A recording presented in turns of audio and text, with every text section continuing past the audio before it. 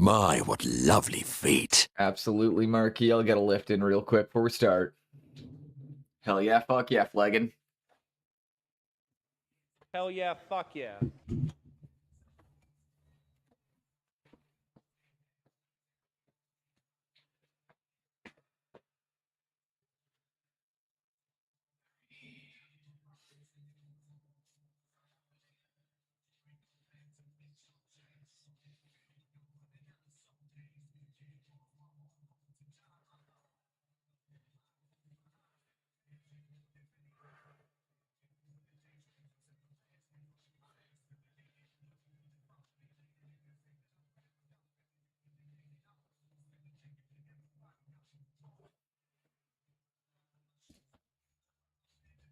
And some skull crushers.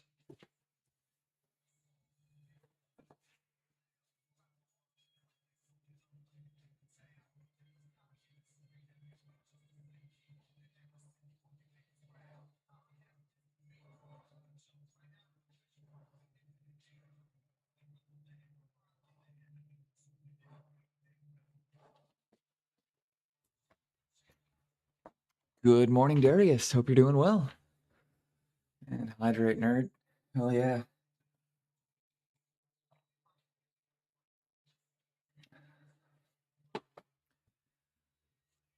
It's gonna be chill day today. I want to get the guys done. The elves. And so we're gonna be working on skin today.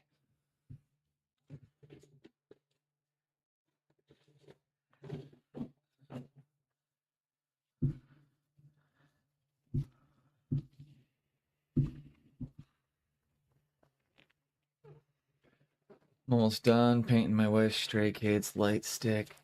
And nice. I got this.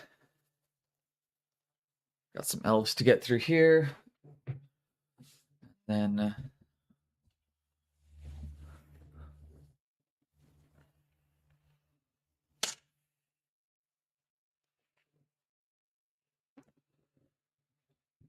what am I doing right now?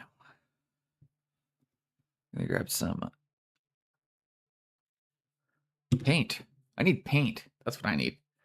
We gotta wait for the ads to hit. Morning bit. That's fair. Gotta make things look good, man. Nobody wants a shitty white 3D print. I'm gonna go grab something real quick before we get started. Ads are gonna hit. Then we're gonna get into the painting.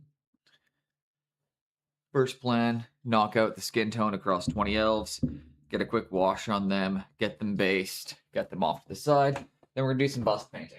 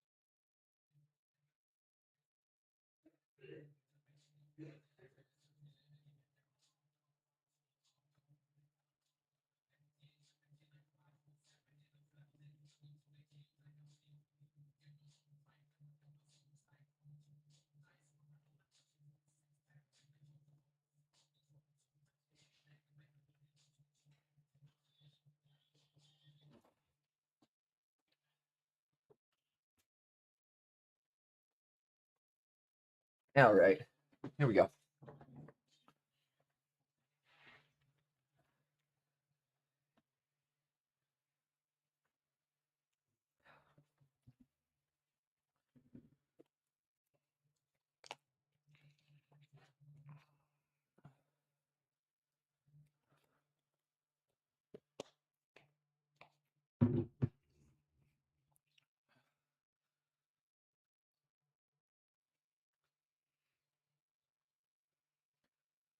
All right.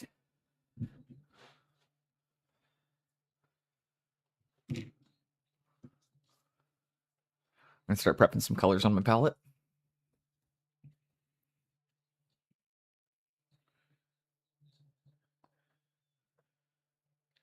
No static.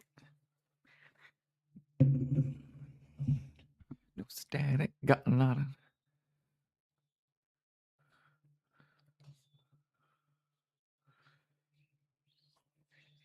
So good morning, everyone.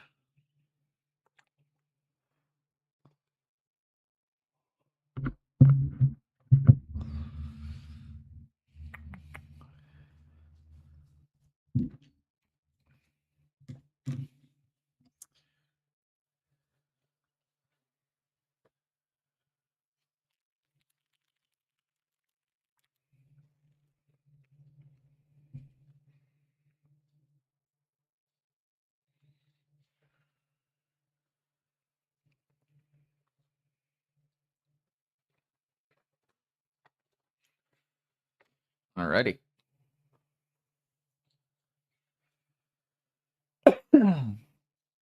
Excuse me.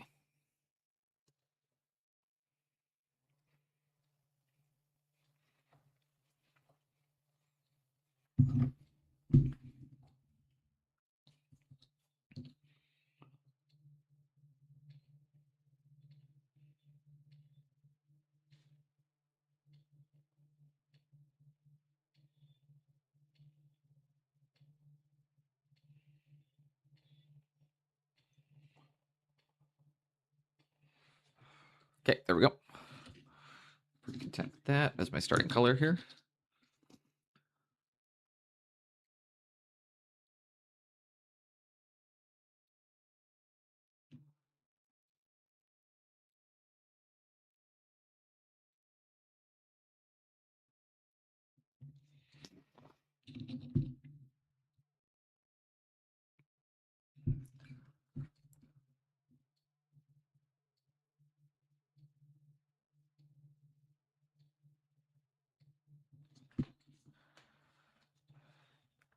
There we go.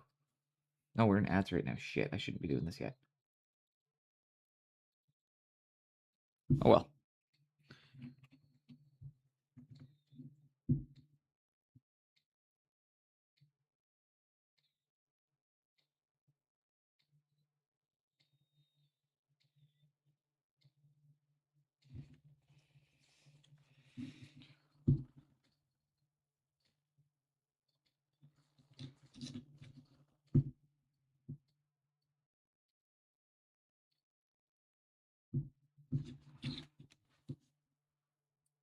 It's gonna look really good.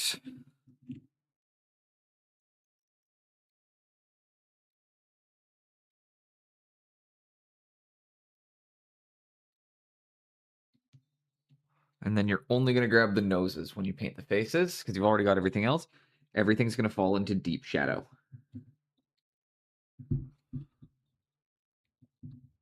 Really quickly as well, if you missed any areas, come in with the Pure Ruddy Terra underneath. So like I see down here, completely forgot to paint the underside of that arm. So make sure you get the right color in there. What's actually nice about this is by having the correct color placed down, or by actually placing a little bit more of that base tone down, it means when I come into the next color, they're the highlighter. I'm actually going to be able to wet blend it in a bit. So like see as I come in, it's going to get a bit of a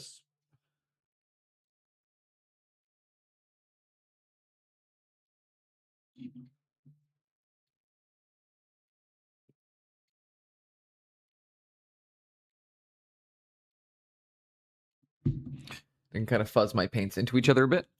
So it's nice. You can get a little quick cheeky little wet blend in.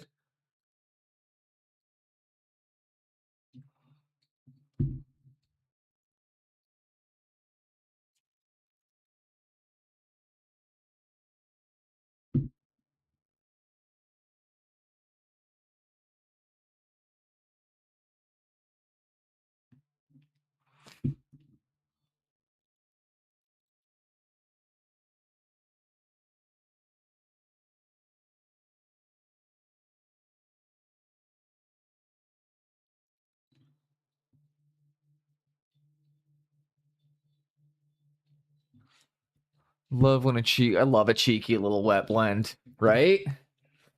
Right? Just get a cheeky little wet blend in there. How you doing, White Wolf? Welcome in. All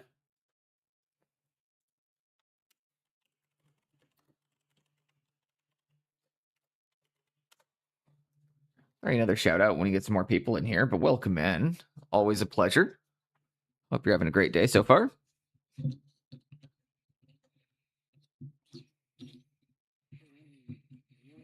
Was trying with the Chimera paints last night. Ooh, how'd you like them? How'd you feel about them? Those are the those were the single pigment ones, right? Kind of a heavier body. If I remember the don't like them?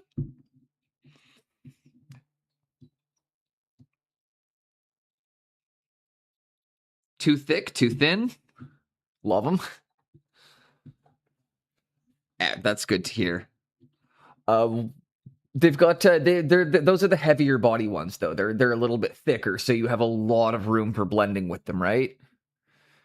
There's a lot of lines of paint that have come out, and I'm trying to remember which one's which, and it's like if I think that's that one.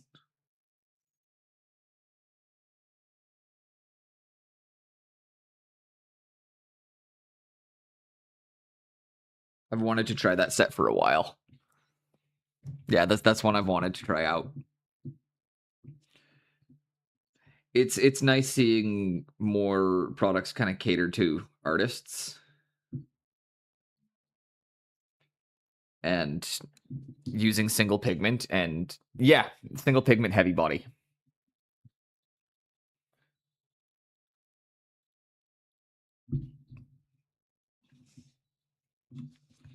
I've been enjoying working with some single pigment stuff. The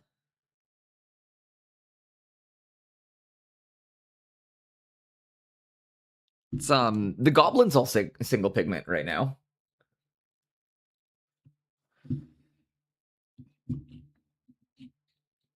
The goblin I've done is all single pigment currently. It's using the set Mr. Pigment sent me to test out.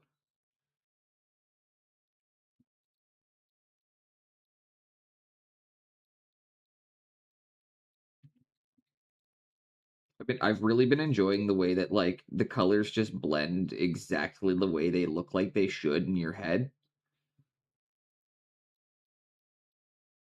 Kind of feels like cheating almost when the colors start like just blending exactly like they should. It's quite nice. But I'm glad that to know they've got your endorsement because that's not given out lightly.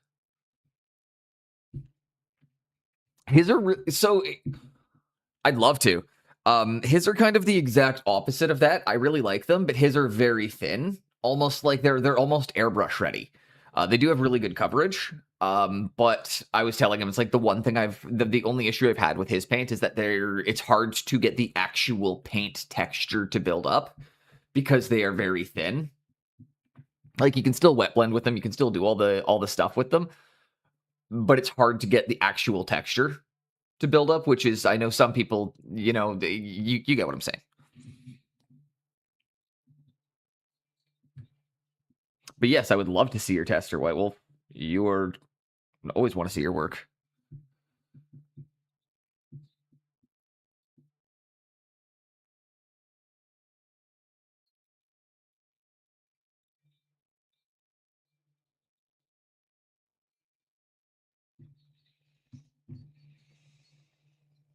I also accidentally picked up a commission this morning that it's funny because it's the one thing I said I wouldn't do anymore, but it was like the one time I can't really say no to it.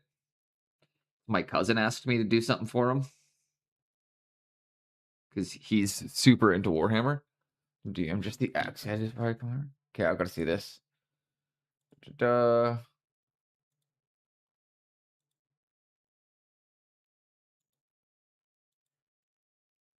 Oh, that's nice.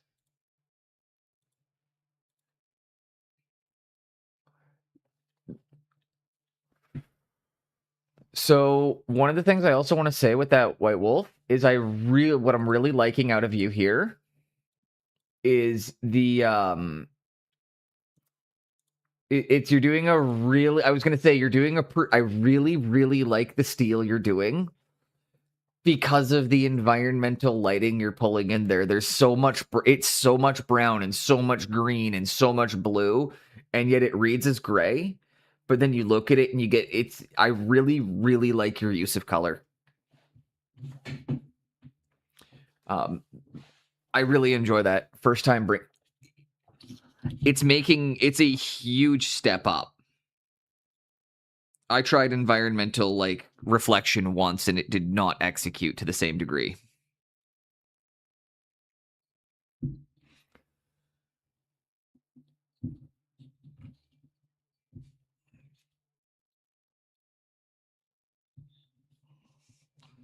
It's quite nice right now. But yeah, so my cousin messaged me this morning asking, he's like, hey, how much would it be to get you to do some Thousand Suns for me? And it's like, well, that thing that it was like, I don't want to do. It was like, I always joke that I was not going to take another Thousand Suns commission, but I was like, I'll do one for you. Trying to do a Troggoth with mainly the Chimera. Ooh, that will be really good. I will.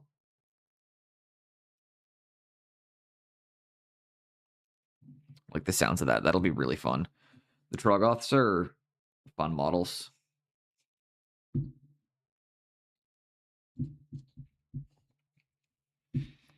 As I'm painting this in right now, I'm like kind of realizing I could probably jump my highlight a bit faster. So I'm going to do that. 1,000 per sun. It's family, right? I can't say no. And I also I'm doing it for way less than I pretty much took. I looked at what the math was on the last job that I charged out because thankfully he asked for something that was like I'd already done before, and then literally was just like, okay, I told him like this is what the last guy paid, so I'll give you half. We'll do it for half that, and we'll go one standard higher. So that'll be more of a fun kind of hobbying project because I'm not going to be able to. I got to paint that one to a very high standard.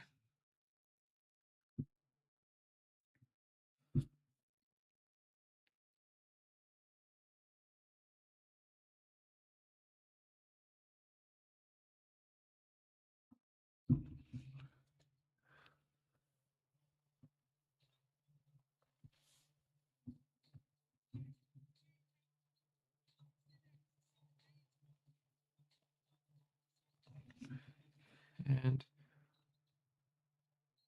this is not highlighting very nicely.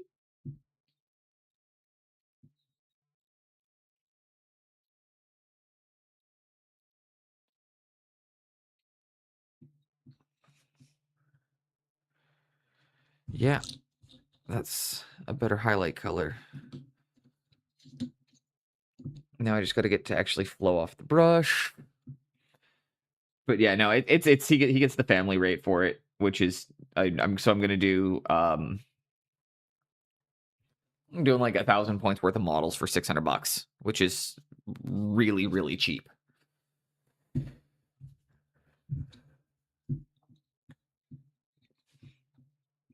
But he also wanted a mix of Grey Knights in there too, so I was like, Grey Knights are pretty much free, dude. Those are effortless. Like I can knock out a really high end Grey Knights army in a matter of hours. The what? I thought the family rate was supposed to be triple. Nah, family rate's half. I only have like he's the only person in my family other than my stepdad. Well, that's not true. So my half sister and I speak, and my cousin and I speak, but that's the only family I've got. So, and my stepdad, my half sister, and my one cousin and I talk. But beyond that, like I have no connection to the rest of my family. So, gets a good deal because I like to try and maintain that relationship, and like I don't need to like try and fucking fleece them. because whenever I need a plumber, you know, he's got my back.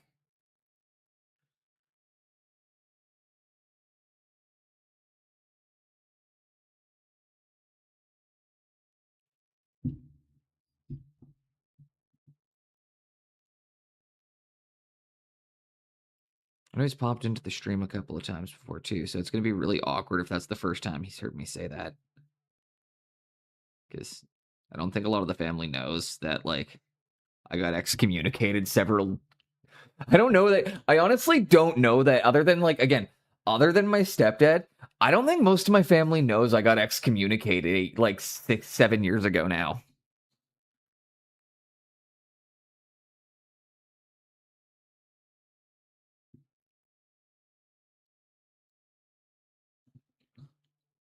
I always wanted to be a plumber. Sadly, it was a pipe dream.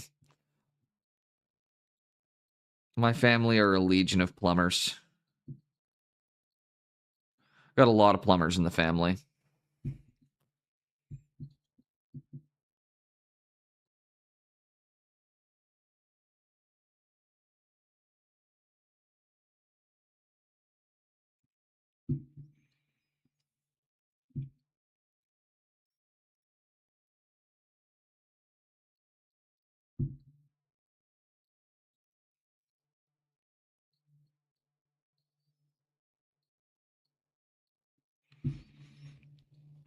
There we go. Get that bit on the top of the hand here too.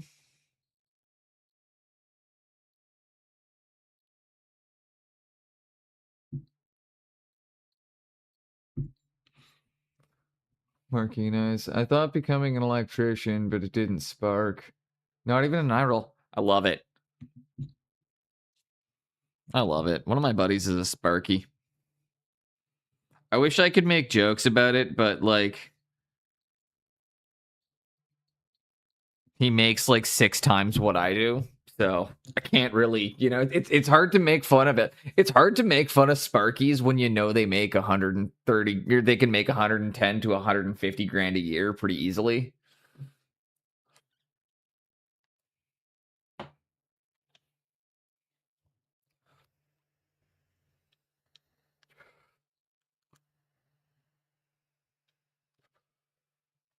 Good one though. Can be a tough job. Yeah, shockingly hard.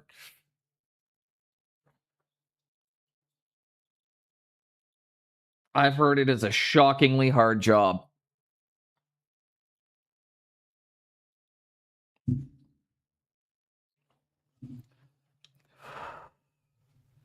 Oh fuck, I'll play this game with you guys too. Don't kid yourself.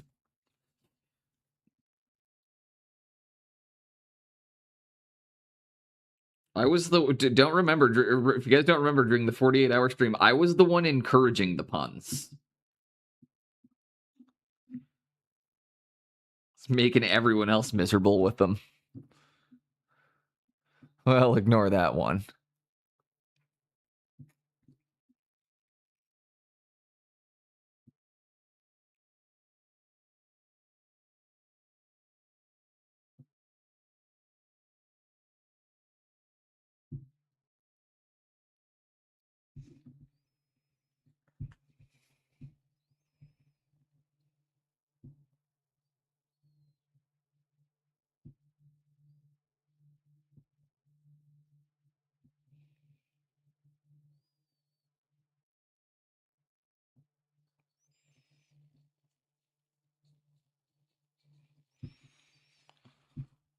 Do do do do do boo.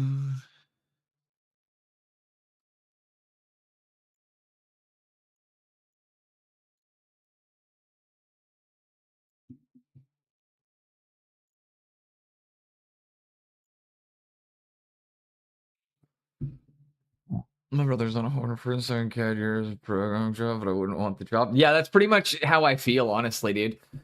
I'd like that. I say these things, and it's honestly White Wolf. It's exactly that comment. I don't envy his job. I don't envy his life.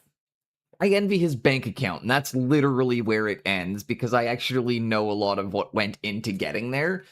and a lot of it is fucking miserable, hard work that I do not want to do. So that is actually a really good way of phrasing it too, because like that's kind of the thought I'm having, and like what I'm actually trying to say in all of that is, like I'll envy the financial aspect of it, be like, yeah, it'd be fucking awesome to be making 150 grand a year. Who wouldn't love that? That would be really comfortable for most people. But I also recognize that I'm like, why I don't make that much money is because I instead choose to sit at home running a commission painting studio because I fucking love my job and I am happier than 90% of my friends. I'm broke as shit half the time, but I am the happiest person out of any of my friends. And I can say that like for a fact. I'm the happiest of any of my friends.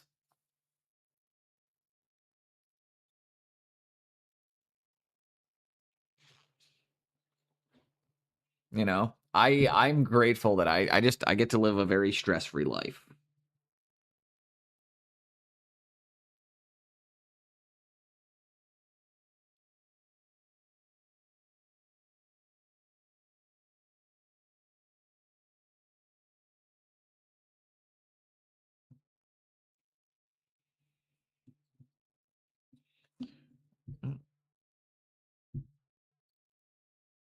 It was nice. I had a video call with my sister, my half sister yesterday.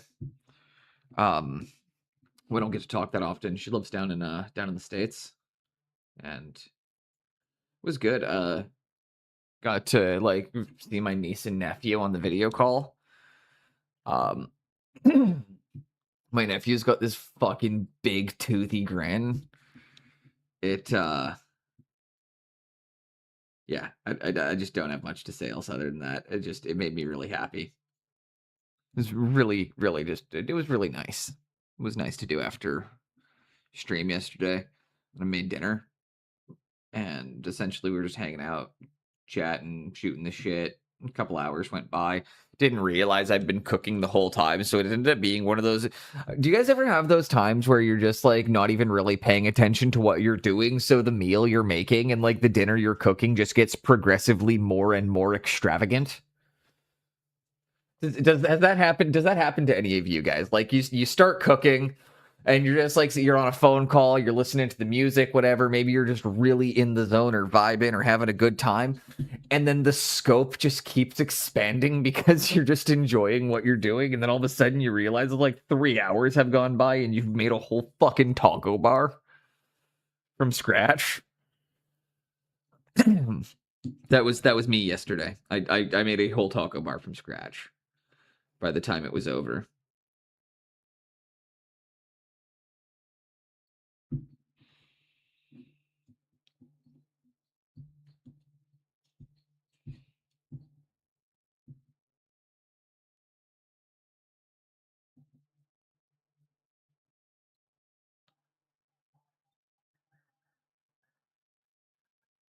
It was nice too because I gave her a little bit of a lesson in cooking while I was doing it, So that made me feel really good too that I was able to help out with something. She was like, I guess she doesn't do it or she, didn't get as much practice with it growing up as I did. So it's kind of nice to then be able to turn around and be like, well, I can help you out with that. It's not actually that hard.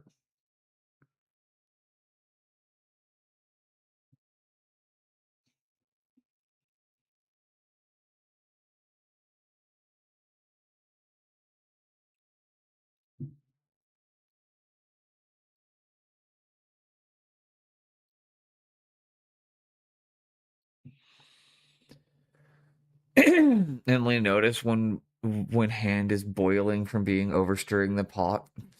Yep, exactly. So Marquis, yesterday, I made refried beans yesterday, but I'm not sure if you know that like scratch making refried beans is a long process, especially when you don't use a food processor and you hand mash the beans. Because you need to cook the beans in a sauce. You don't actually fry them, you boil them in sauce. and then mash them. It's just a mashed bean sauce until you turn it into like a smooth bean paste.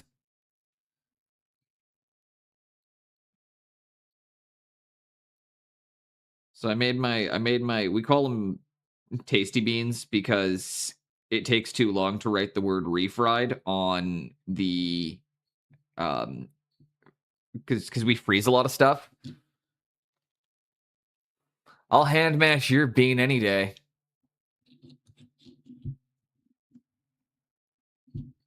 Yeah, that's not even sound like a euphemism. You don't even that is a direct statement. I guess maybe don't clip me saying that, or do. I don't care. I don't care at this point.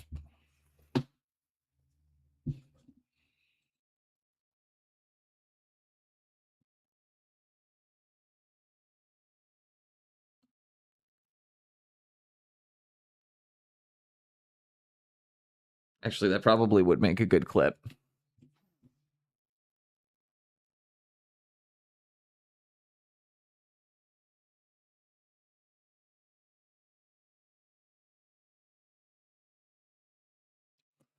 What's up, Salam? On the streak, too. What's up, what's up? We are going to knock in some skin tone super duper quickly, and then we get to do actual fucking fun painting.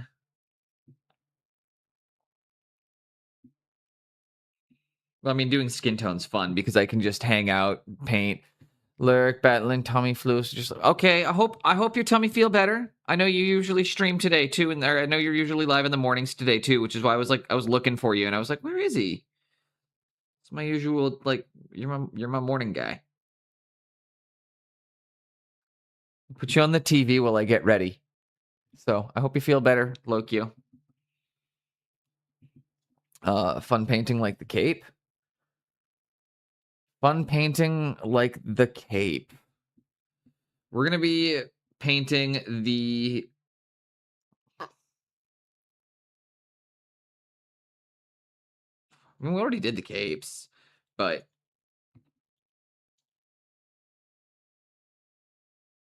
I'm gonna take once we get the skin tones like highlighted up initially, we're gonna swap over to doing display painting, which is where I have been enjoying spending my time lately.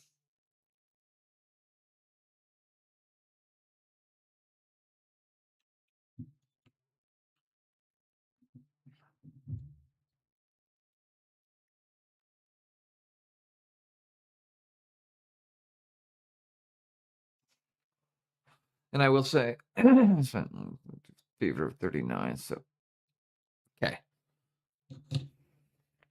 Take care of yourself. Stay hydrated. I know what that one means, buddy. Don't worry. Stay hydrated. And if you need fucking, I will DoorDash fucking Gatorades to your apartment if I need to.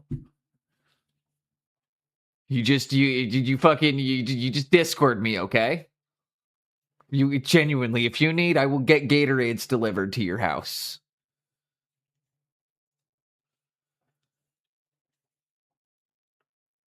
It is not an offer that goes out for anybody else.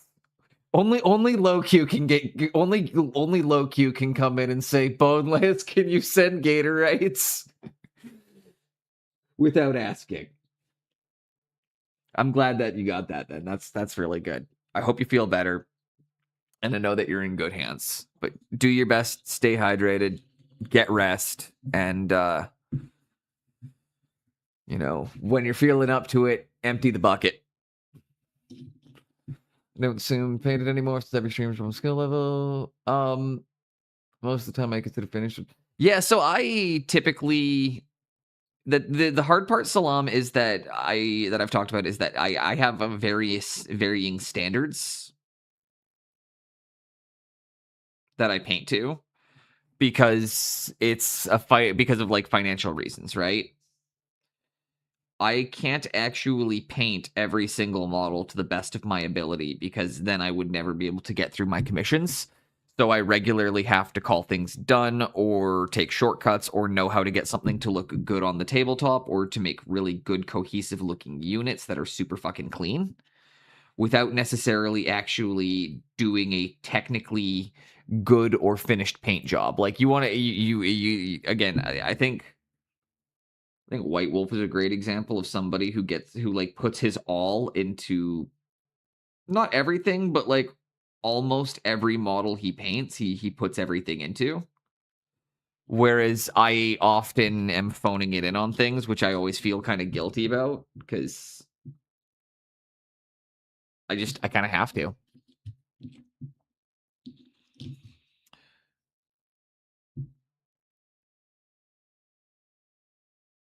People want armies painted in a reasonable time frame. You know, I regularly people will give me an army and say they want it back in 6 weeks, right? So like, what's up, Jinxed? I have no boundaries, no time limits. Exactly. So like, you're a prime example of White Wolf does this as a hobby, and he loves his fucking hobby, and he puts his everything into his hobby. So he can do what he really does get to like delve in and just experiment and really treat it like an art form. So he's a really good example of like that style of painting. Aren't you and Boneless like Nemesis Skellies versus Bonelessness? I think at this point the joke that everyone was saying is that she took them, but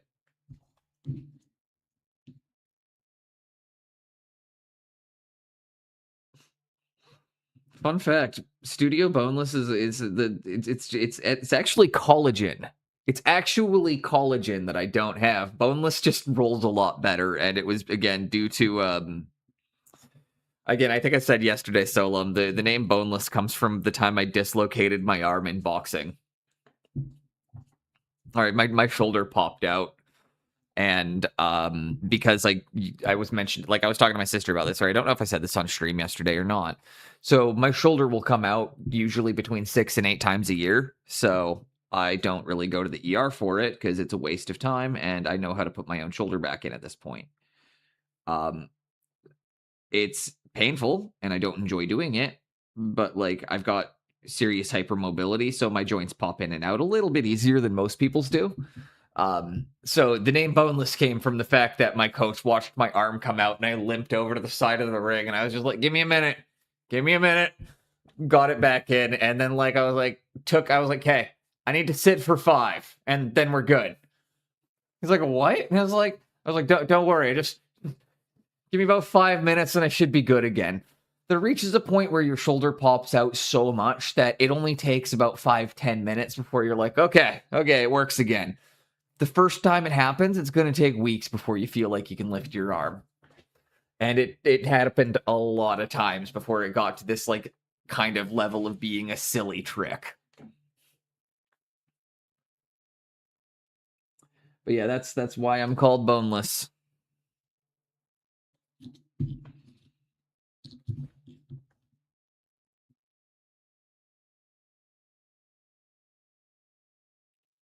It was funny too because like my one coach was just like a little bit horrified to see me do it, and the other one piped up because I remember his exact response. Rock just like he was like, "Man, I've always wanted to see somebody do that. I've never seen that before."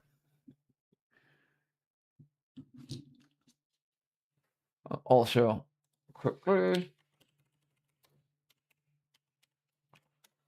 get some shout outs as we got people trickling in. Now that's a bit too bright of a transition. I'm just like kind of mixing in the brush, being like good enough. Let's kind of scribble. No, that's too dark. Shit. A bit brighter.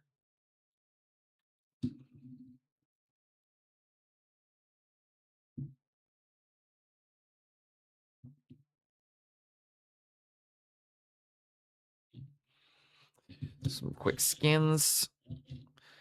So the plan for today, again, we're going to get these guys done.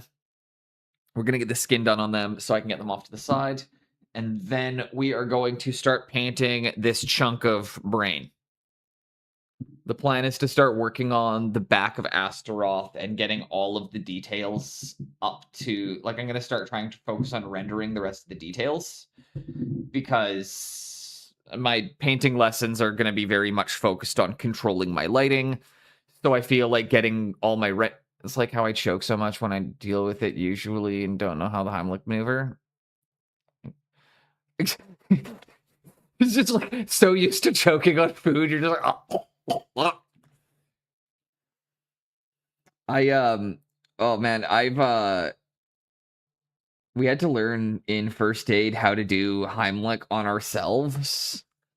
It's the worst thing, man. Like, I mean, have you learned it, by the way? So if you don't know, also Heimlich is hilariously, it's a copyrighted term.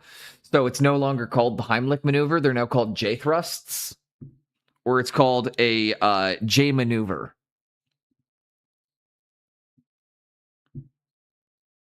I think they changed the name to J maneuver when they realized J thrust sounded too aggressive. But they call them J thrusts now because the Heimlich family.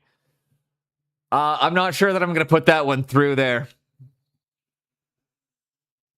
I'm gonna leave that one with the auto mod. So don't do it often, but we're gonna leave that one there.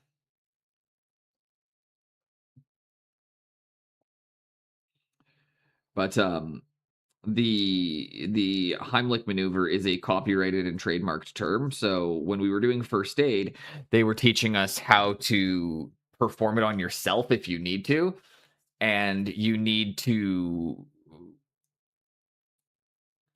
like slam your sternum down into something. So if you're choking and you actually can't get it through, because the point of the Heimlich maneuver is to look for a chair ledge, and you have to slam yourself on it hard enough to break your sternum, because that will trigger your body to projectile vomit, which is what the point of the J thrust is actually.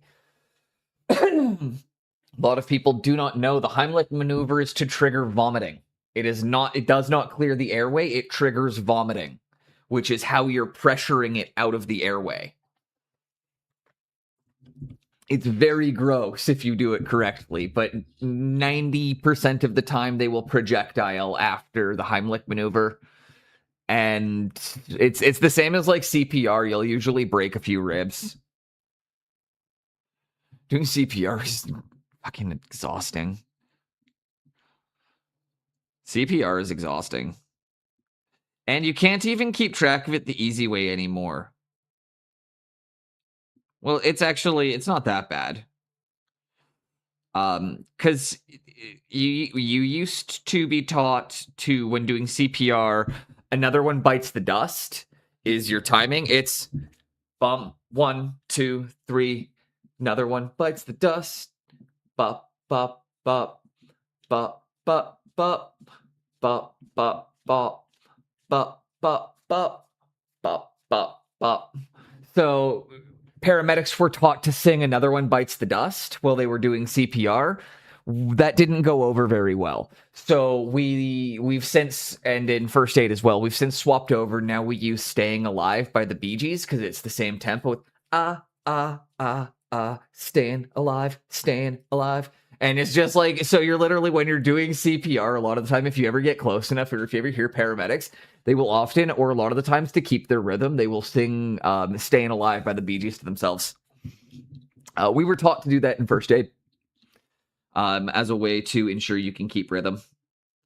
It's typically, if you're doing it all the time, you don't really need to do a verbal cue to maintain your rhythm, as you're doing it regularly enough. However, it is still just a couple little fun facts about first aid, and also how it has shifted over the time. Choked on a piece of chicken, I got stuff in my esophagus, the colon was feeling weird, and had to get it removed by a surgeon. Damn! I choked on a piece of prime rib once. I was fucking hammered at the Christmas party, sitting directly beside Citrus, like my mod. So we're sitting beside each other, and she thinks I'm just being silly And all of a sudden she notices my face do that, like, start changing color, and I do the 1, 2, and then what was described as like an entire slice of prime rib just back out at once onto the plate. And it's just like, dude, chew your food.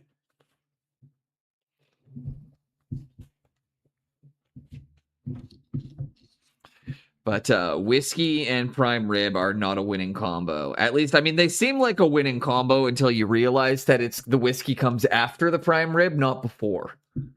Don't finish the bottle of whiskey off and then go to the prime rib dinner. Eat the prime rib dinner, then maybe have a bit of the whiskey.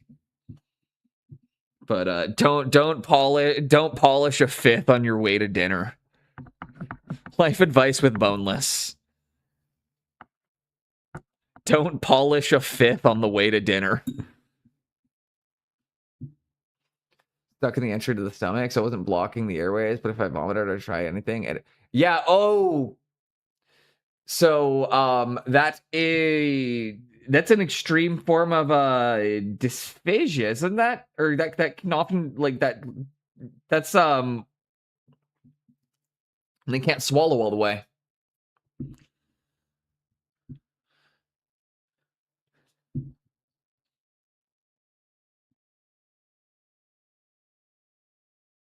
It's most commonly seen in really, really old people.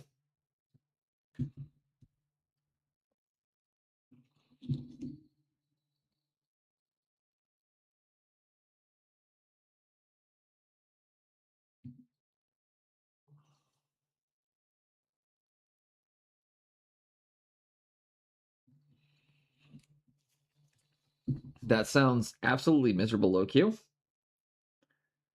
And like, I'm not even gonna try and find a comparable story. But yeah, getting doing that on the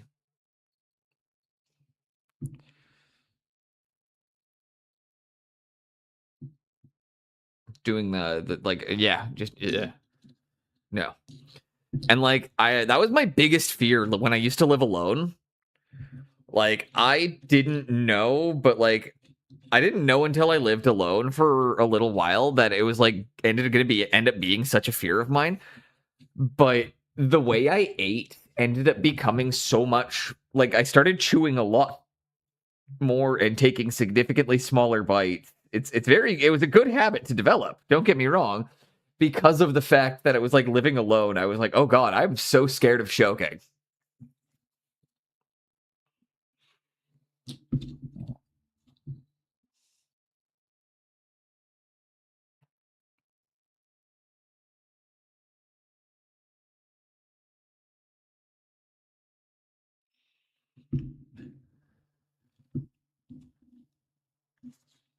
It's like the only fear I had living alone. Well, that and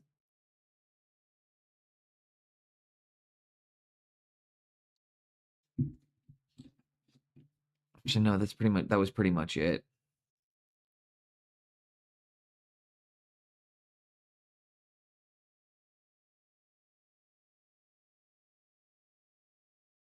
That house was surprisingly less problematic.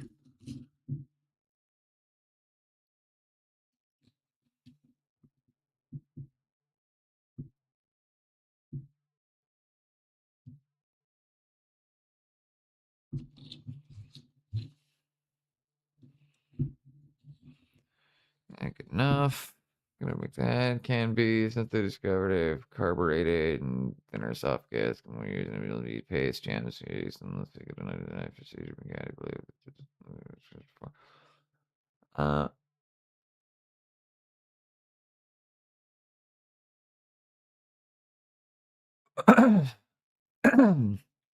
That is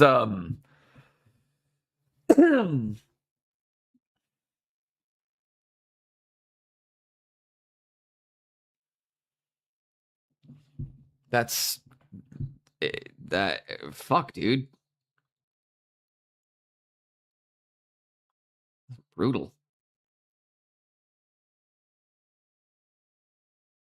If I can get out to see you before then, I gotta cook you a steak then. The only thing that's the only thought I have with that is I was like, I gotta cook him a fucking steak. As soon as I see him, I was like, all right, let's get some red meat in you.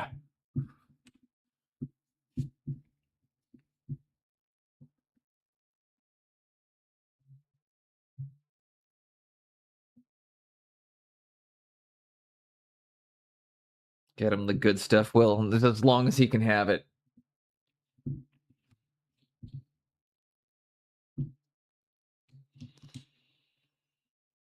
I was always told that I have like stomach problems and that I needed to go on the FODMAP diet, but then I just straight up told my doctor, I was like, I would rather have.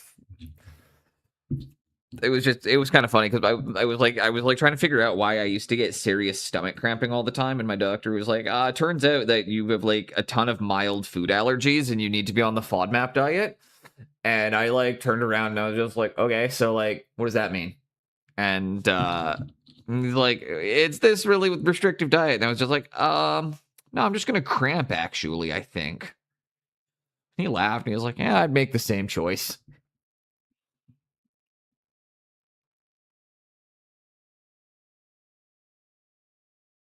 I actually thought it was funny because I remember him saying too, he's like, I don't even like recommending FODMAP because he's like, I don't even, he's like, I don't think I've had like a single patient that's been able to stick to it.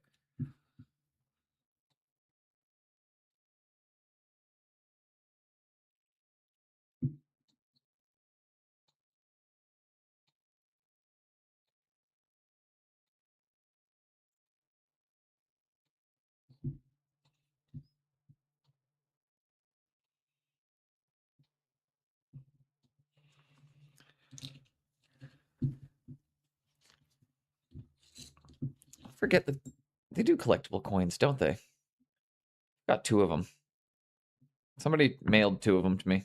One of my old clients mailed me 2 of them with a commission. It was a nice little like present.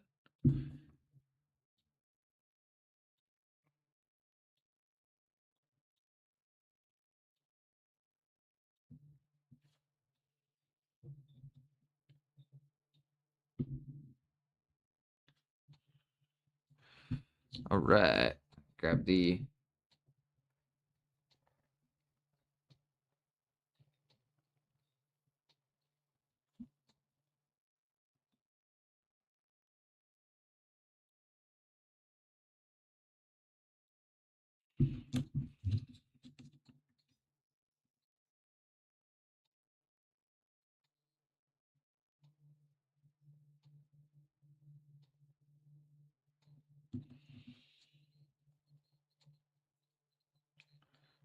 Get the skin. Bang.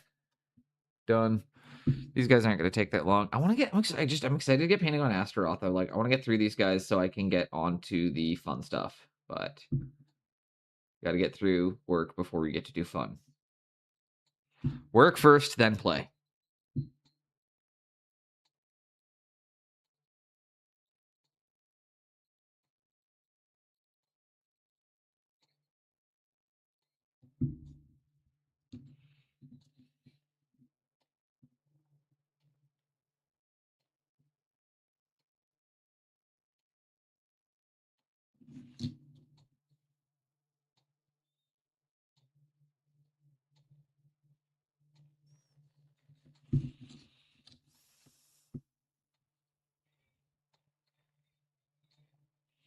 There we go. Got the other fingers. I got 9 more to do. This is the thing about Old World is there's so many models.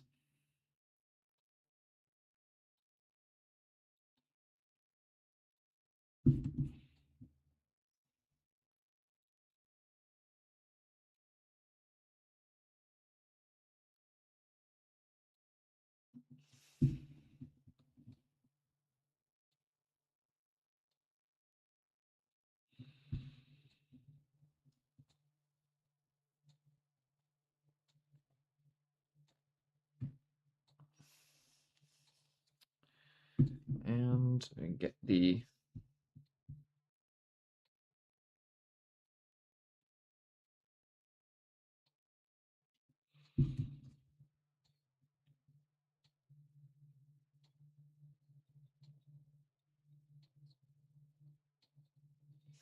fingers and get the shoulder here. Okay. Scratch, scratch, scratch, scratch, scratch, scratch, scratch, scratch. Then we're going to go into muscle islands after this, which is just a lazy term for we're going to just kind of grab blobs of a brighter color over the muscles. The nice thing is this doing the skin gets faster every layer because you're painting less and less of it each and every time.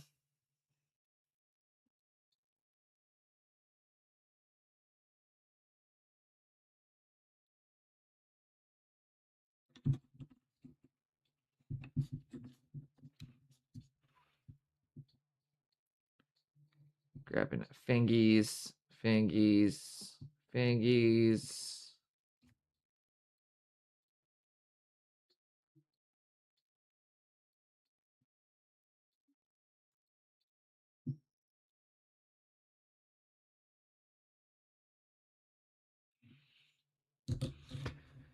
Might miss. I hope you.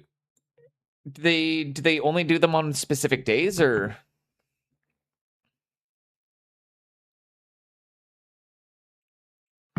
If I could get to the store here, I just grab one and mail one to you. But unfortunately, it's the price of gas. I can't afford to just go to the Warhammer store tomorrow. It's unfortunately it's a 90-mile drive. 85 miles. It's about 130 kilometers. 120 kilometers. 85 miles. That's something like that.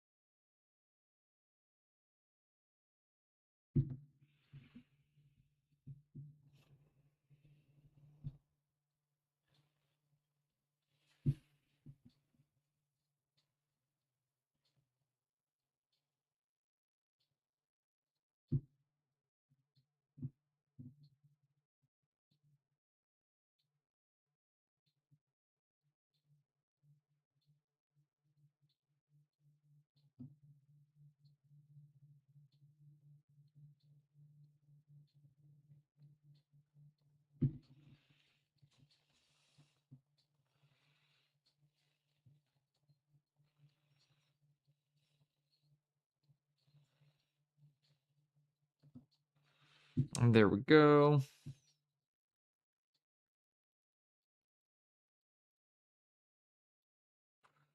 So easy to just slap some paints down.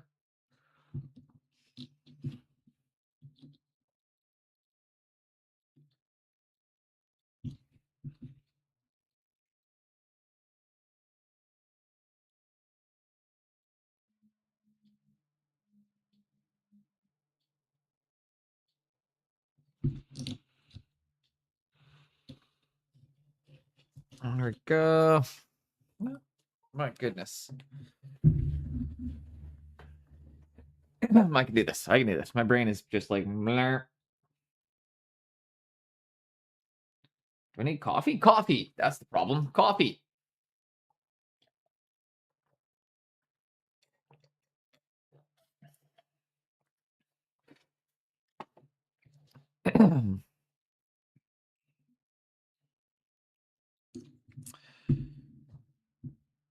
So yeah, we're gonna have a super rad day today of just getting these elves done. I'm gonna play with Astaroth, maybe play with the Goblin. I'm not sure. Definitely one of the two. We're gonna get these guys scan done. It's just like one more quick highlight after this because they're just infantry. It'll be highlight, wash, rehighlight. All the details are going to need one final rehighlight after this. So I'm saying we're going to do a quick wash.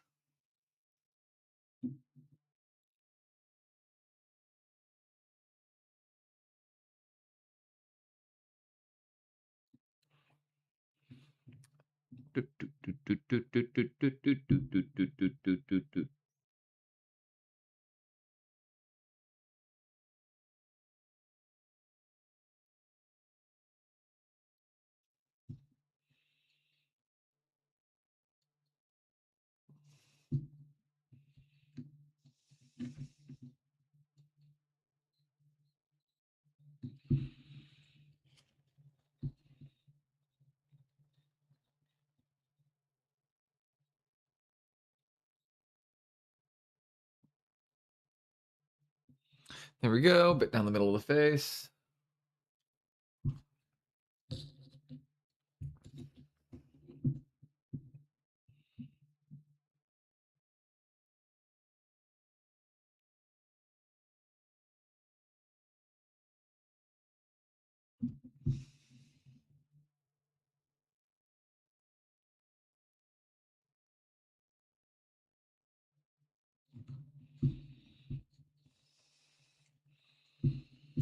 And get the shoulders.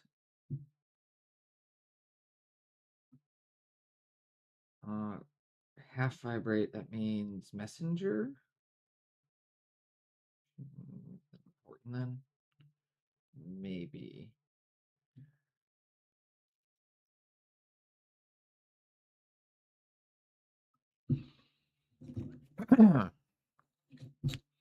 What's going on? Oh, it is messenger. Okay, who is messaging me? Is it important?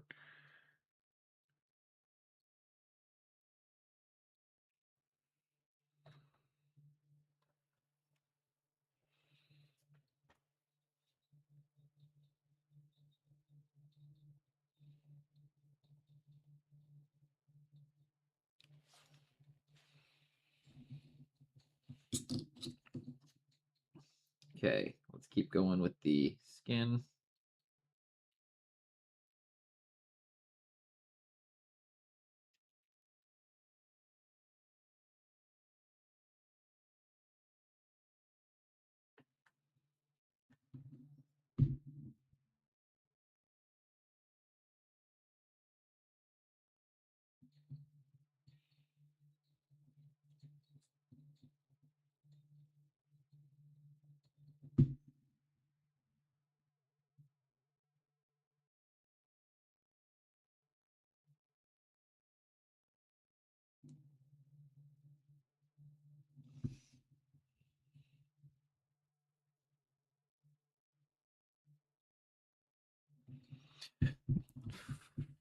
Skin tones are easy. Was touching base on the commission, so I actually did need to check on that one. Yay, working for family. My cousin is asking me to do up some of his Warhammer for him, and I was like, yeah, I could do that.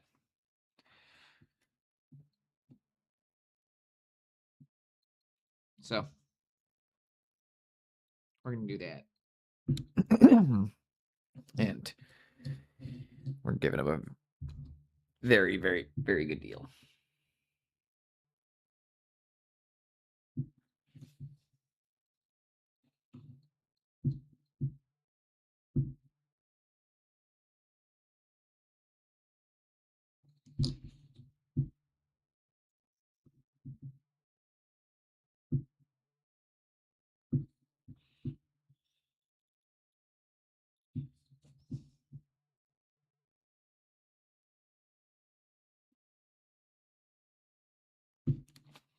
Why's my face itchy? It's a weird question. I don't think chat's going to know that one.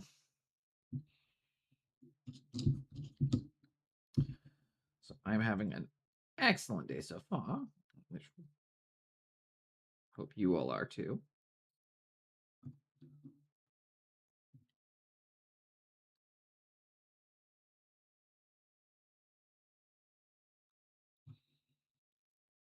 And then when we're back from ads, we'll get through the rest of the shoutouts that we need to do. Because I know we've missed a couple still.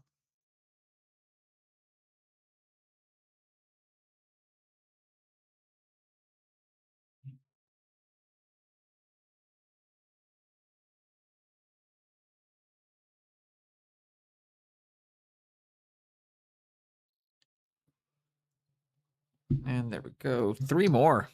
Only 3 more. Okay. Here's the ad break. Ooh, but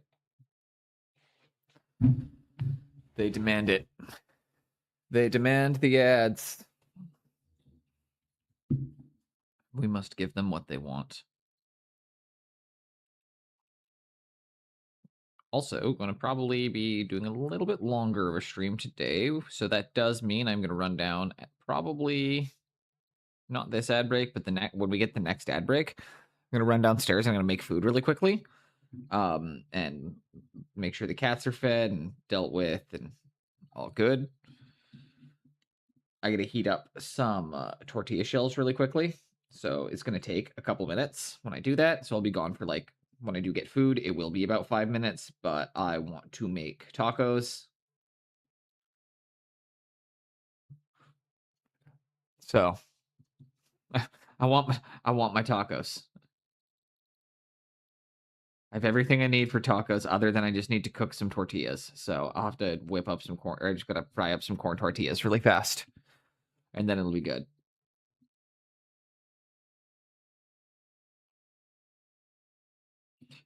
Because if you're not frying tortillas for your, or if you're not like pan frying your tortillas for your tacos, you're missing out. It's the way to do it. You need corn tortillas always, not flour. Flour's bullshit. If you're having a burrito, maybe you can do flour, but like if you're doing a taco, it's a corn tortilla. White corn, lightly oiled, boom, coat, like fry it till it's nice and crispy on both sides, but still malleable.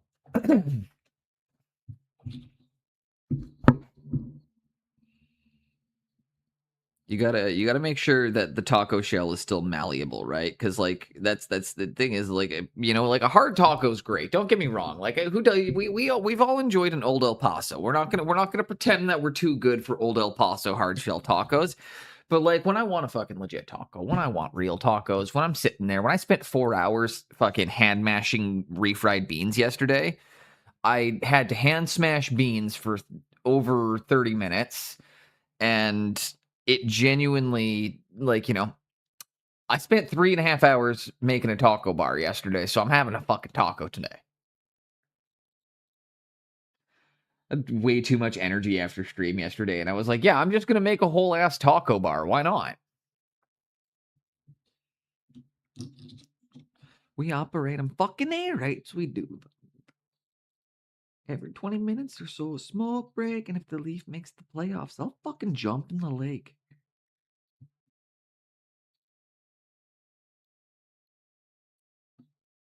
My playlist is not on shuffle right now. It's just in recent of most added, or most recently added, so that's why it feels like the songs are a little bit more familiar, because they are. But yeah, so when we get the next ad break, I'm going to run downstairs and I am going to make some tacos for myself. And then we got the next one. By the way, I missed the shout out. I wanted to wait till you're all back from ads, though. Shout out Chinkstart. Make sure you are following her. She is one of my favorite painters on the platform, and is taking commissions now. So if you want to get a piece done, or if you want to get a piece painted by a fucking stunning award-winning artist,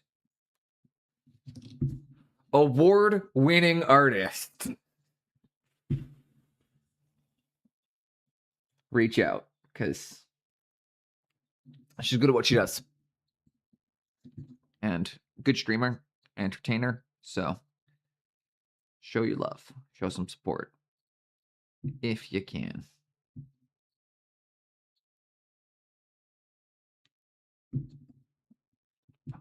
Right. Just out for a rip, are you, bud? Just out for a rip.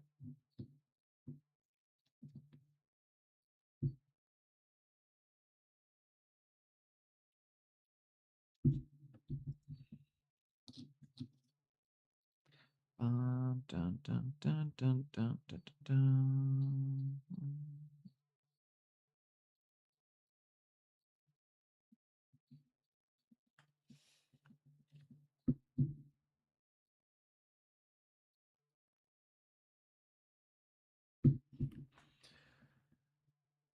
And there we go. Only one more to highlight this first layer of scan on. These are actually starting to look like real elves. Or at least not complete dog shit.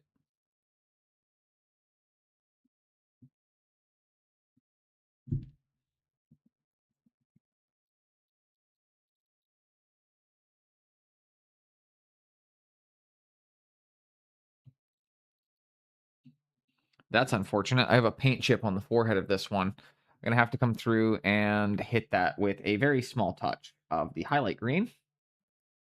Thinned out with the previous color. Just got to make sure that that doesn't show up. That's all airbrush though, so you got to be very careful, which means I made one major mistake during this whole process, and it's also a sign that we got to swap over to the other stuff sooner than I thought, because I need to get a varnish on these guys, and I should have done that sooner, but I don't have the varnish that I need, so...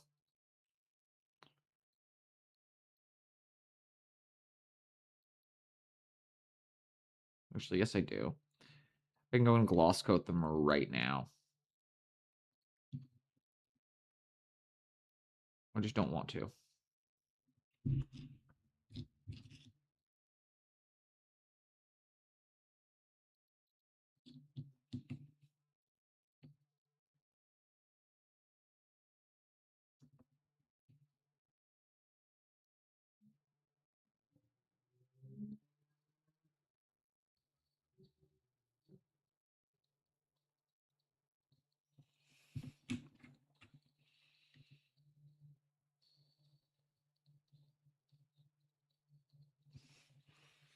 And there we go.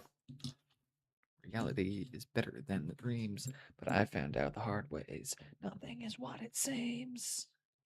I'll push my fingers into my eyes. There we go. That's the skin with the first highlight on it, guys. Now these elves are properly elf colored.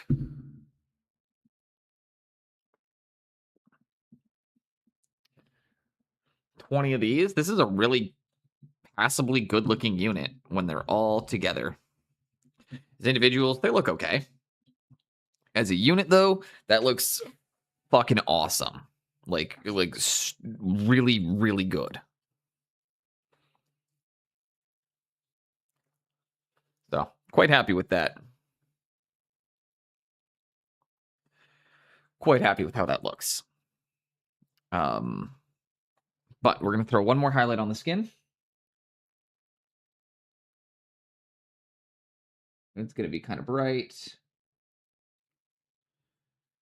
But these are elves, so don't worry too much. And now we're just going to kind of come in and use this.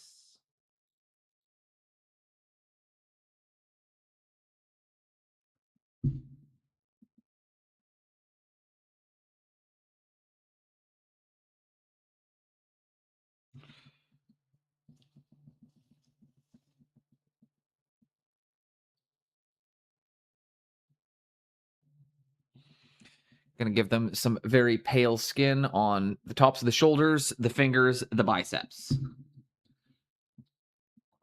If you want, you can touch just the noses with this as well, because their faces are supposed to be in shadow. So if you want, you can also hit a nose, but beyond that, don't touch the face. You just want enough to...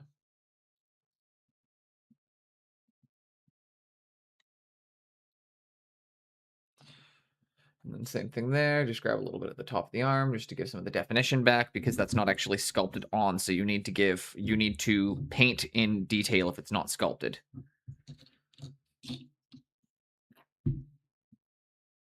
Okay.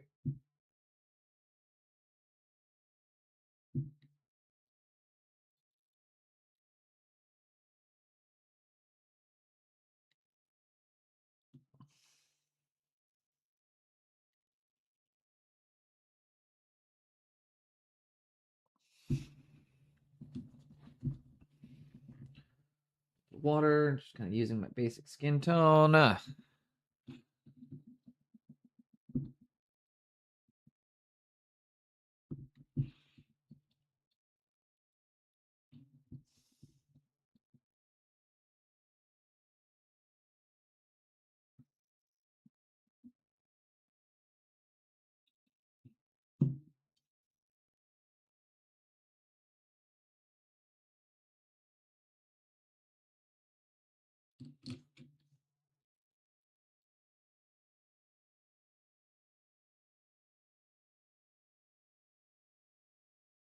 There we go. See, so it's just like, again, guys, really simple stuff. Grab the fingertips, a couple things.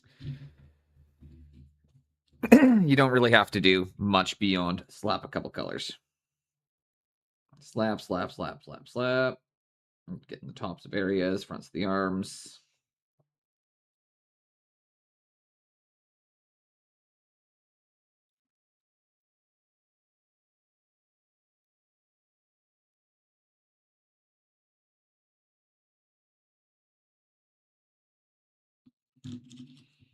Hands, fingers,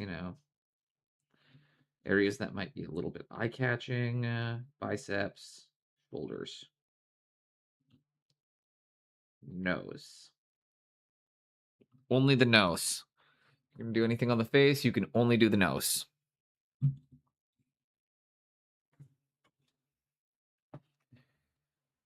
And we just need to get these guys a little wash, a final little highlight on the hood.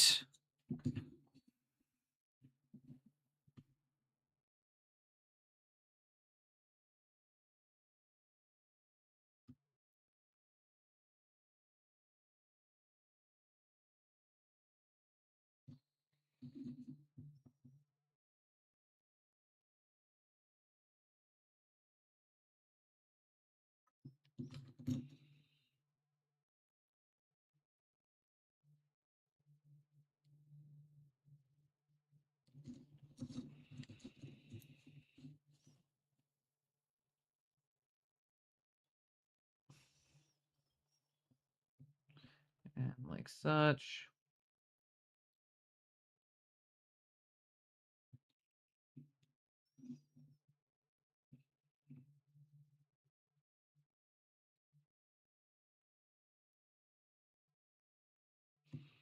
Here we go. Grab the tipsies of the nose. Moscow.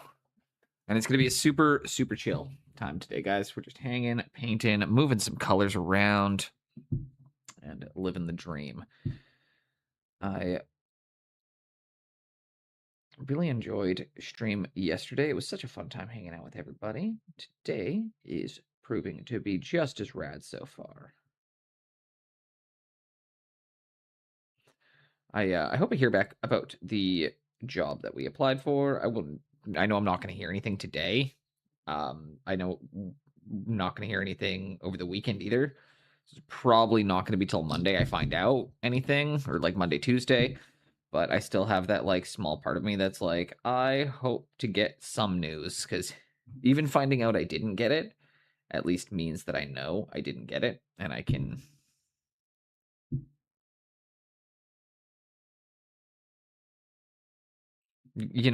Does that make sense?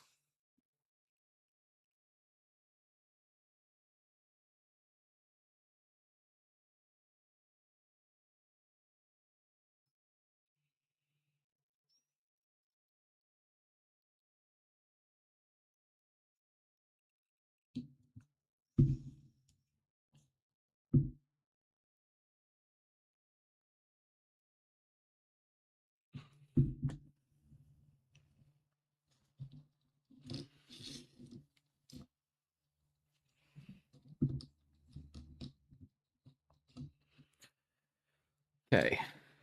Once this highlight goes down, I'm going to do a step that I should have done in the beginning, but I missed. It's okay, because it's not like a super dangerous step that I missed. I just need to shave the bases.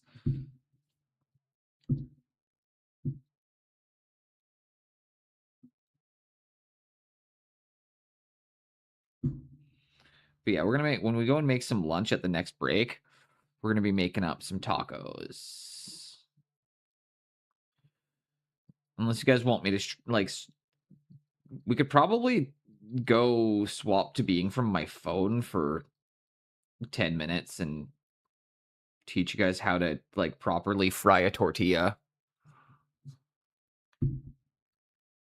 That is a possibility. If you guys want, I can always stream it from my phone and teach you guys how to. We can take a break from painting for a moment, and I can teach you guys how to fry tortillas.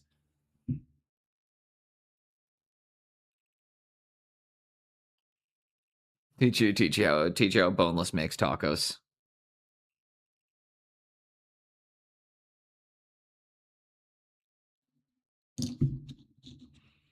Yeah.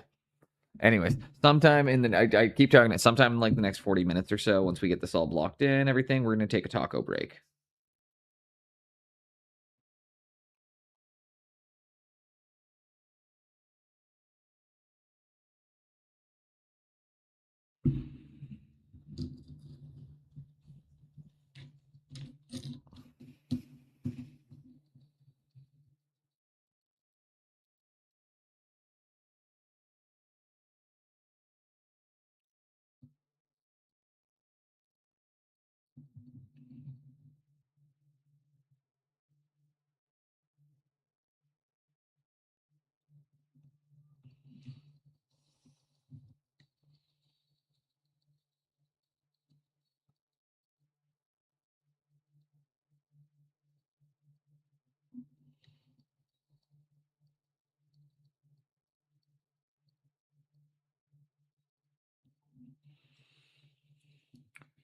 Do do do do do do do do do do do do do do do do do do.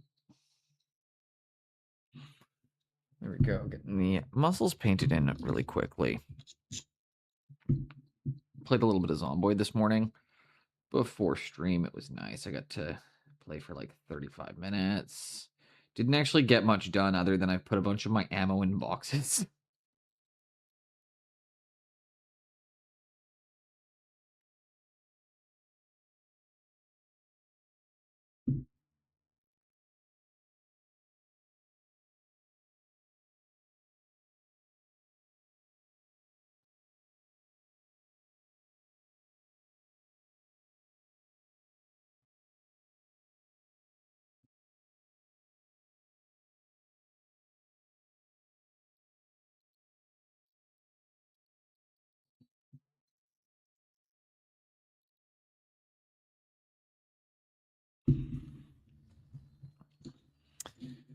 And I think I've got, there we go. That's 8 of them done. We've got 12 more to go.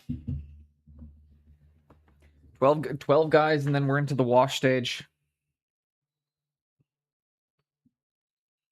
See if I can have enough of my stuff left to even mix up the wash. I might have to make something a little not what I'm after, but we can make do. We can make do. Just because I don't have exactly the product doesn't mean I can't do it. And yeah. As you guys have shown, Studio Boneless is pretty good at doing some pour hammering. Every now and then, you don't have the tools you need. You got to make do with what you can find at your desk. And that's what we're going to do today for a few of these tasks. We're going to just grab what's on our desk, and we're going to fucking give her.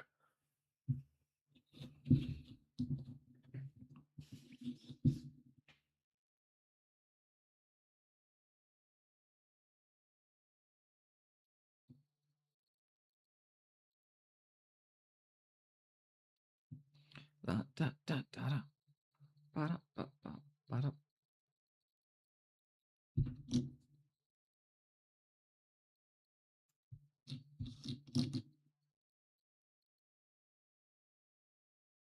Okay, good point on the bristles. Et voila.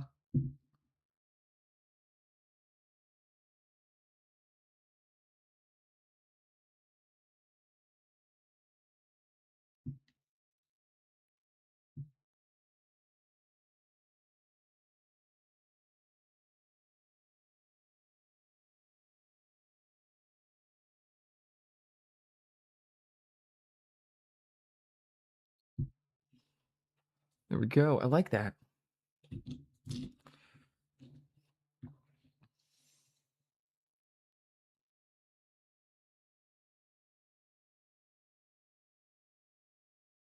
Nothing's left. Nothing's left. Scavenger.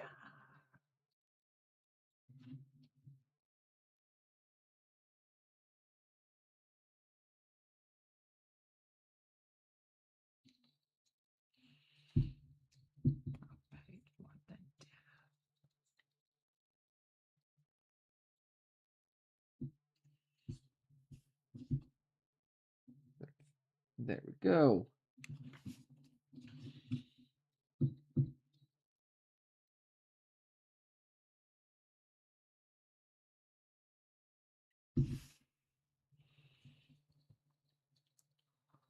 Our flesh will persist.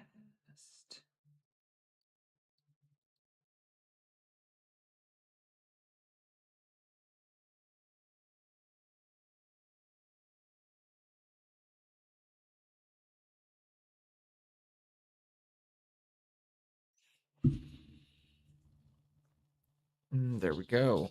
And adjust. Silence on the ground.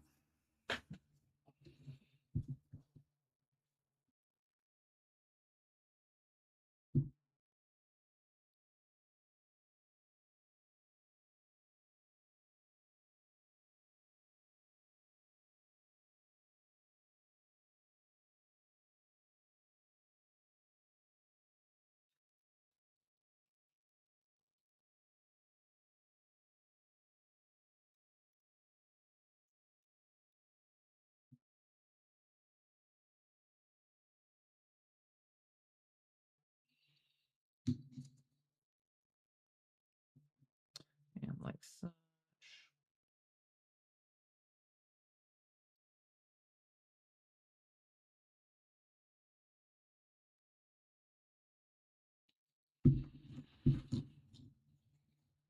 And get the hands.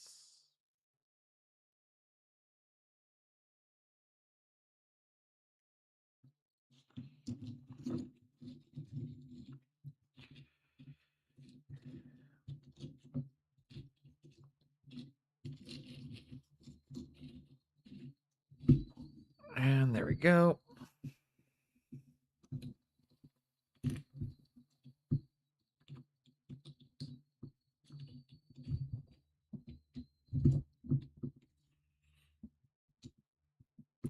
Marauders. 9 more highlights on the wood elves. 9 more to highlight.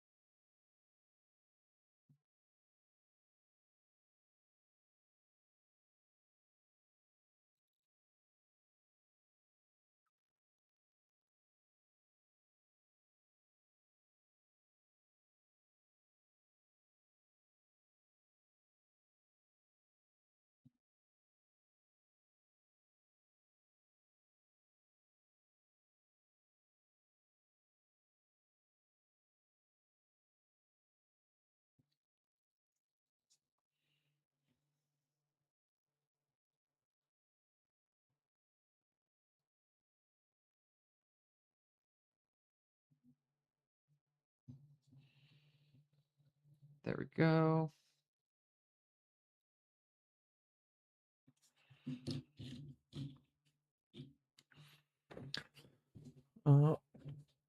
We get the fleshy tone. Flesh. Fleshy model painting. Paint the model's flesh.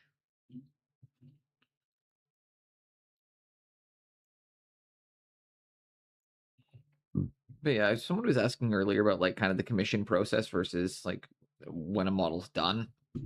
And a model's never done, really. There's just a point where we decide we are done painting it.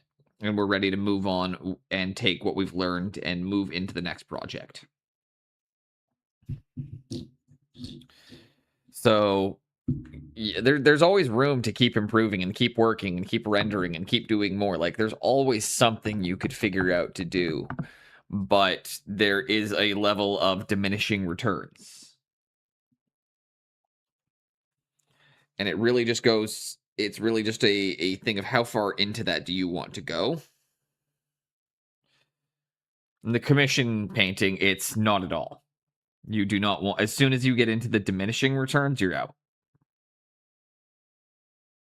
Once you get through all of the major stuff, and then as soon as it gets into like small things that like you might, will make a difference but might not immediately be noticeable, that's when you're like, yeah, we're done.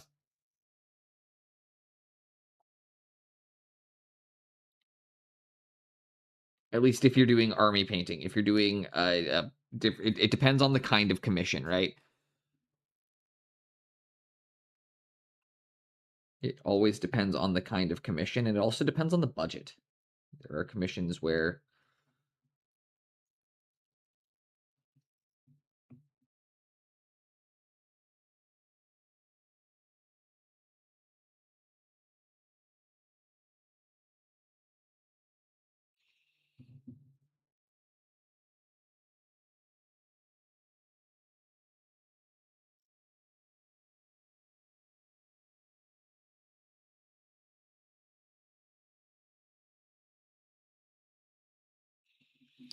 Here we go. What's up, pigments? Welcome, welcome.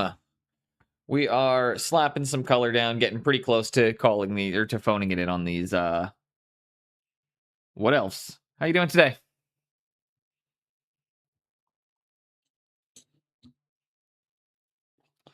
How you doing today, pigments?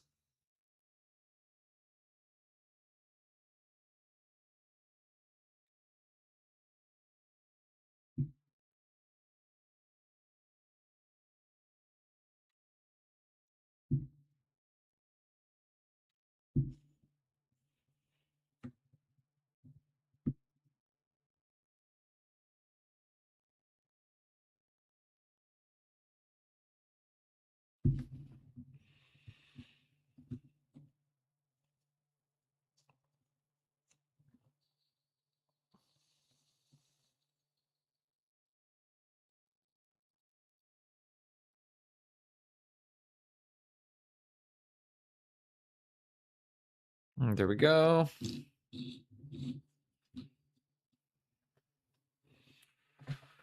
Good enough. Trying to find a sword STL, which is proving difficult.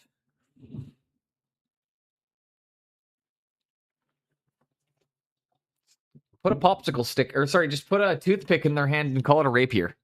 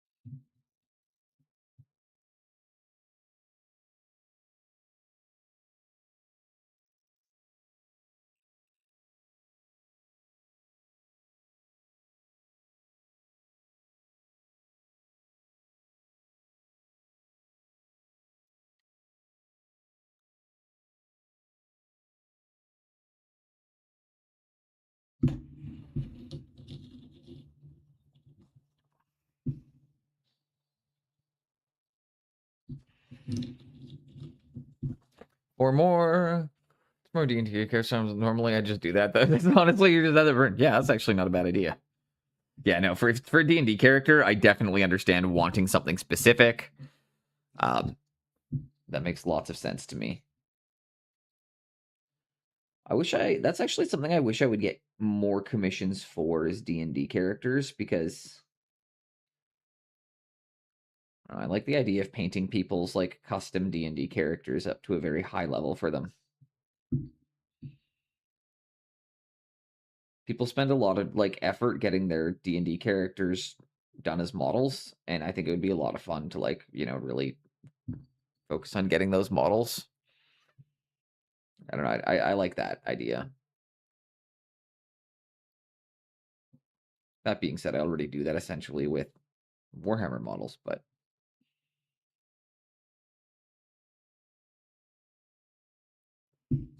it's not the same. The D&D stuff tends to be much more personal in what the people want.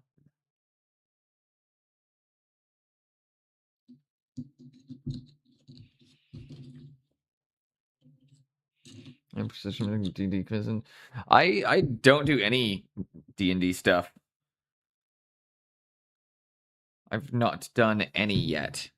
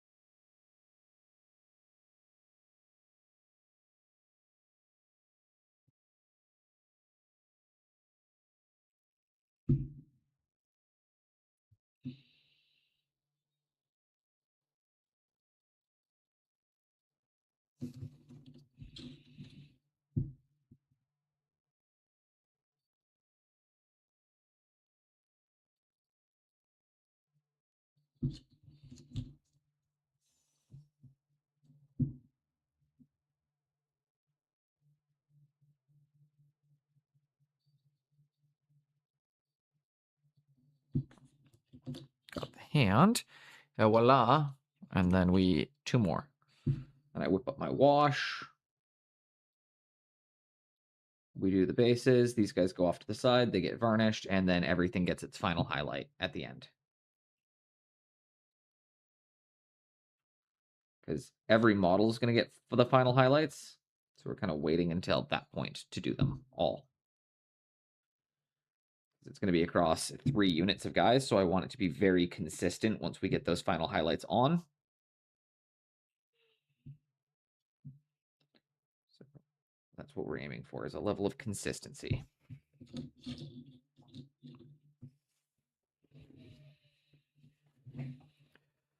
Adjust. What else look really good? Especially once they're on bases, I'd be really happy with them.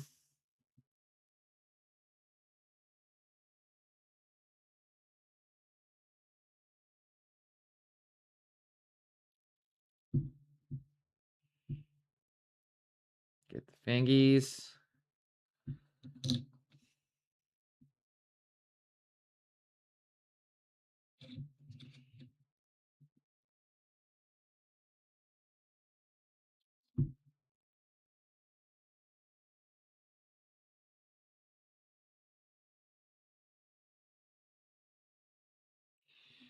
Bicep, shoulder, hand. This is the last one, by the way, guys. And then we've gotten all of the skin done. Then I just got to find the one I chipped the hood on. And I can't even find him, which means it's really not that bad.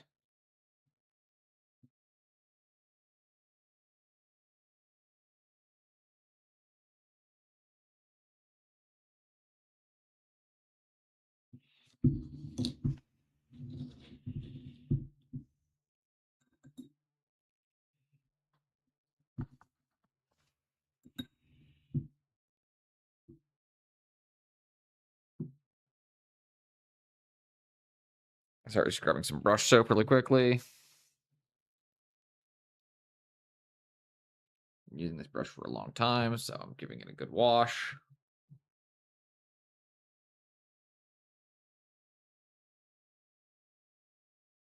Oh yeah, that's nice.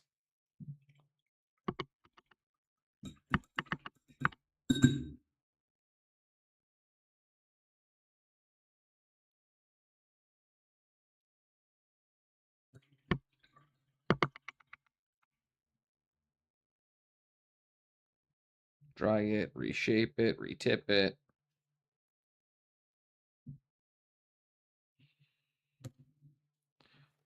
Brush soap.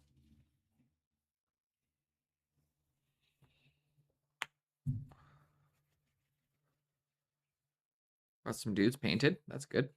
That's a good feeling. Who's after painting the dudes? Sit in the coffee?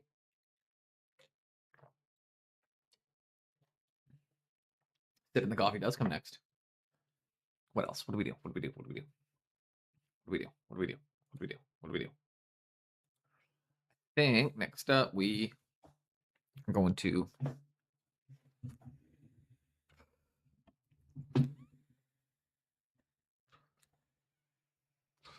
get the creative juices going.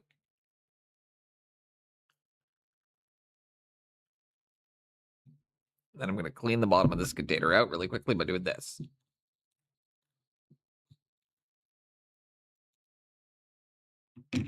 Don't really want that getting mixed in to my wash cup.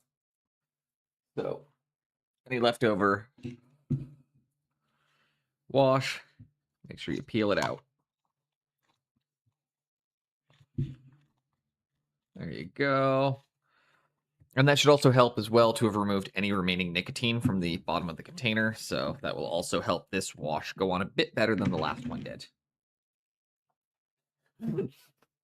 Apparently having nicotine residue in your wash can cause some curing issues, as I've learned.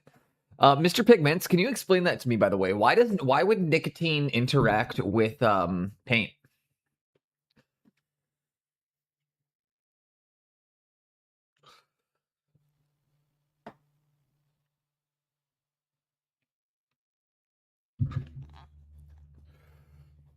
It caused weird crystallizing.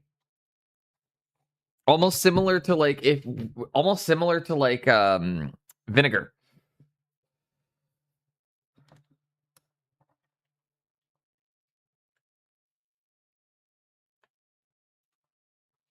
Which I also find strange because I never had that issue, and I've used vape juice due to glycerin before, and it never caused that kind of an issue. It's only when I used I don't know.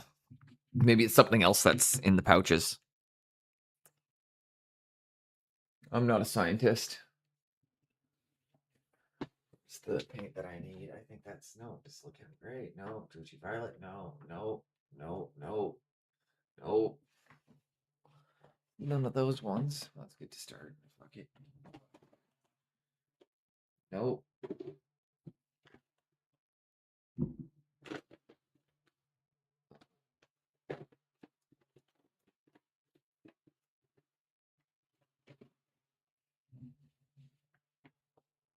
Okay, I gotta find the paint that I need here. And it is mixed somewhere amongst my desk. Oh, there it is. No, it's right in front of me. Haha.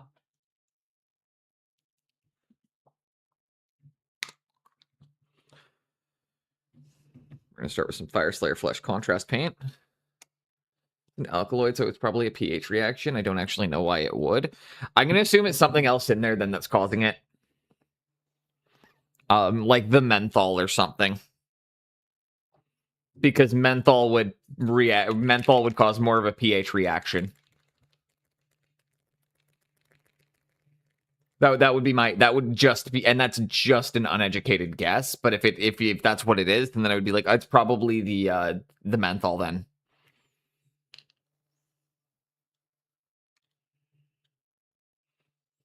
Okay, this wash goes to a nice consistency. Where's my other red lids? Do I have any other red lid? Pretty sure I have one.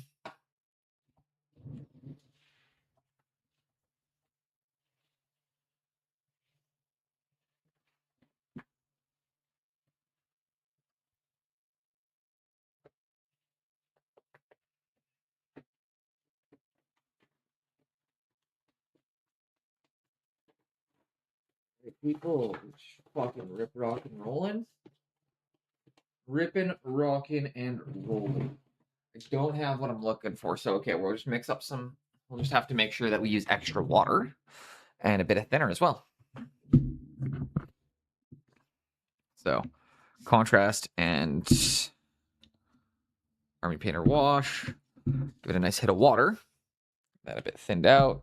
These are both very the contrast is a much more pigment rich than I typically want for this. And then I'm also going to go to my thinner. There's my thinner.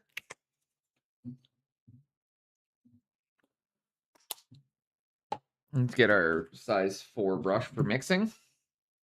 And no, it's a size 3, sorry. Anyways, we're going to get our big slapper.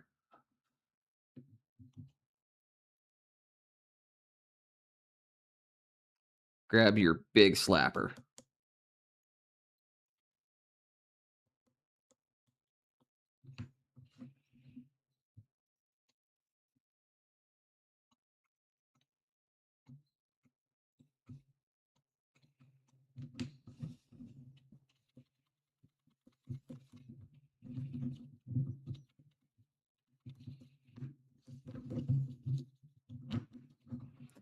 actually want just a touch more of the wash in it, not the contrast. Not the contrast, the actual wash.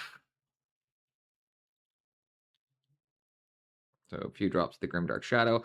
I'm using that because I really like the way I like the consistency of the Army Painter washes. They have a really nice consistency, but they do not have very strong pigmentation. So they are really good for washing, I find. Because I don't want strong pigmentation in my wash, because I don't want coffee staining.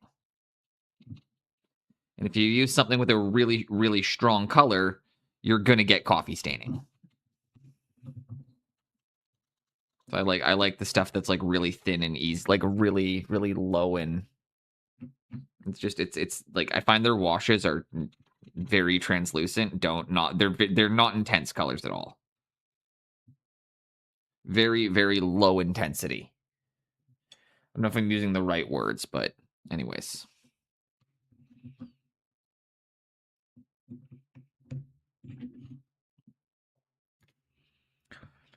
Grab one, load your big boy up, and doop.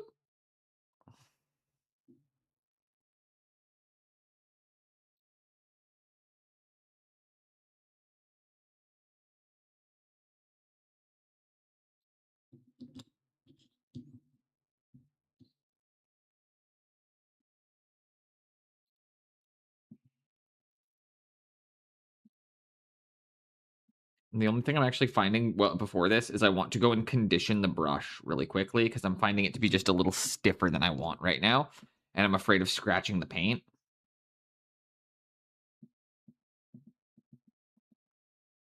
So my color is right. Everything's correct here, but the...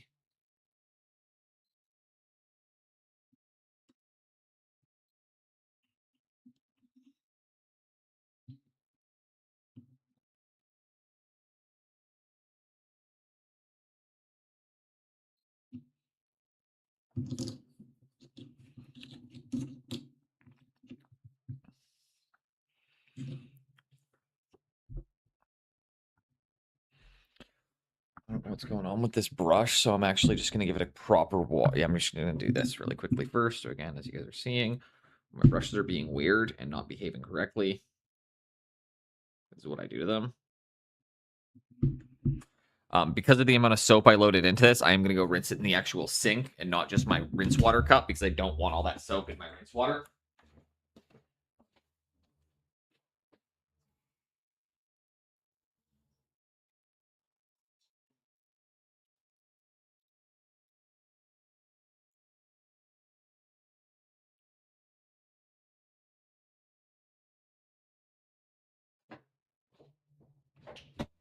And that feels a bit softer now, so I'm a little bit less worried about scratching.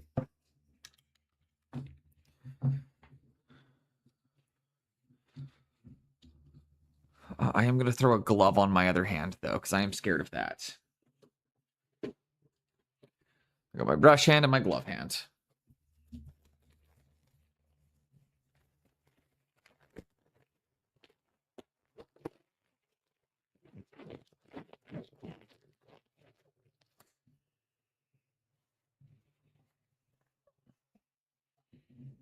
There we go. Gloved up.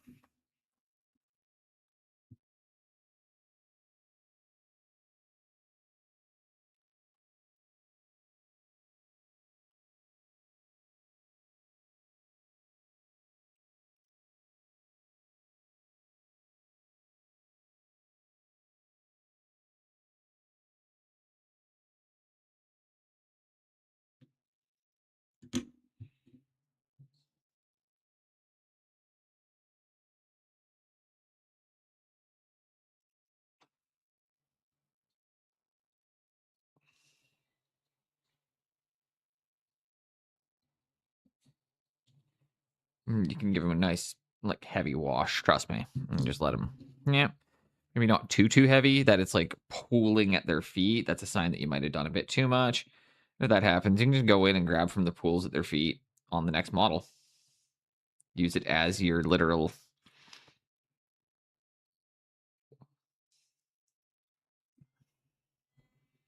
This gives everything a nice kind of warm brown shadow.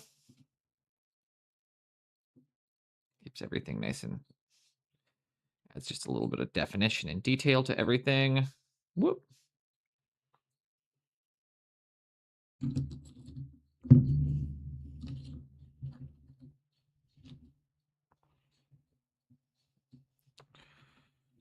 Got the next one.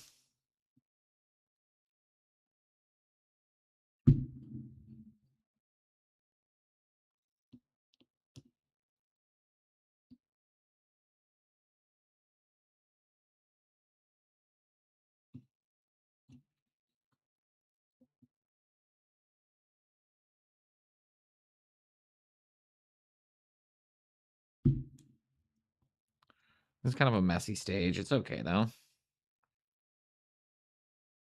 Adding a quick brown filter over everything.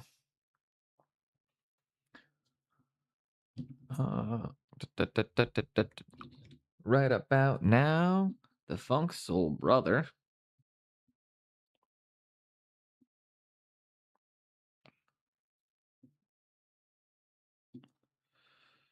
Dab, dab, dab, dab. Dab, dab, dab, dab, dab, dab, dab, dab, dab. Dab, dab, dab, dab, dab, dab, dab, dab, dab. For your paint down, guys. Keep yourself sane while you do it. All you can do. You move your color around, you smile, and you say, yes, please, let's keep doing it. Give me more. More. I need to paint more elves.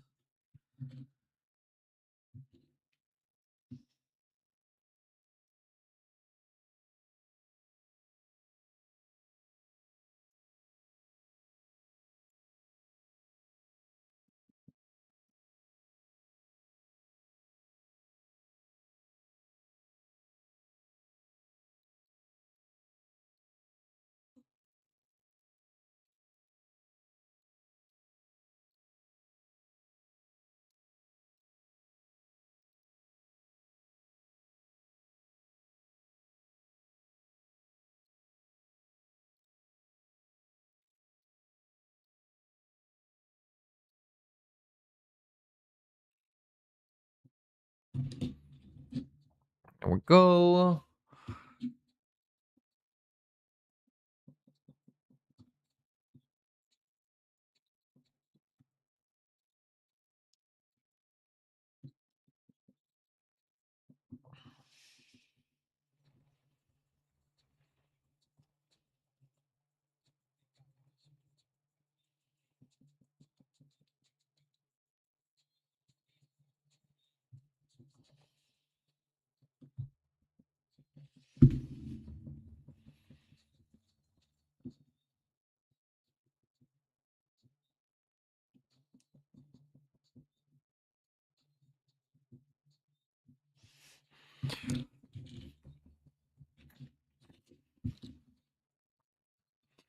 And we're just quickly washing everybody. And the nice thing is, again, this color is going to drive much more muted, so it's going to just very easily do all the work for us.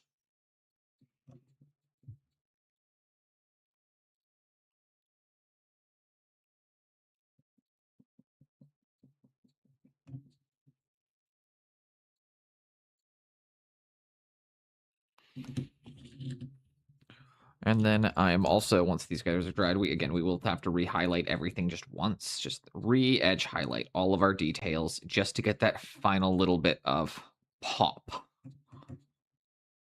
But we don't have to do that quite yet. What we're going to do after this is we're going to base them. And then get them off to the side because they need to be varnished once the base goes on, because the way I do the basing, it needs to be varnished on afterwards for a little bit of extra hardness.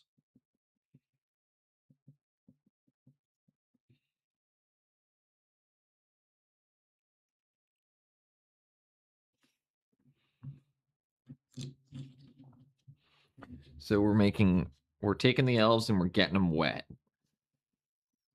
Wet elves.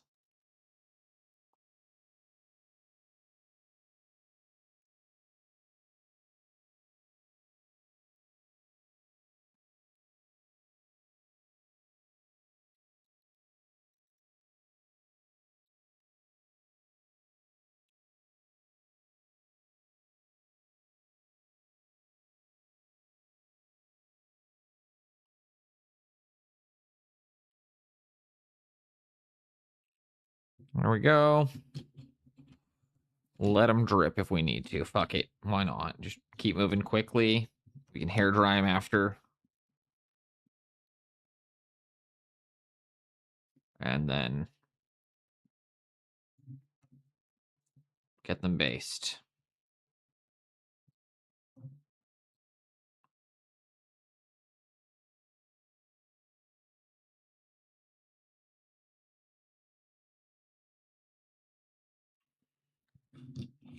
Good old-fashioned heavy washing. This is some old school ways of painting. But this is why I always pick a thin color. And usually it's a warm brown or something. I don't use black. I don't use it. But I always want a color that I can use all over the model that will work on every component.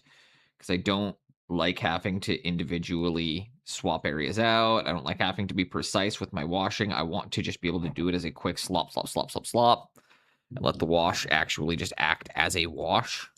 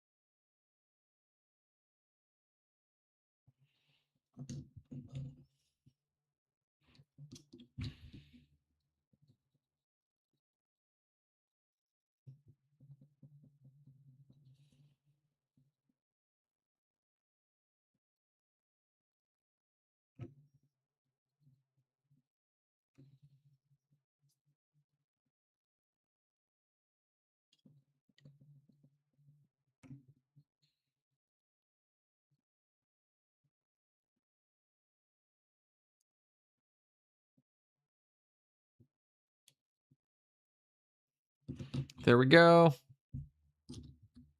These models look really good. Not actually like really, really good, but like I'm quite happy with how they are turning out and how they look for the amount of effort that's gone into them and the consistent result that we've achieved across all of them. They look really nice as a unit. And another final highlight on these skin, and they're actually going to look pretty fucking good.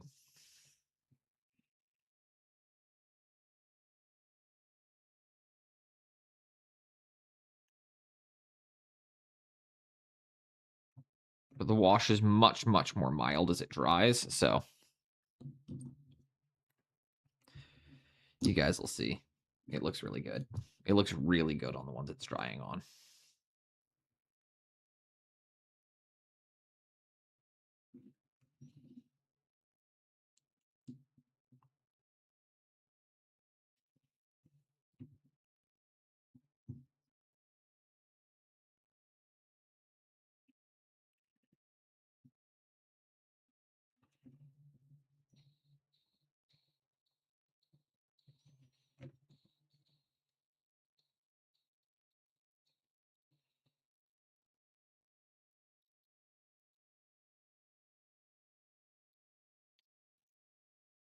There we go. Only 4 more to wash, peoples. Only 4 more we got to get the wash across. And that's what I'm saying when I'm like, this is thoughtless, effortless energy. I can just slap wash and do my thing. It takes no brain power, which is kind of nice. Obviously, some of the painting later probably will take some brain power, but the stuff right now doesn't.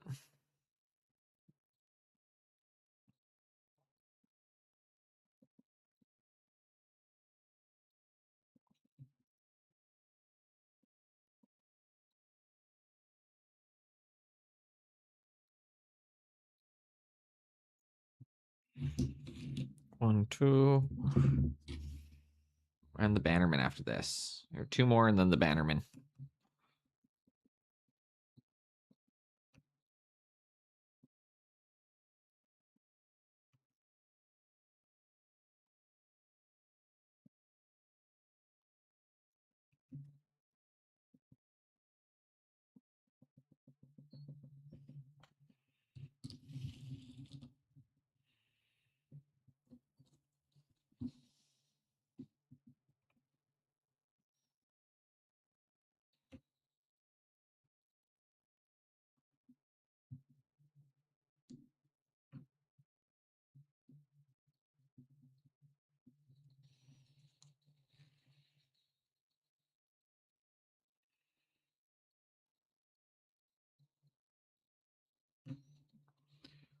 And like such.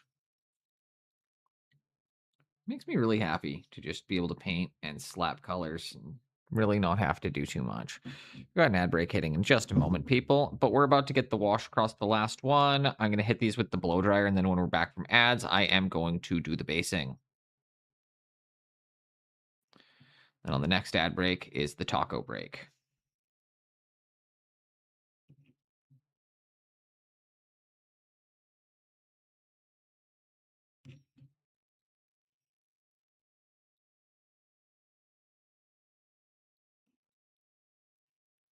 And we'll take a taco break on the next ad break. Not this one. We are going to hold off for one more.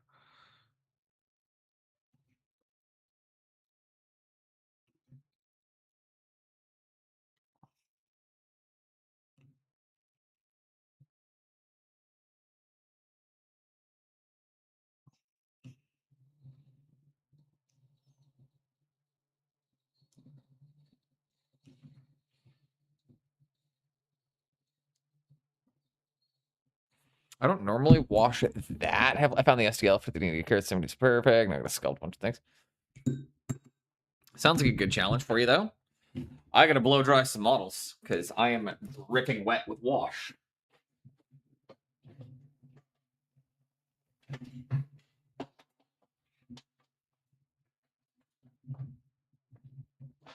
My moisture was not controlled. This was not controlled moisture. This is just moisture. I also need a clean glove again because that one was really soaky. And I want something dry for handling, so that way I don't put thumbprints of wet stuff across them.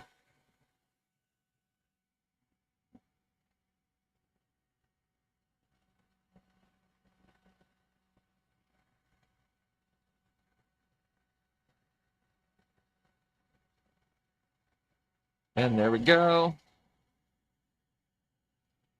And the wash will vanish very quickly on these guys because this color is not very strong. So you'll see how very quickly they go from looking like they've got this really intense brown on them to looking like nothing happens.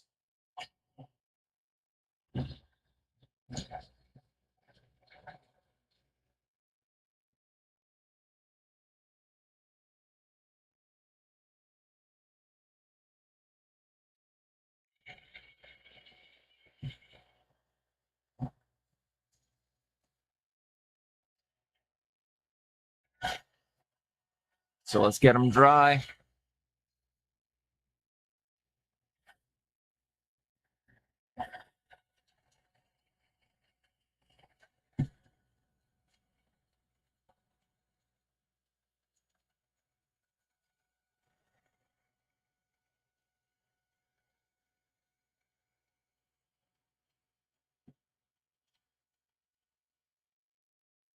Move the guys down a bit.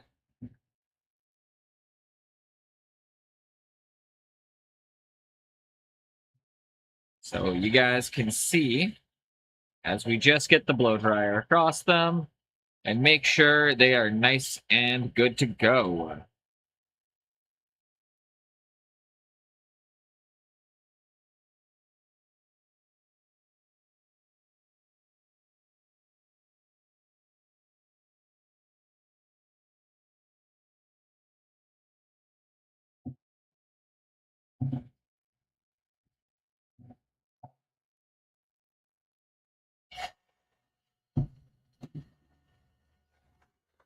Oh, shit. Astaroth just fell over. And he didn't break, thank God. Okay, goodness. That was scary.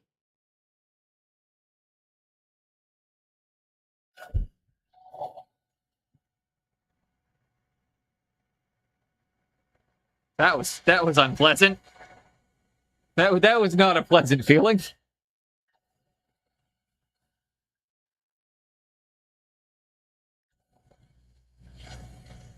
All right, there are a bunch of tabletop elves ready to rock and roll.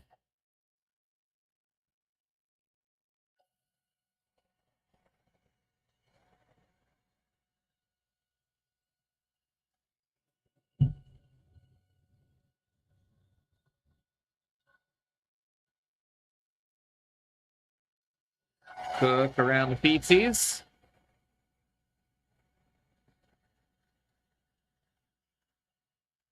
Will be dry soon enough.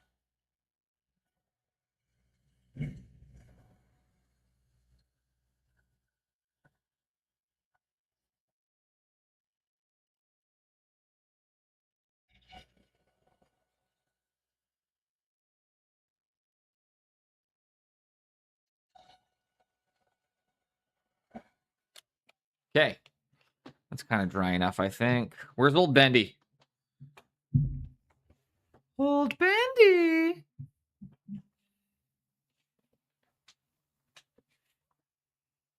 Oh, there you are. I'm gonna have to work in groups of 5 for this. Because this stip is a wee bit messy.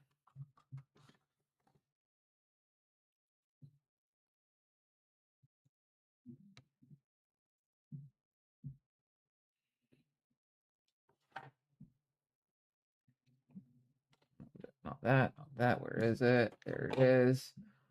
What I use for that.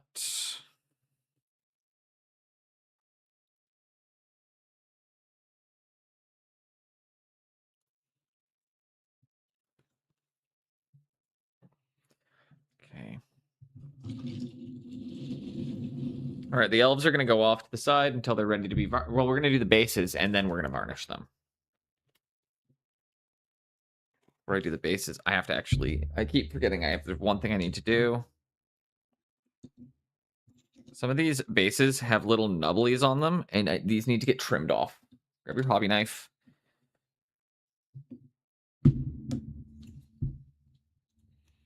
And just across the bottoms of all of your bases, give them one shave like this.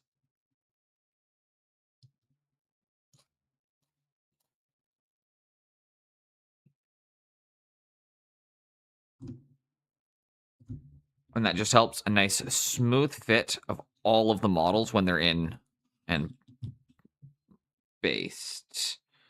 And you'll see the same thing. There's often a little nub right there. You find your nub. You just shave that bit down a wee bit. Because you want to ensure that all the models slot together perfectly and there's no weird way that they don't work. He's got no nipples. That's perfect.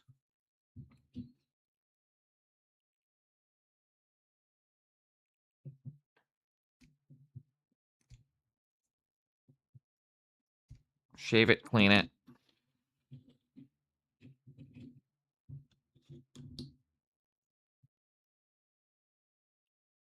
Give them the rotation. Check, check, check. Yeah, they're good.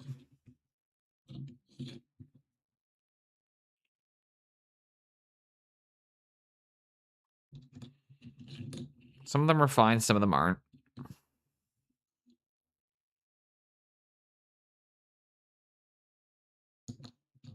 Just need to inspect all of them and make sure all the bases are good.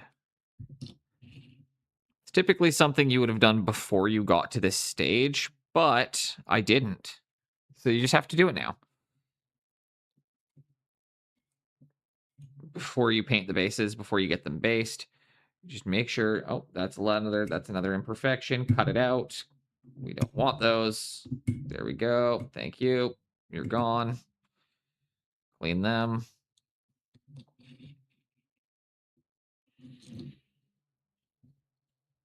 And now there's going to be no weird bumping and catching, and they'll all just slide and slot together nicely without having those weird moments of being like, I don't want to go.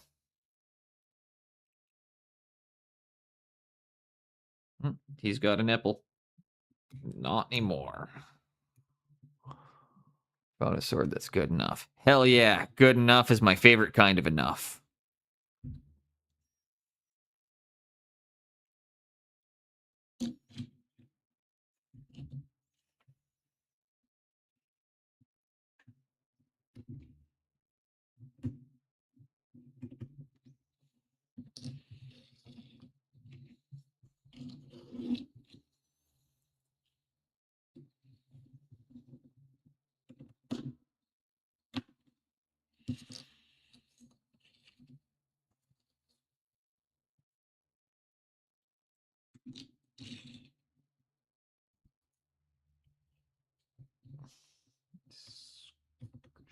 Shave.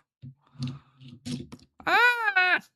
Knock something over. It's fine. Not a big deal. Nothing breaking. It's just some plastic models falling aside.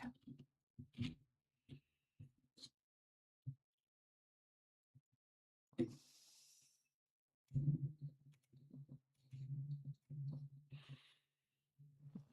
just need to make sure that, again, all the bases are nice and smooth and that they all slot together instead of being not slotting together. He's fine. That's fine.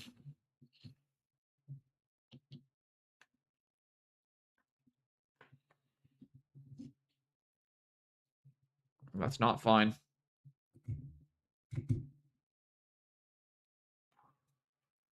Okay, that's good now.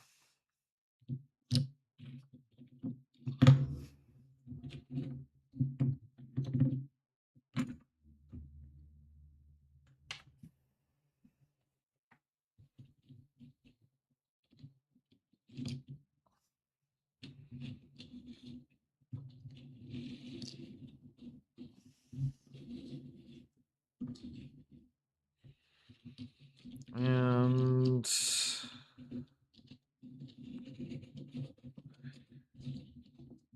quickly,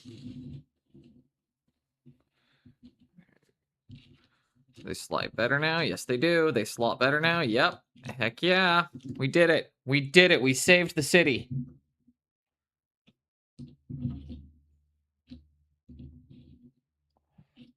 Now we have, I'm just putting them into their groups because I'm pretty sure I need to figure, it's going to be 5 batches, I think, or 4 batches. I'm gonna do 4 batches of 5 or 5 batches of 4. What do you guys think? 4 batches of 5, 5 batches of 4. I think maybe 5 batches of 4. That at least ensures that nothing gets overtly dry while we're going through it.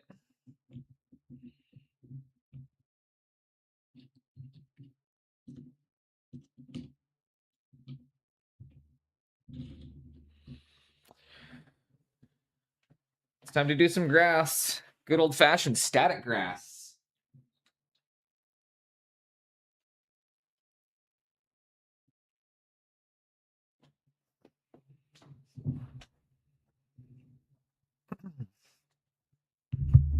Grab your first 4 you're going to do.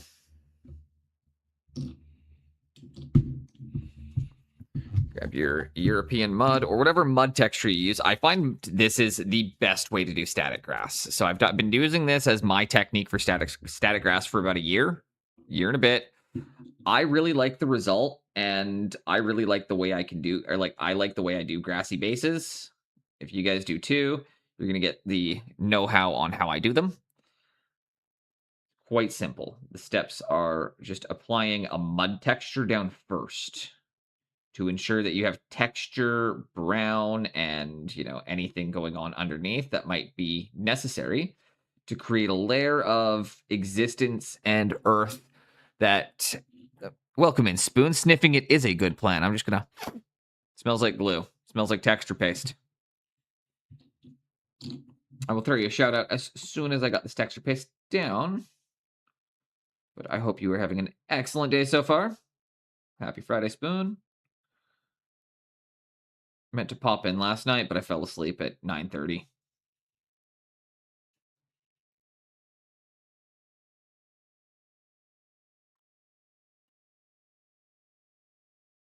Went downstairs after stream and I made a beautiful taco bar. Spent 3 hours like prepping dinner. It was awesome. Absolutely awesome. One of those ones where like I was just, you know, when you're just vibing, and you know, like I'm not sure if you ever get this, Spoon. You know, when you're just like in the kitchen, maybe you're on a phone call with like a family member or something that you're catching up with, or a friend, or you know, you're got the right music on or something, and you start cooking, and all of a sudden, you know how sometimes, you know, the scope just, you know how the scope will just increase sometimes as you're working when you're having like good times, and next thing you know, it's like you've been in the kitchen like 2-3 hours and you've got this like gigantic extravagant meal, and it's like, well, that's not what I set out to make, but I'm not gonna be mad about it. So yeah, we did tacos last night, and I'm quite happy with how they turned out. But it was making the beans for them that I was like that took a while because we had the food processor packed up, so I had to hand mash the black beans, and that takes a long time. So to like do a handmade refried black bean, that is a 2-hour job of its own. And then I did up some chorizo. Yeah, it was good. It was good. Chicken and a couple options, and made up a coleslaw, or like I did up some shredded cabbage, and same thing. Like I didn't have most of my tools, so it felt good as well. Like one of the things I was enjoying was it took me back to early days because I didn't have access to like a food processor. I didn't have like the mandolin or anything, so I had to focus in with my knife and really focus in on like good clean knife skills, good chopping, being careful with all of it.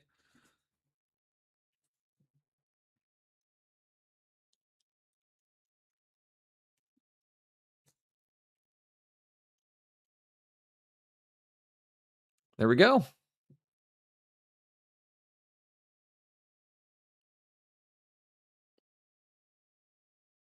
About 20 of those in a squad.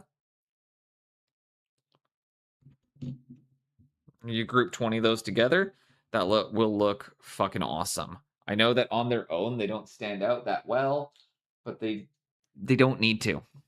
I know I say that a lot, but like they don't need to. They need to look good as individuals, not as or sorry, they need to look good as units, not as or they need to look better as a unit than as individuals.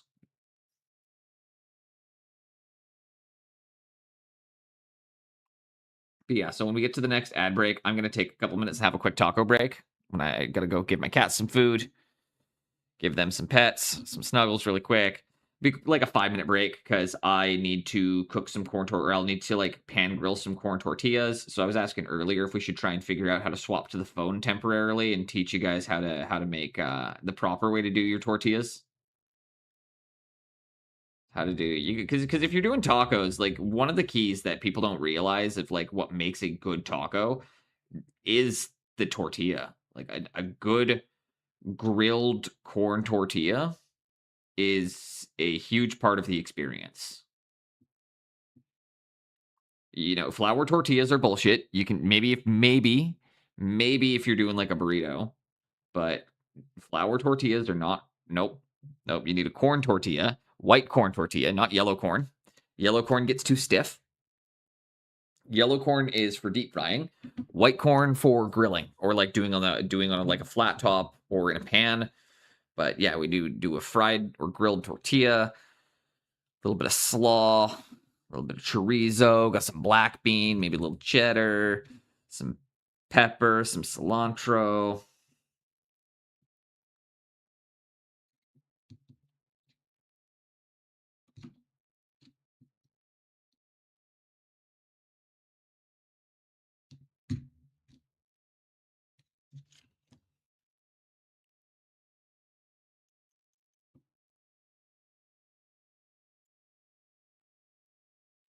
Yeah, we're taking taco break in like I think like probably about like 30 or 40 minutes, just so you guys know. Pretty much as soon as the basing is done, I'm gonna go make tacos for myself, and then we'll come back. And I have no problem eating tacos in front of you guys. You can stare at how good my food is. I have no problem showing that off. I am an excellent cook, and I don't feel bad saying that or bragging about that because it's just something I know to be very true.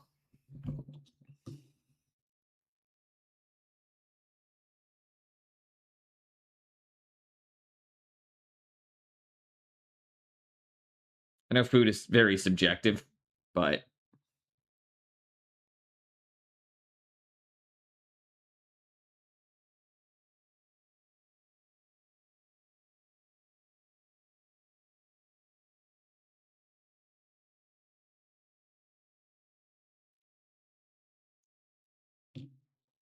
yeah, no, not the static grass spoon. That'll give me. That's just too much brain damage there. That's just plastic.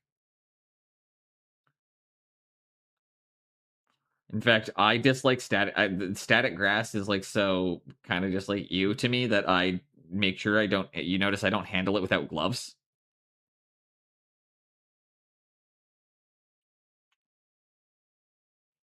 Just microplastic.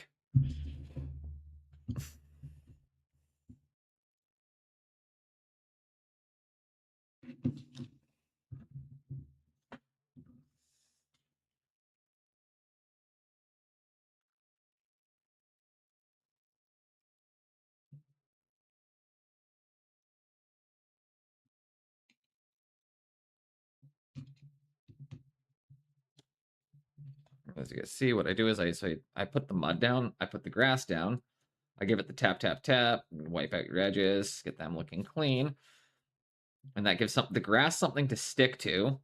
And then anywhere it doesn't stick, you end up with patches of dirt, which is why it ends up making for such a good way of doing grass, because it either works or it doesn't work. But either way, you end up with something realistic because grass doesn't always grow very evenly, or grass doesn't actually grow evenly.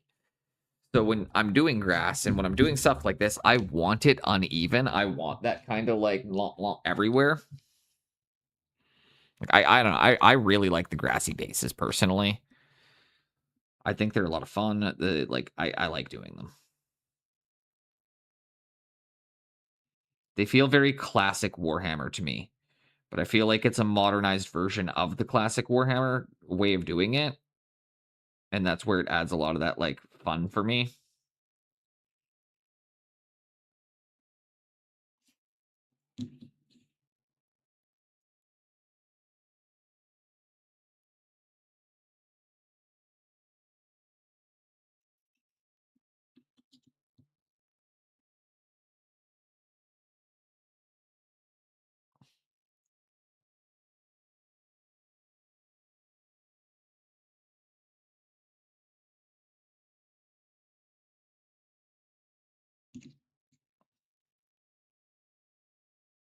There we go. And then, but what if they're fighting on the golf course? I mean, I definitely like that. I do like the idea of them fight. I do really like. Then the grass would be perfectly mowed and perfectly even. In which then I would use a completely different approach. In which I would just take the bases, dip them in glue, and then directly dip them, and then I would brush the tops of them to ensure that the grass sticks up as straight as it can. But I would do the bases before adhering the models instead of the method you see where I put the model on the base, then the mud, and then the grass to get it looking like they're walking through a field of like, not short grass, not tall grass, but it gives that kind of medium grass feel.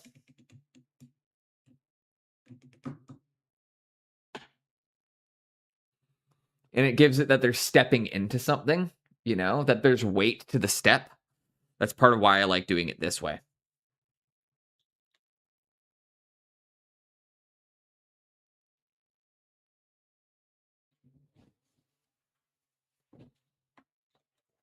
Thing. Shit. So I actually have room to put all these guys down.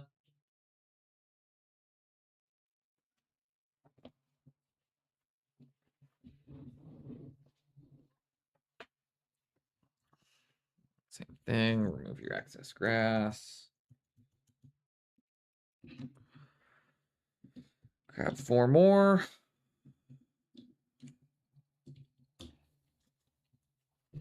Even though I'm just going one at a time.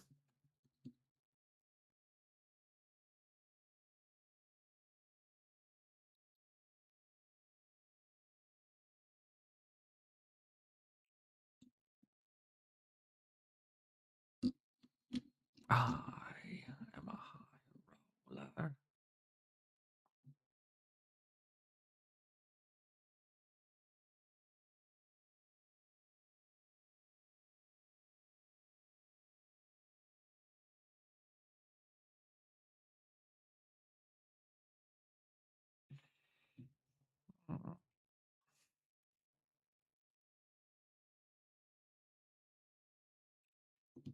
And instead of everything floating on top. I prefer attaching them to the base than building up the base for that reason, instead of them kind of floating on top. There are times where I want them floating on top too. Like, again, I think a good example is the salamanders that I did up, right? Where, like, because they're in a because the environment is hard rock, you want them floating on top of it. You want, because it shows that yeah, you know exactly what I'm saying. Is like there's a time for both. Is if you want to show a hard surface, you want the model directly on top of it. If you want to show that there is any form of, softness or material to the ground, you sink the model into it. And then if, for example, like one of the ones I'll use, like when I did my, I don't know if you guys saw it once it was dried for my lizard men.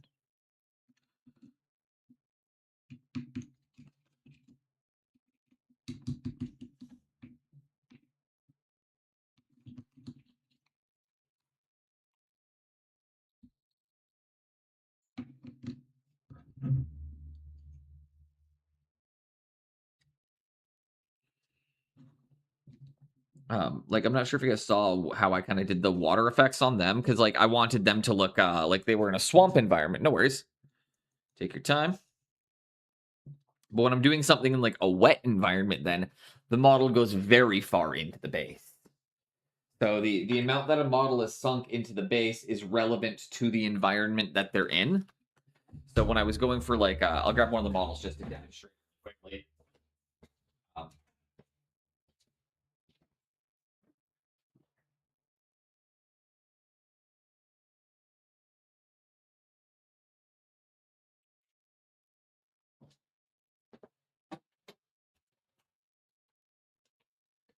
When I'm doing something like this, it's like the whole foot.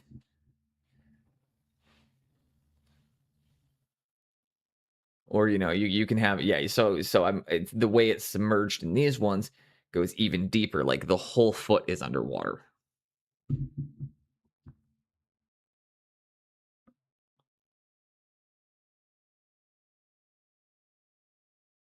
I really, really like how my Lizard Man Blood Bowl team turned out. These guys are. I really like these ones. These is one of my favorite things I've done in a while.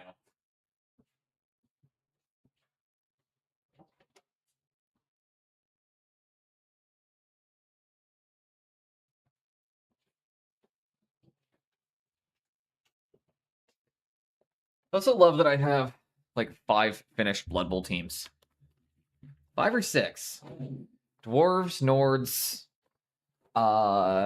Breton or Bretonia, Lizardmen, Tomb Kings. I'm just 5. But I've got 5 finished Blood Bowl teams.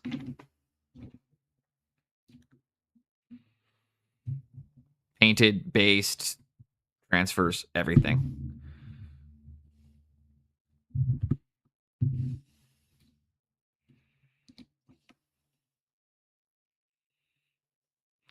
So I hope everybody in here is enjoying themselves. We're keeping it super duper chill.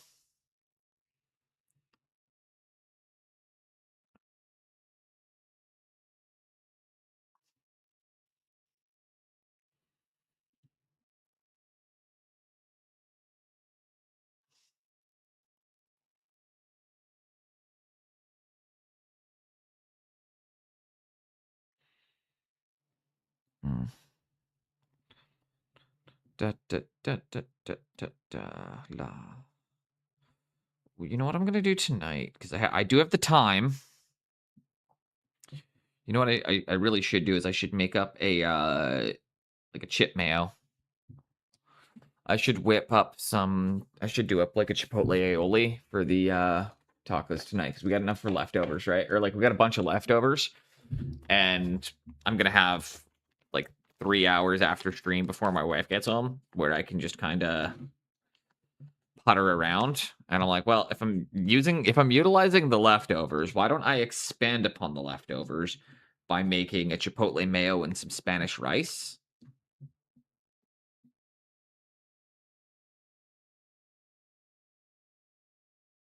I think that might be a really nice idea.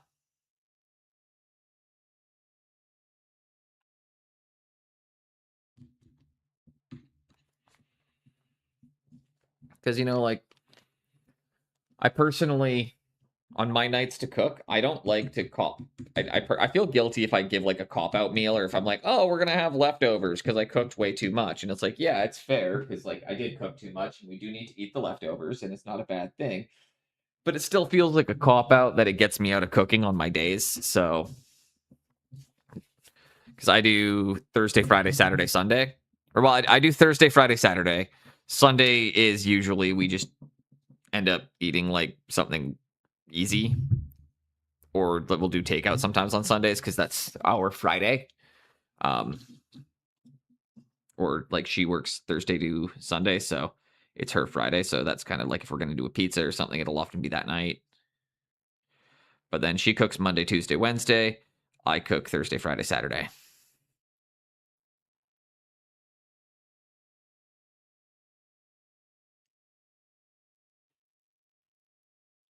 Because I do not believe that after a 10-hour shift in a kitchen, you should have to come home and cook a meal. It's the last thing anybody wants to do after spending 10 hours in a kitchen. Dude, I spend 6 hours in a chair and I don't even want to cook dinner half the time.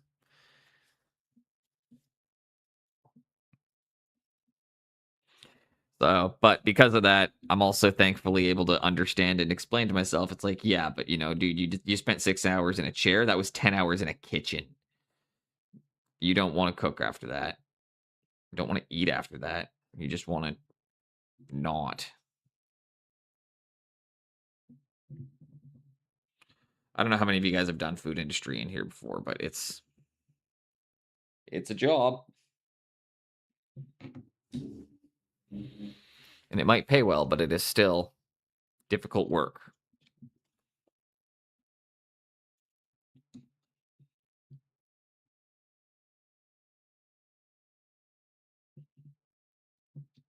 When I hold the elves right now, and when I'm picking them up and putting them down, you're going to notice I use the glaive. That is because of all of the details on them. That's the easiest to fix. So I don't want to risk chipping the green cloaks until they need these guys. I'm really nervous about right now until I get my varnish on them. So until these are varnished, I'm going to be really, really anxious about handling them. So you're going to notice that I'm going to hold by the weapons, and that's because that's the detail that I care the least about because it's the easiest to fix. Like I can do that again in 10 minutes. So just try to hold them by the areas you care the least about. Try to keep your fingers clean. Those are the two things that are going to help you the most during this: keeping your fingers clean and holding by areas you don't really care about.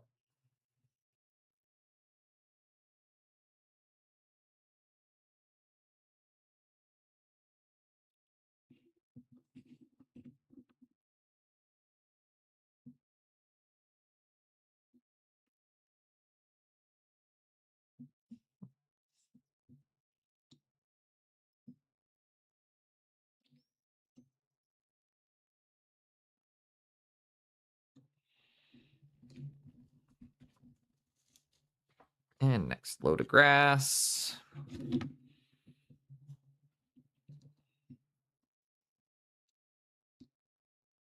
Little bits.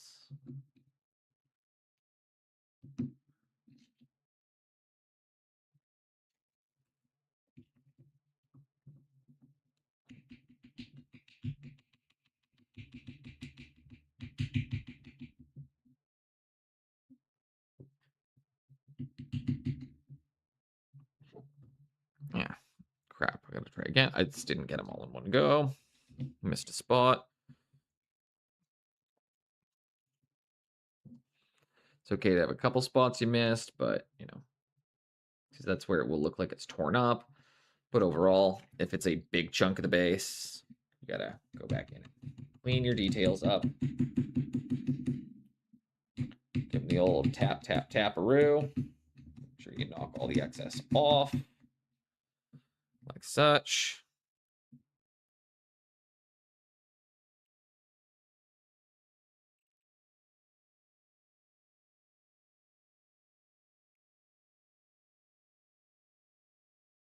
And if you're worried about them at all, just give them a little wipe with your finger.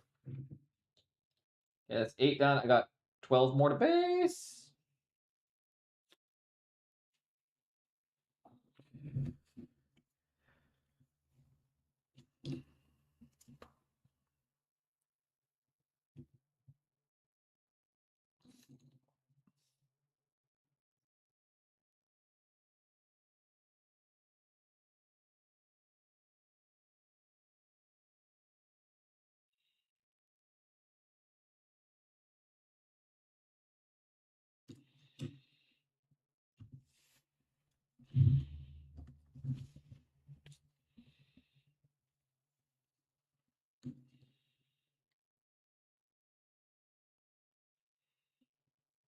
Such, you're getting your mud.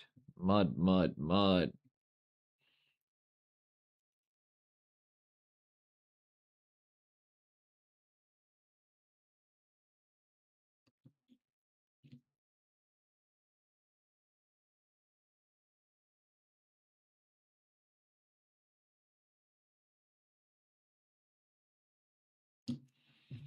There we go.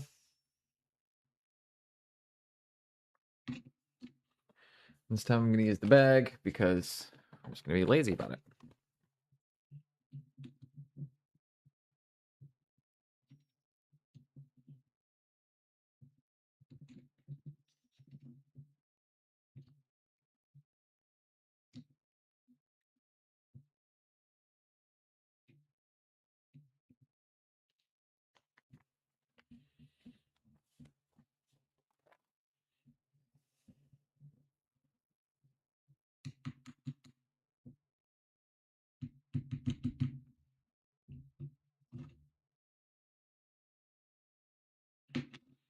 Okay.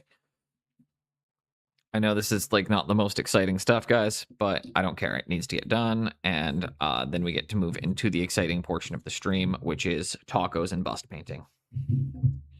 Which is the exciting part for me, at least, is I get tacos after this.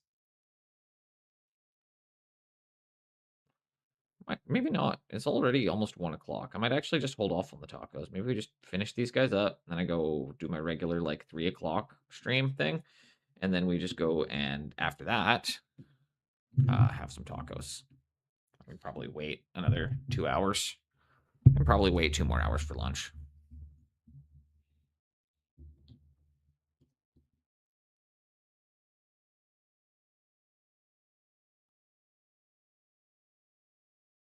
But I do have to run downstairs and feed the cats during the ad break. The reason I say that again, guys, is because, like, grilling the tortillas will take me about 10 minutes. So, like, I don't, you know, if I'm only going to do, like, 5 hours today, then I probably don't want to take a massive lunch break in the middle of it. If I was going to be doing, like, yesterday where I was live for, closer to 7, then, yeah, I probably would stop and grab some foods.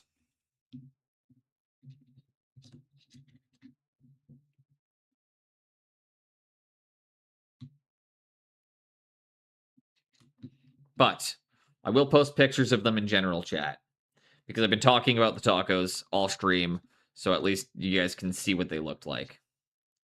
I also am thinking maybe I should start a channel for food.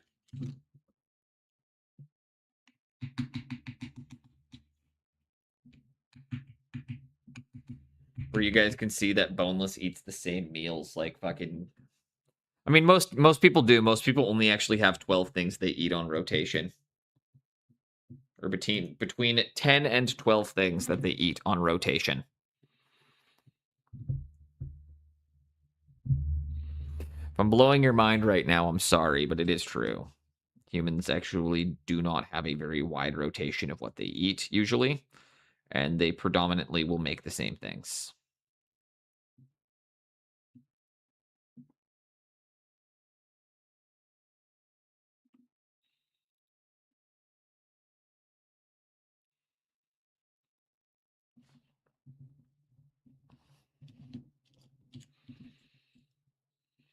That's why I have like 2 go-to meals for myself, for example, like that are affordable ones at least, is tacos and spaghetti are 2 that I can guarantee I will enjoy eating.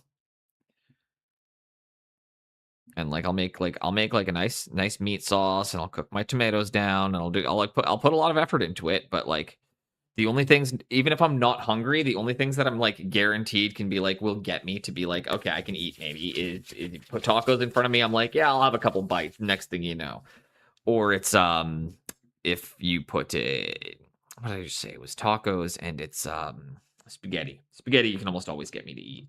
I'm never gonna be like, no, I don't want spaghetti.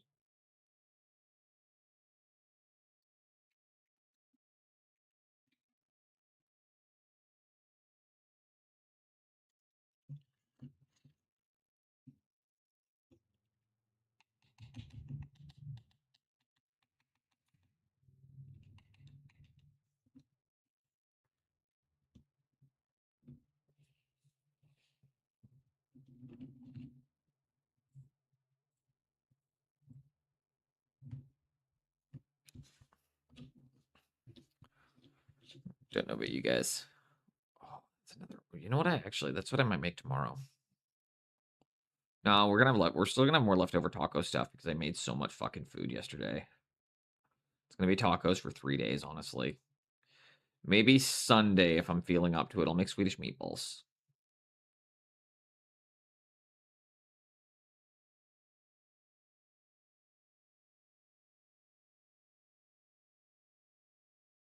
That might be nice. Do Swedish meatballs, or what else do we have? The stuff we're in the house.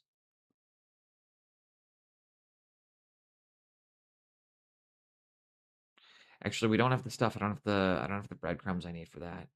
I don't want to make breadcrumbs from scratch. I don't want to go through the effort of making breadcrumbs. No, we're not having Swedish meatballs, guys. Sorry. No, nope, Swedish meatballs. We are, however, having a super rad paint and hang.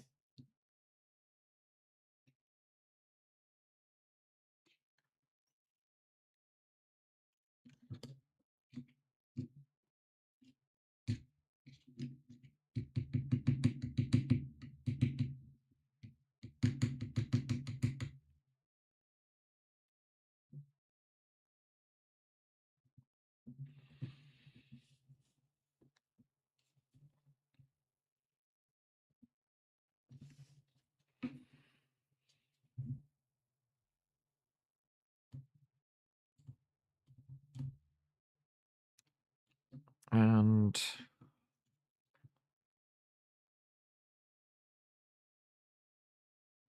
slap, slap, slap the mud and down, slap in the muddy paint it, go and slap the mud.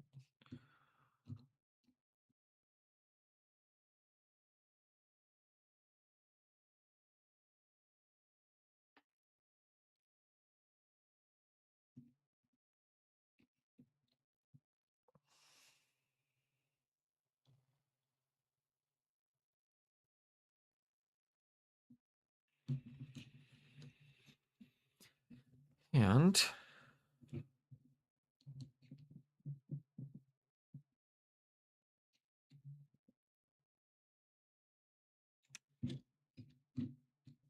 tap, tap, tap, tap, tap, tap, tap, tap, tap, tap. Where does my bag of grass keep going? There you are. Thank you, grass bag. I'll give Spoon a shout out when he gets back.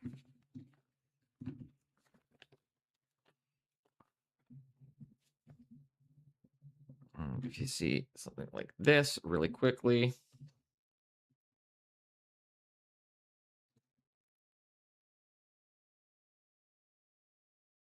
Be afraid to make sure you get in there and just kind of pull the grass out of any areas you don't want it to be.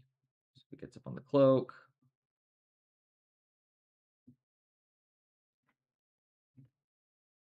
I can just use a little bit of water. I'll wick it away. There you go. Oh, crap. On to my next grouping.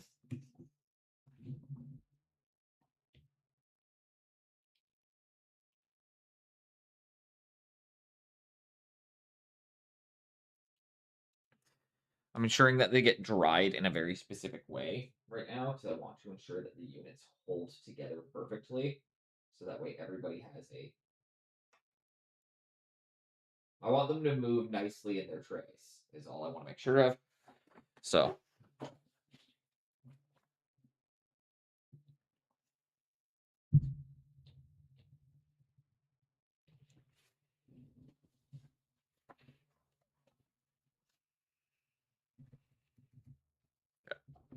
Excuse me, burp.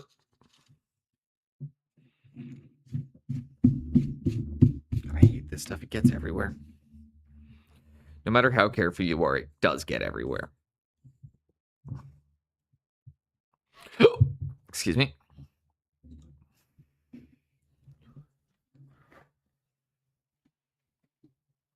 Shouldn't have that in anymore.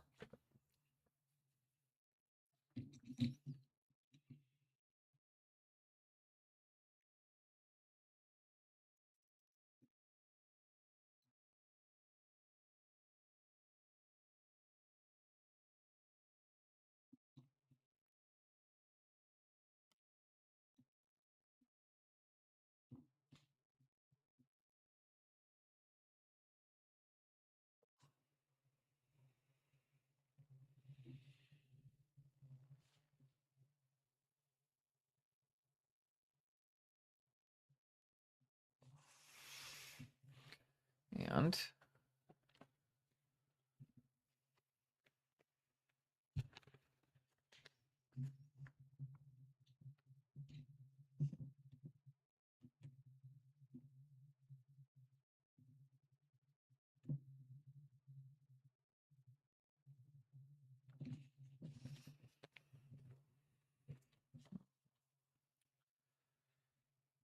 tap, tap, tap it in, boys and gals and everyone.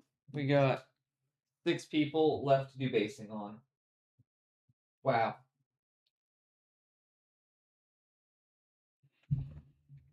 So if you do that, just kind of don't do that. So if you touch the grass and leave a big thumbprint in it, fix it.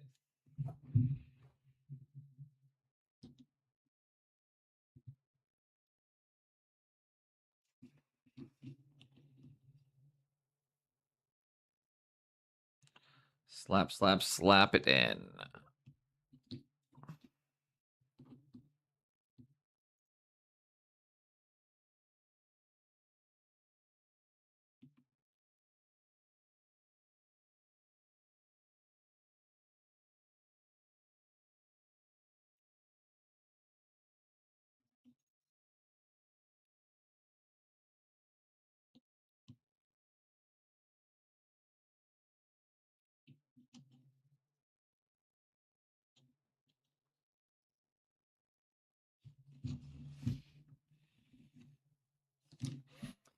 And there we go.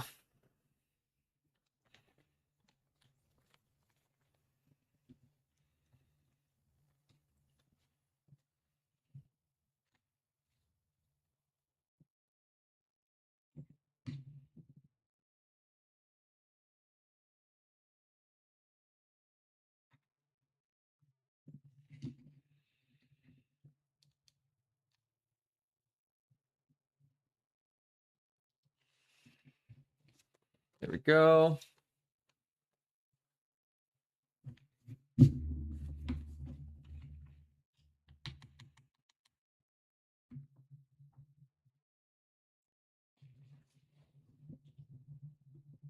Yeah.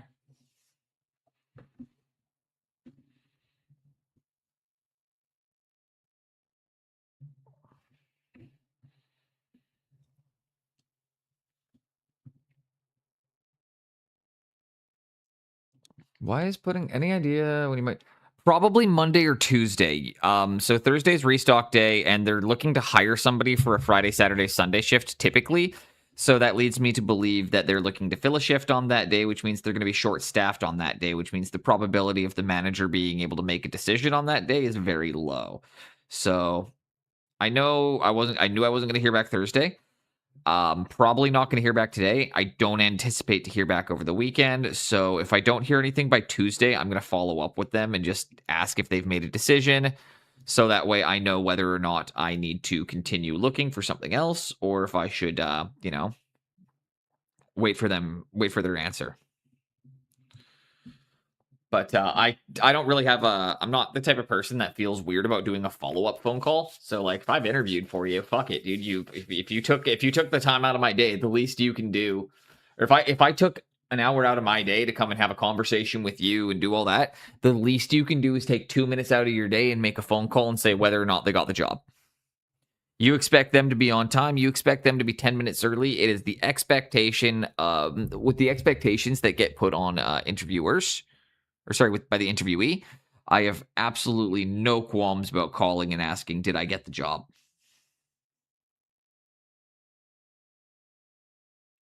Because I'm not going to play the fucking waiting game, or I don't like playing the waiting game. But yeah, I'll give him until Tuesday to get back to me. And then if I don't hear anything, I'll call them on Wednesday because that will have given them 7 days since the interview. That's enough time to make an adequate decision. If you haven't made your choice in 7 days, the truth is you don't like any of your candidates. If you can't make a choice within 7 days, the truth is you didn't like any of them.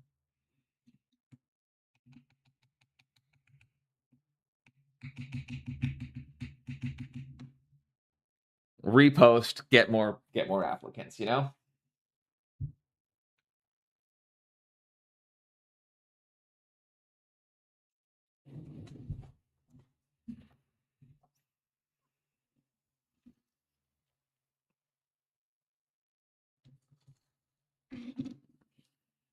But yeah, my guess is next week. If I don't hear anything by then, I will just either keep throwing out my resumes when I see good opportunities. And like again, like I've still got a couple things I took deposit. Again, I still got to finish up the elves, which I have a deposit on. I was mentioning earlier that my cousin asked me if I could do some stuff for him, so I'm gonna do that.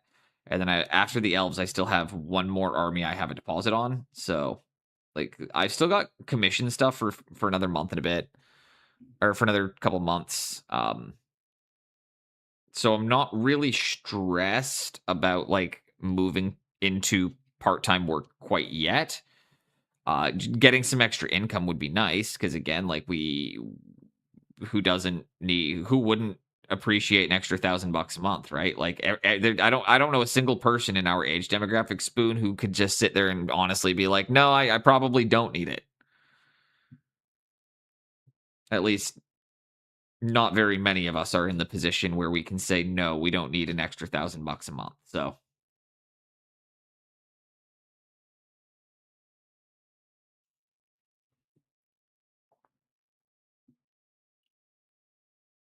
but I'm also not in. But the flip side of it is that it's not like I don't have work. My work is not ideal always, because like doing stuff for my cousin, for example, I'm taking a very very very large pay cut on it. I'm charging him at like a rate of like $6 an hour. But he doesn't need to know.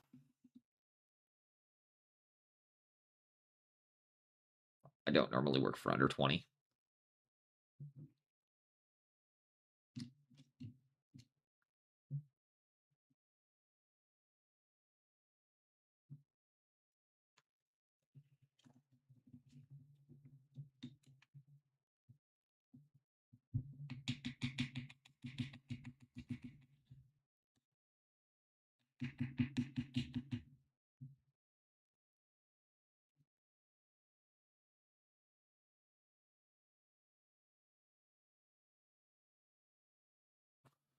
Desmond checking in. What's happening here? We're just finishing up the last of the Wood Elves where they need to be right now.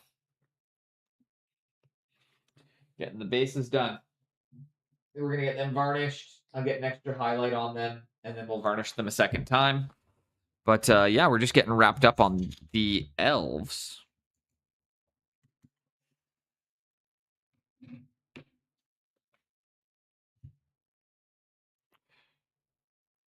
So I get to send that to the client later, which is nice.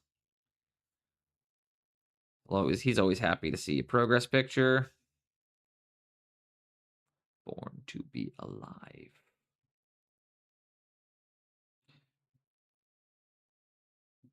Stop and settle down, down, down.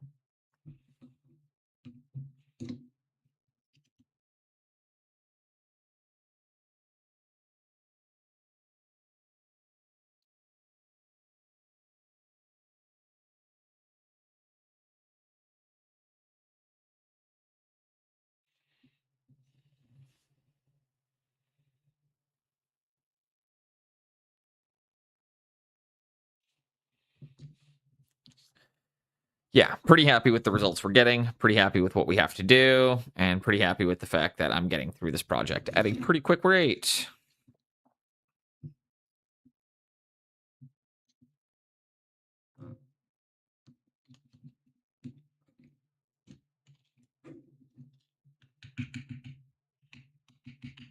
Tap, tap, tap, tap, tap, tap, tap. It was so fine, fine, fine.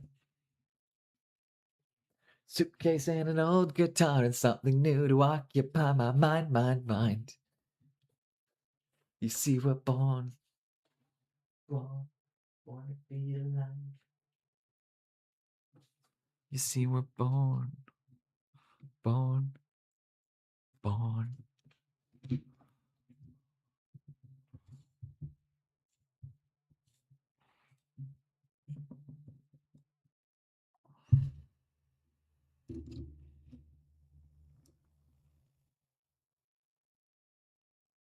And then I'm like actually in a bit of a place right now too where I'm like getting this done and I'm like, do I want to swap to bus painting after this? Or do I want to just kind of get these guys wrapped up on to where I need to get them to? Like, because what I could do as well is I could always actually get everything varnished that I need varnished right now and stop being a little Nancy about that. Have a great one, Desmond. Thank you for popping in. Thank you for the lurk. Thanks for the hellos. Always appreciate you.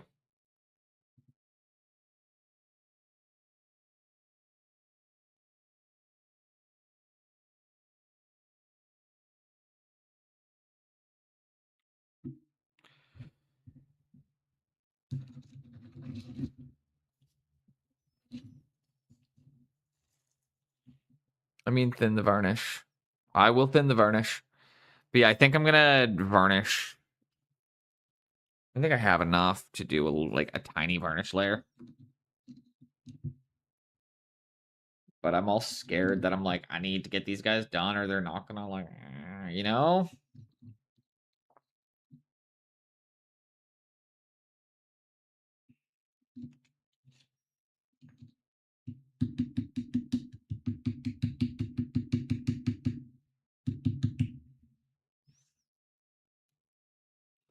That's some weird looking weed you got there. Static grass. Trust me, the good goods downstairs. And me and Johnny Red Eye are about to go and meet up right as soon as this ad break hits because I gotta go feed my baby Kit. It's lunchtime for him.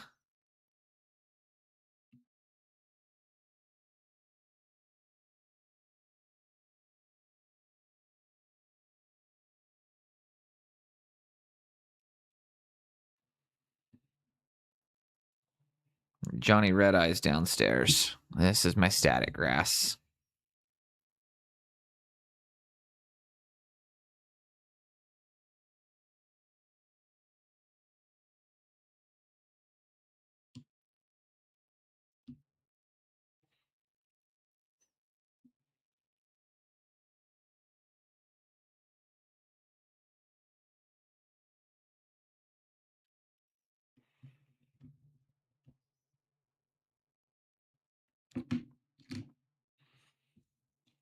Oh, crud.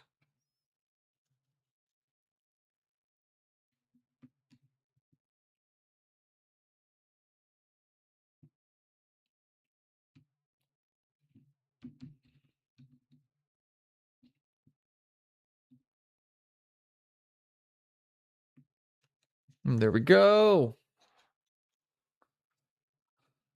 Oh gosh, listened to one of my stream bits where I had the mask on. I didn't realize that's how bad I sound. Like that's all. Like when I have my respirator on, I did not realize how hard it is to understand me.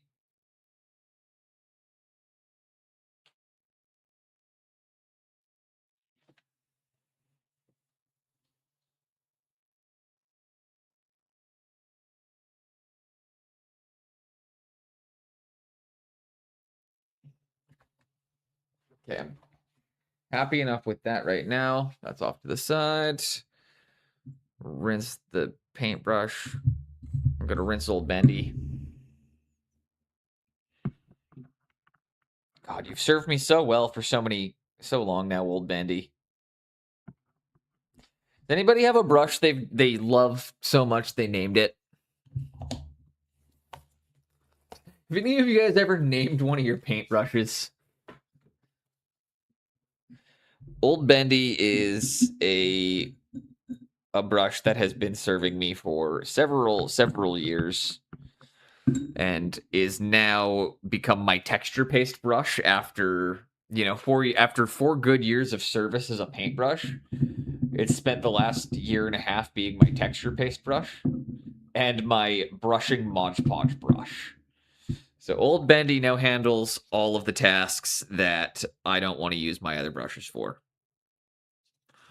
Anything you typically, anything that you know is going to ruin your brush, that's what Old Bendy's for.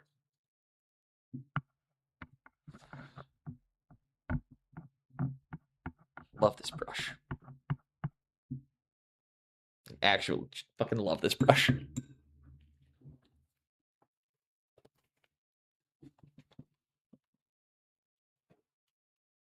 So yeah, anytime you guys hear me asking about like, where's Old Bendy, I'm always looking for my orange paint or my paintbrush with the orange handle. My number 3 with an orange hand. My number 3 orange handle.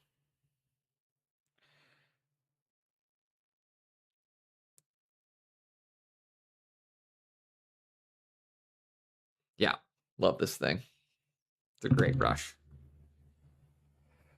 Okay, we are on ad break now. I gotta run and feed the cat. I gotta do the things. We'll be back in a couple moments, and then we will start into some bust painting. For those of you that do not know, we're gonna be working on. Actually, I gotta do one thing. I gotta blast this with air so I ensure that I don't get any static grass on them too.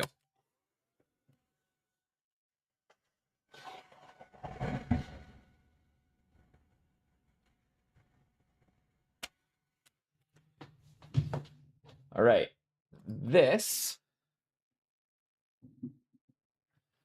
is going to be where we're going to be spending the rest of the day, primarily focusing in on this bit here, but also just trying to make sure that we've got all of the details kind of fully rendered in before we start playing with our lighting more. So I'll be right back. I'm going to go feed the cats, then we'll be getting into Asteroth.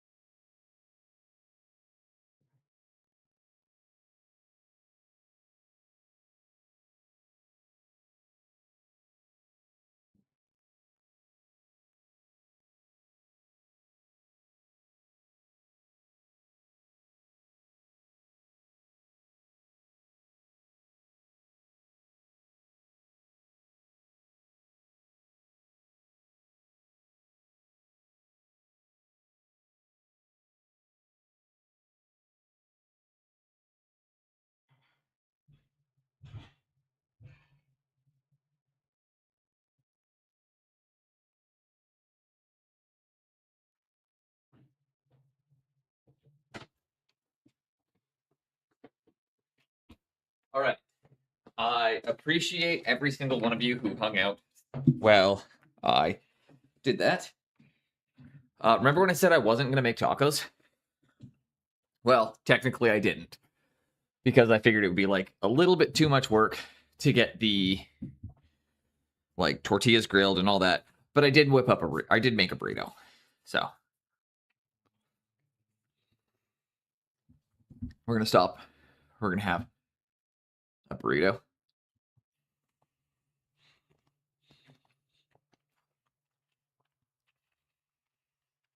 And then we're going to get back to painting.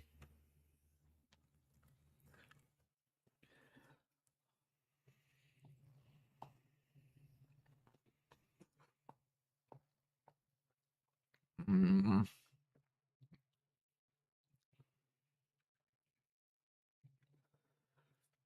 This is delicious. And none of you get any of it.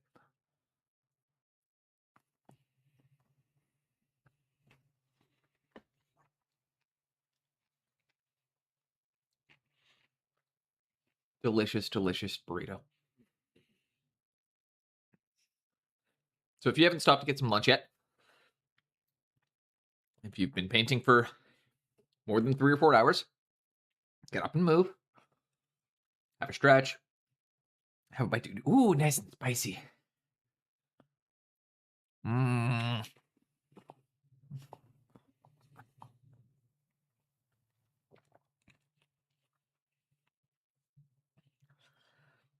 Nice little bit of heat there. Not much, just enough to tickle the back of the throat. Quite nice.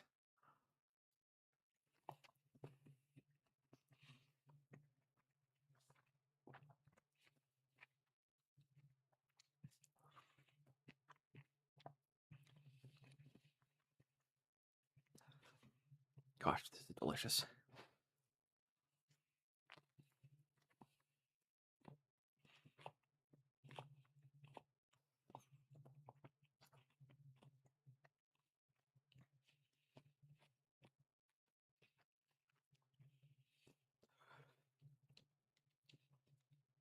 Delicious. And now I am slowly becoming recharged and refueled. Ready to paint. Not going to be thinking about bailing on stream because I'm hungry.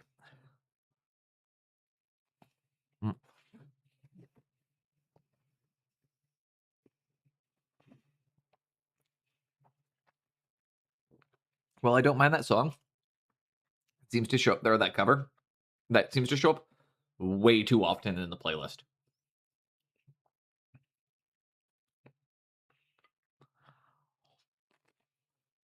Mm.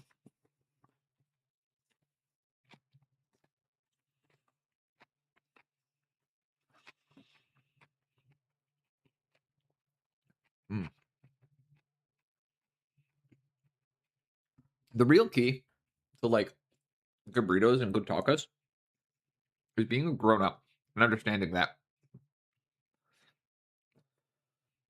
cabbage is the far superior vegetable over lettuce. Like lettuce is mediocre in tacos and burritos. Has nowhere near enough flavor. It has nowhere near enough crunch. It's all about a good crunchy cabbage.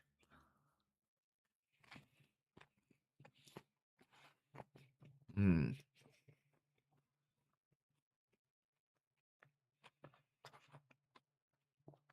I'm not sure about you guys, but I fucking love some nice, like, thinly sliced cabbage. You need to have really good knife skills when you're doing cabbage, obviously, because if it's not really thinly sliced, it can be very hard to digest, but... You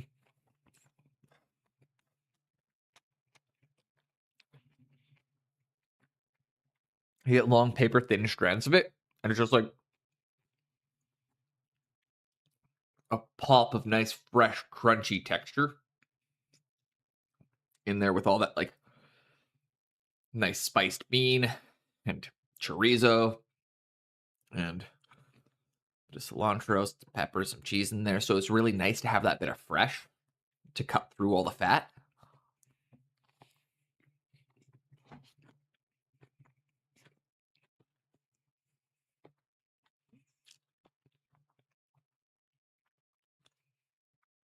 All right. I know this is the real content you guys sign up for, is a man describing food while he's eating it. You never know what kind of show you're getting here.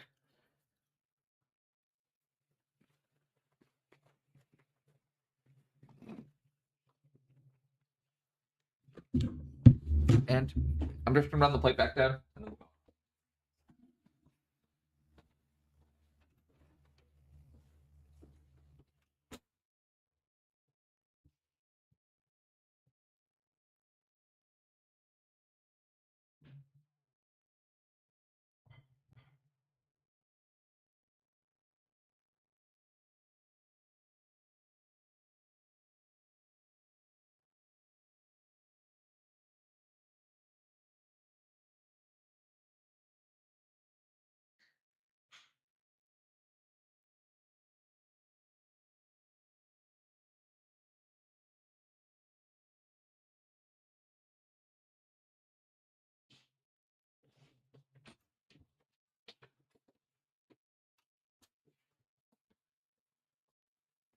Yeah, I eat popcorn for like 3 hours every Friday night. Not fair. I just really wanted to stop, have a burrito. That was really good. I'm really happy now. But I'm not sure, again, how it is for you, Jinx, but like if I get hungry on stream especially, I can't focus, I can't paint, I can't like really do anything. Like once I'm hungry on stream, it's just like, all right, guys, we're done. Stream's over, content's over, not filming anymore. I need to go eat. Like 10 out of 10 times, that is why we've shut it down for the day.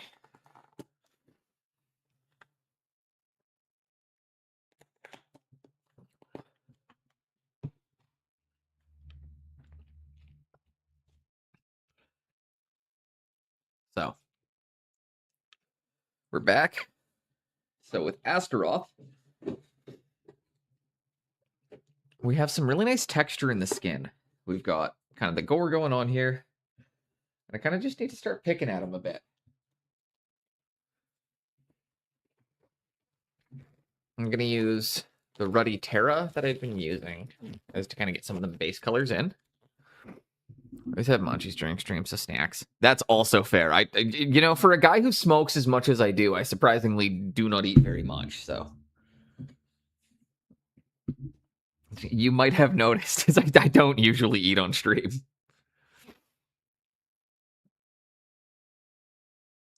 Unless it's Monday, in which then it's because my partner will bring me snacks while I'm streaming. It's fantastic. Okay.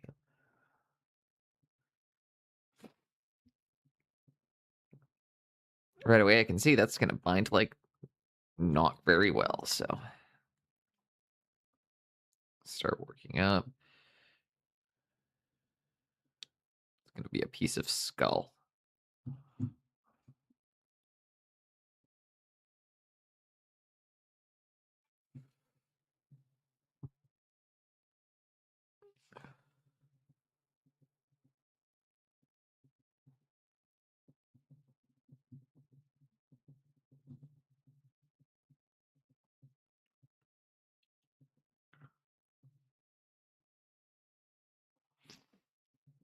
I'm just being very careful not to break things as I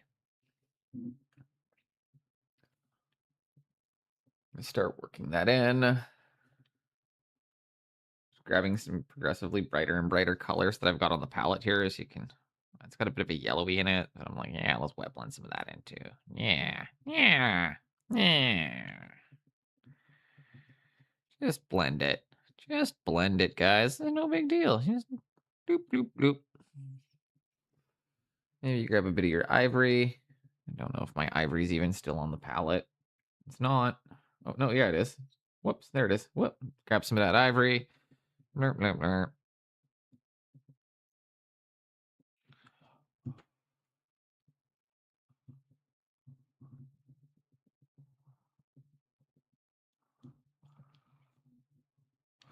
Start working in that big chunk of head flying out the back.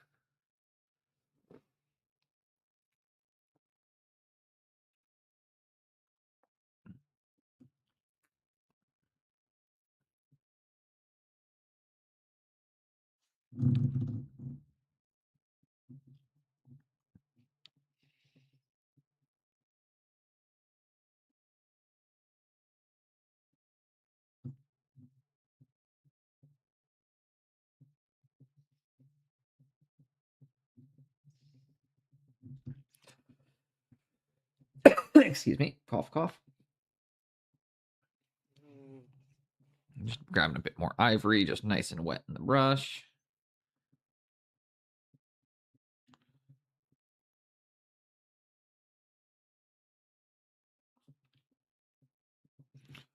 Pieces of skull will typically range between brown and ivory and white. And it's just kind of important as you're kind of working it up to just smash a bunch of colors into each other to ensure that you don't end up with like a nice even tone, because if it's coming out the back of a head, the bone has not been bleached yet. So there's a lot of like brown, there's a like live bone and dead bone look very different, right?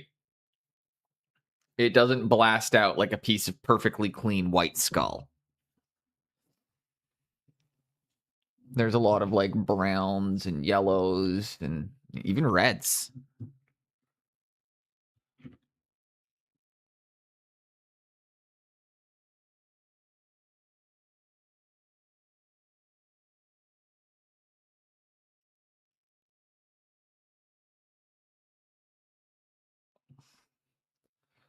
There we go. Nice little start there.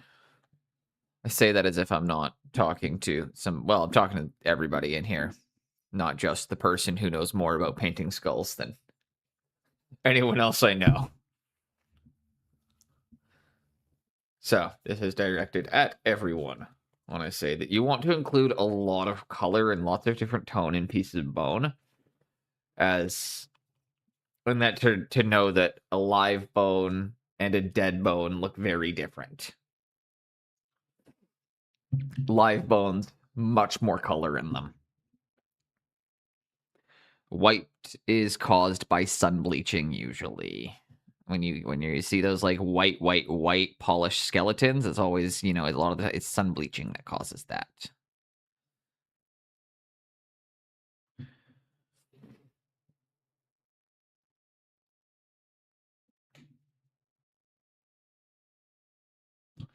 And what I think I need to do as well is I'm seeing that.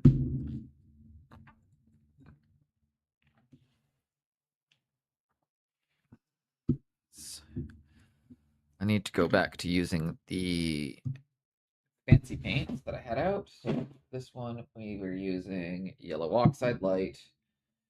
We have, what was the other one I was using? The Quin Deep Magenta.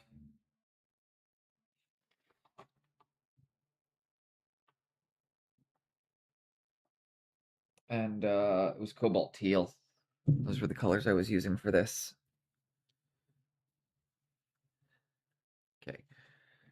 And the Anthraquinone Red. So I'm going to add a little bit of these to the palette. Deep Magenta.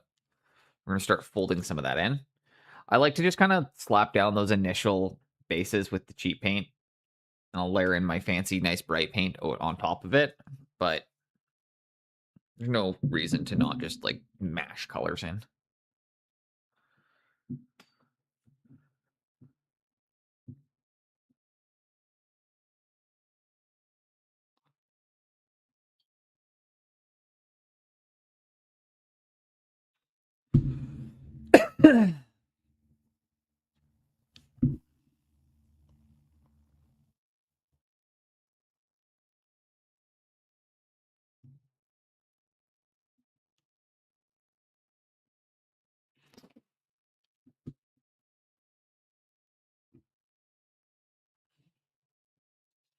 And now I'm, just going to start folding some of the magenta in very carefully around the edges. Get a bit of that swept in.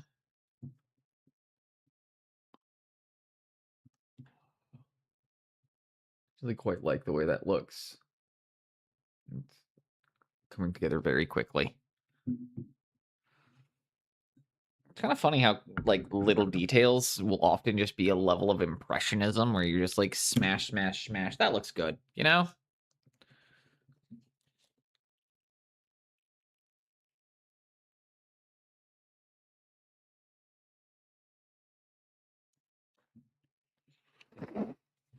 Excuse me, I keep sniffling. I'm also tempted to see if I should just try and drop an actual Terminator line in, but I don't like come in with my black and figure out where the line is going to be and then start fuzzing it out.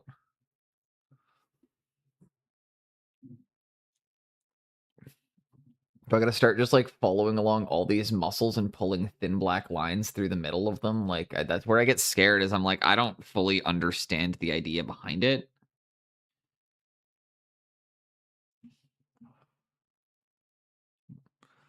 I'm gonna take a little bit of that cobalt and just kind of.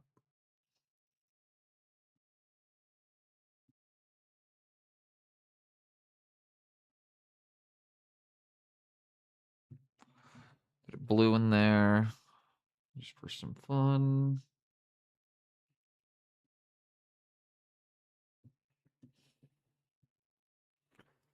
Again, just trying to make it look very fungal.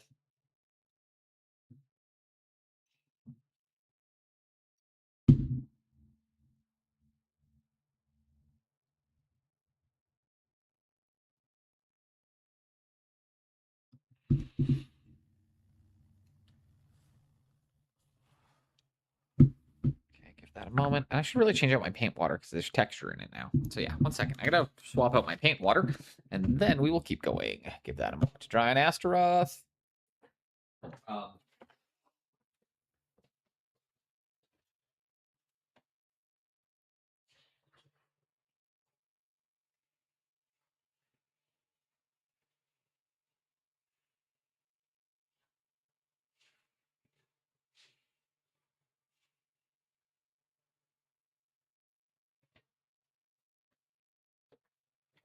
Okay. Clean paint water. There we go.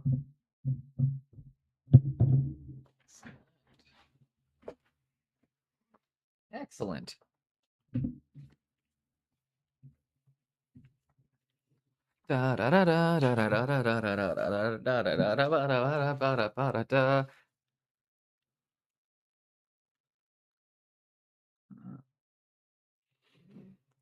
And a bit of the yellow oxide because I've been using lots. That was, I found that these two colors mixed really nicely. The Quin Magenta and the yellow oxide were two that kind of I would use a lot of together.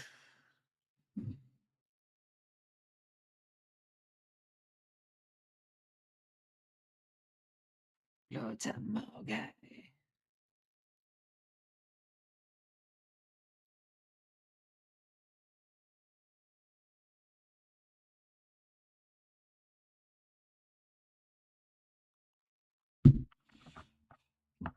And quickly try and blend this in a little bit by just going, yeah.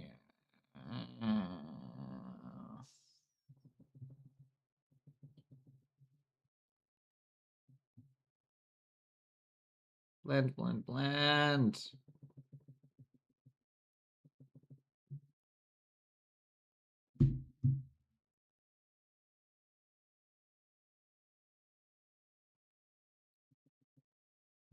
Yeah, it's pretty good.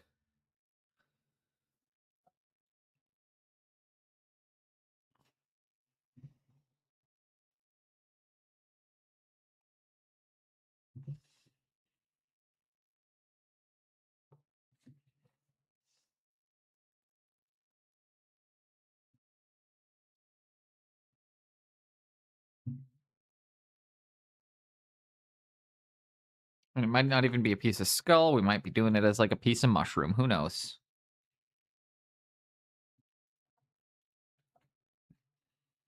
Just gives the impression there's something flying out the back of his skull. What I will do, though, is I'm going to start highlighting the brain up.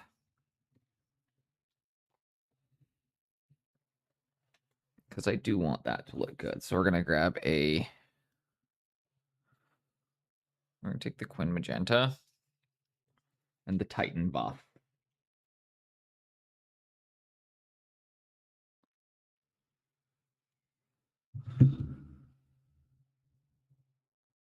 Loading some Quin Magenta, bit of my Titan buff.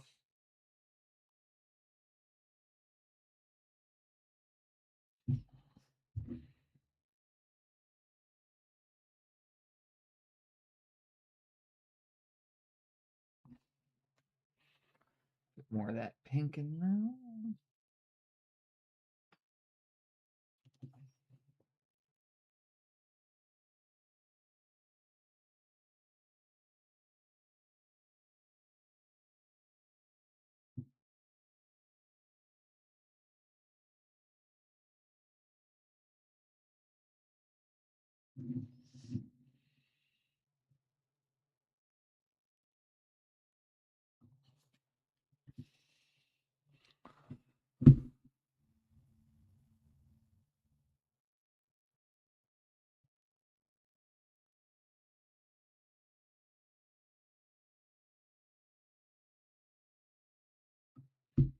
And there we go. Just going to bring a bit of this color in, and we're just going to go wet on wet right now, guys.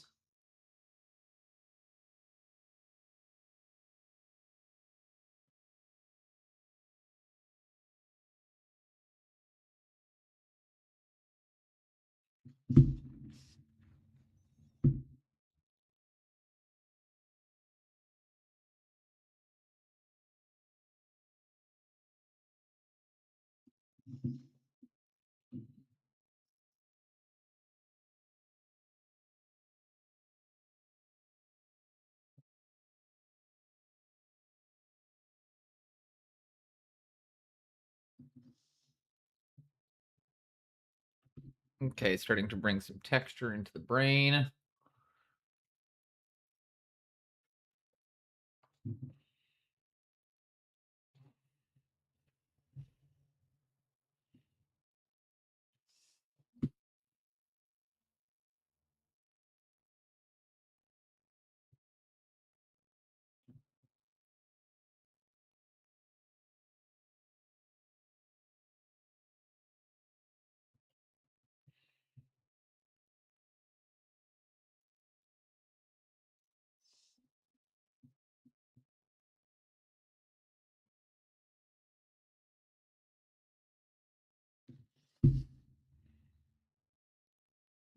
There we go. Starting on some brain.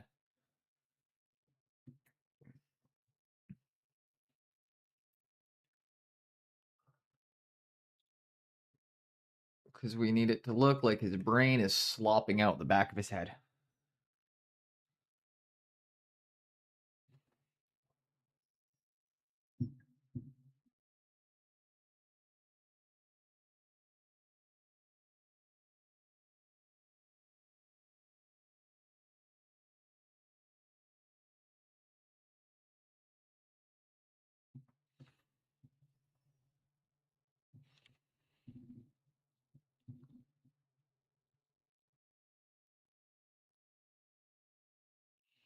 Okay, now I'm getting a little bit of layer tearing right now. I just saw in one spot, so what I'm going to do is I'm going to stop.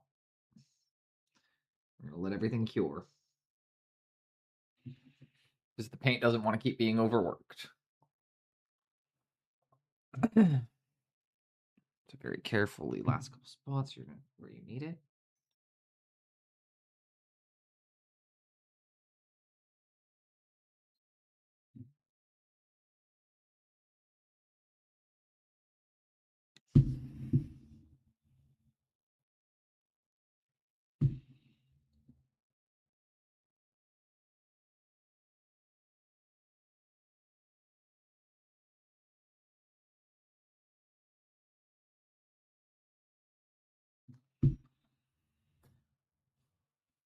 Okay.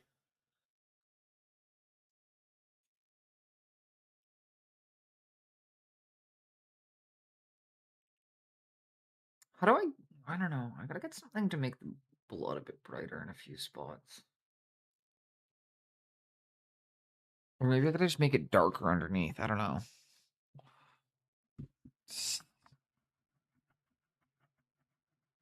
Well, I'm gonna try making it darker. This maybe. is why Your Mom doesn't fucking love you.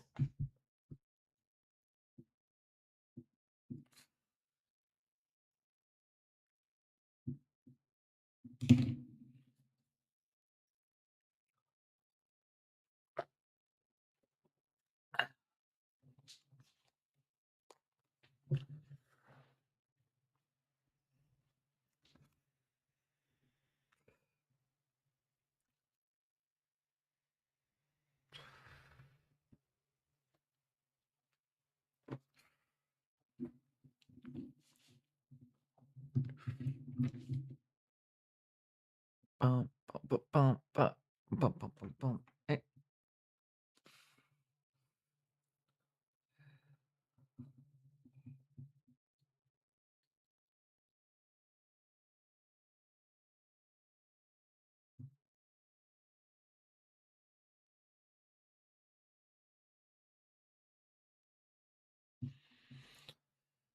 There we go.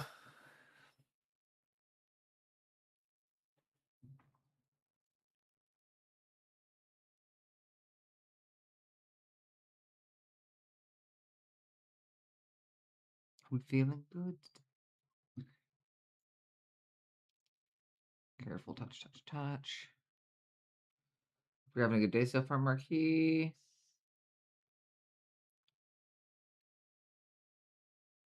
Feather that color down a bit.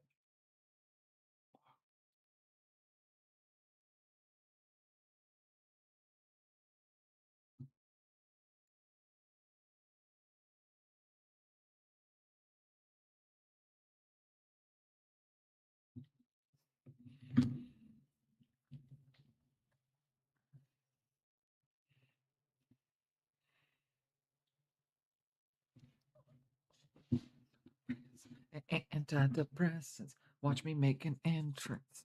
I'm the shit today. I'm gonna actually try mixing in a little bit of a blue wash, my really, really thin one that I've mixed up over the years. Oh. I'm gonna maybe use my turquoise one. Check which one has more the color I'm after.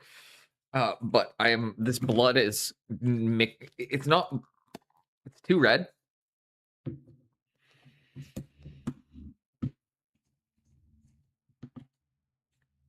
The blood is too red. Yeah, that's what I need.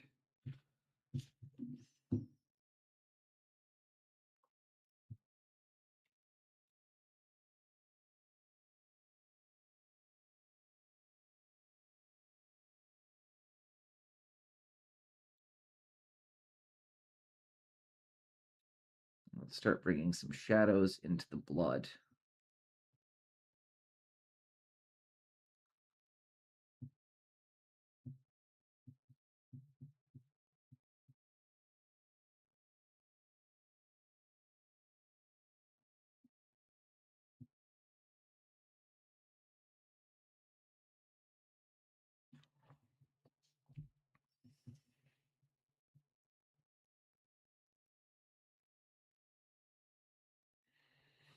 It actually looks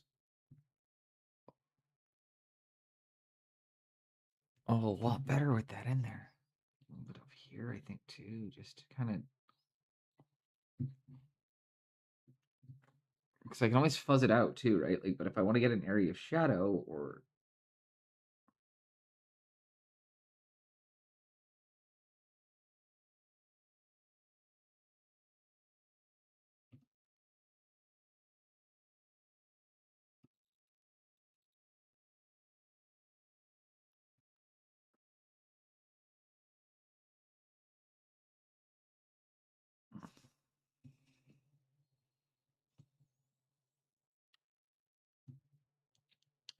what I'm going to do next is I'm going to come back in to my secondary blood effects. I'll start blending them. I'm going to use some blood for the blood god, the best fucking paint GW makes. Everyone knows it. Everyone knows it. It's their best product.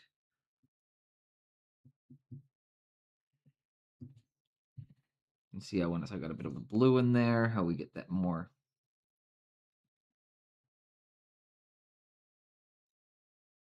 We want to mix the blue in with the blood. There we go. A little bit more if we need it there. Yeah. A bit more in the red.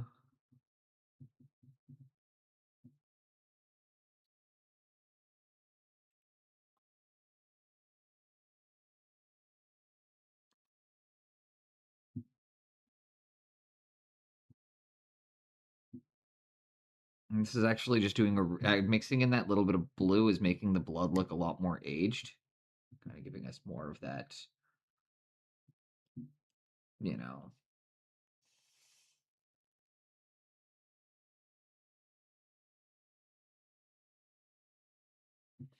So there's a couple details I don't like in there. So where are my sprue cutters? I'm going to clip them out. This bit here doesn't work.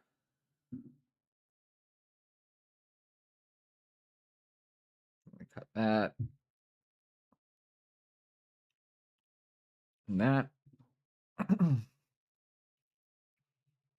Yeah, that's better. That's the cool thing with this kind of stuff too, guys. If you don't like it, just cut it out. Like, just get a knife, cut it.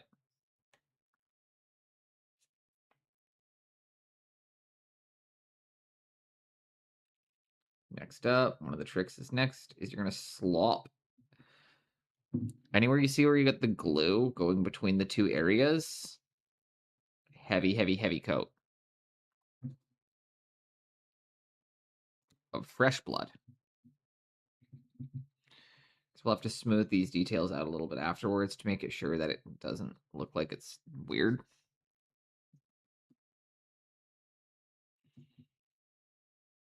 Put more in here like such.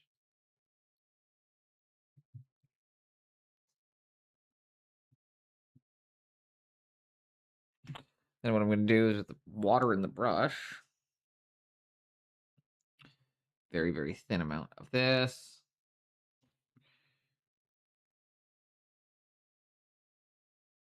Let's bring some of that blood into the brain.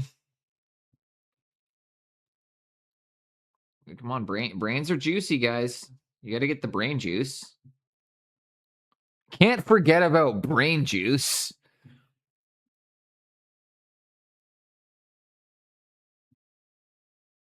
So there we go. Let's get the brain juice.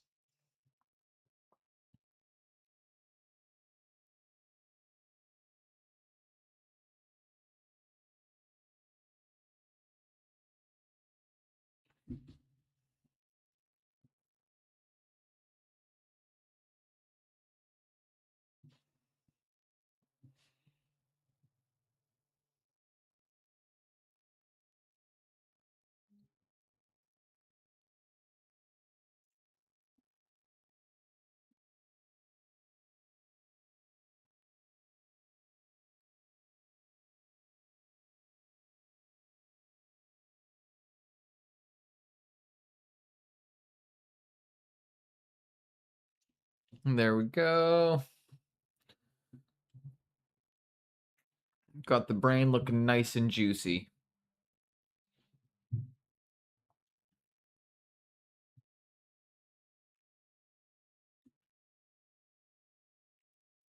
By mixing some of those blues in there.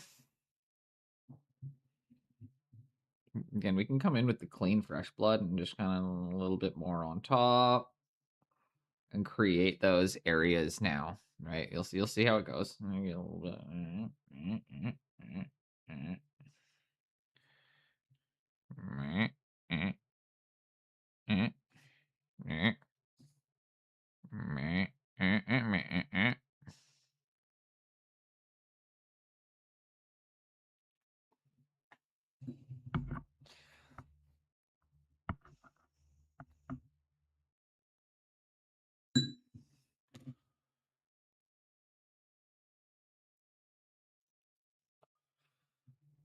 I am so happy with how this is turning out.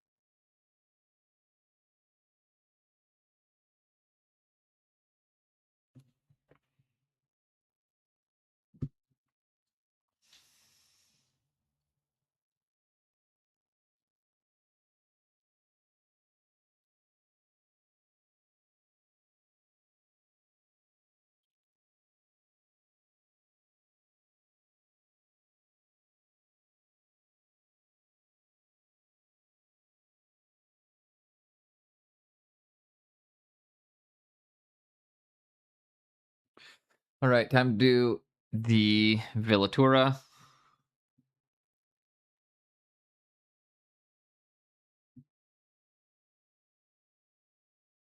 And apply thin coats of not translucent paint in a translucent fashion over. I remember what people say sometimes.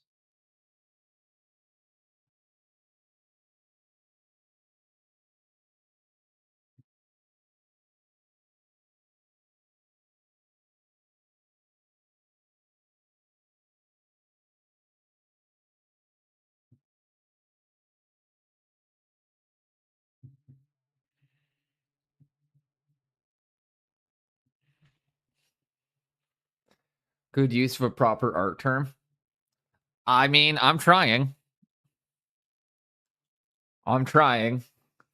I do try to remember things.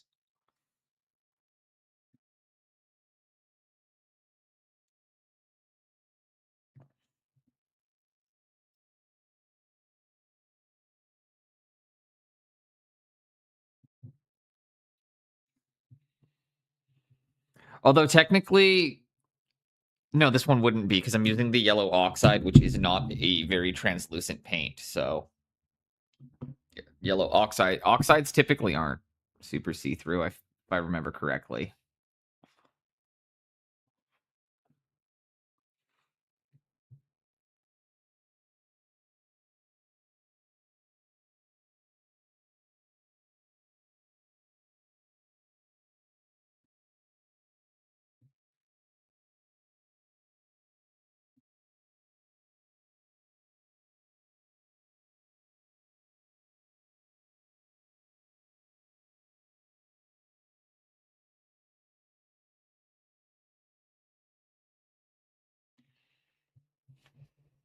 Some oxides are transparent, but most aren't.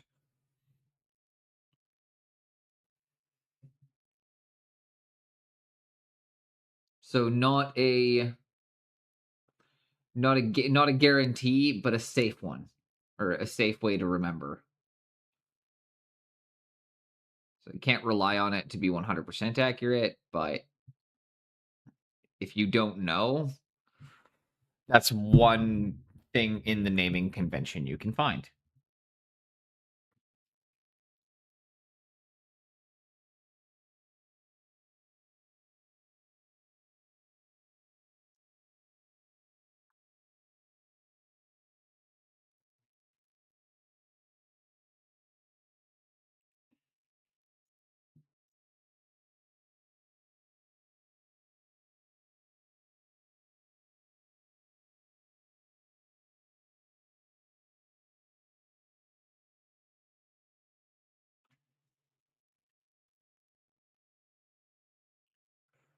That's really nice.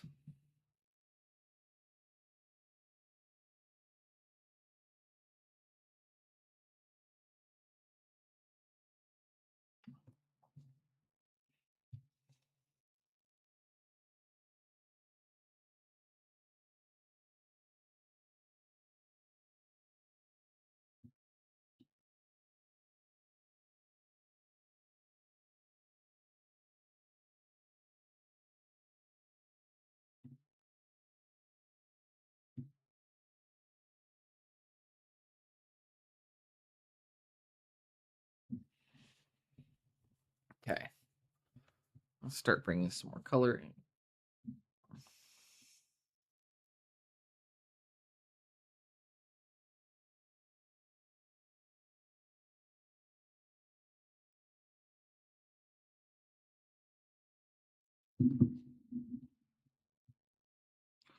Very carefully. Like I don't know, guys. I'm just painting right now. I don't really know what I'm doing. Just trying to make sure the colors look right, the details look good. I don't know. It just I want it to look really good. Right now, I'm like I could smooth some things out and I could fuzz some details, and I'm trying to work some textures into a few spots. There's general like a little bit of improvement at the face.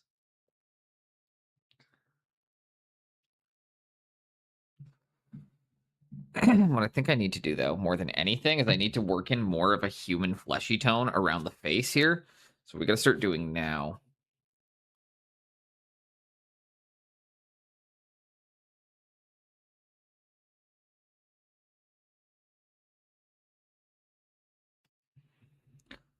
Get a bit of pinkiness in there. See?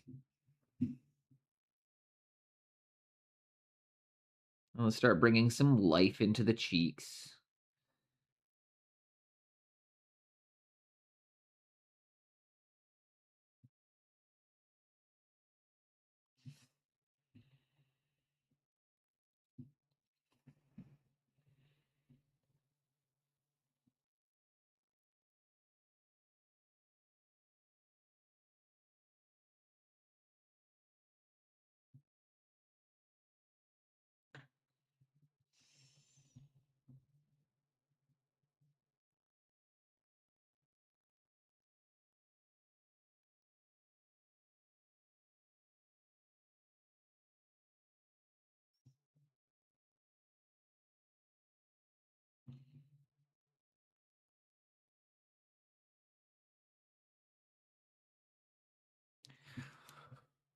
Okay. Oh no.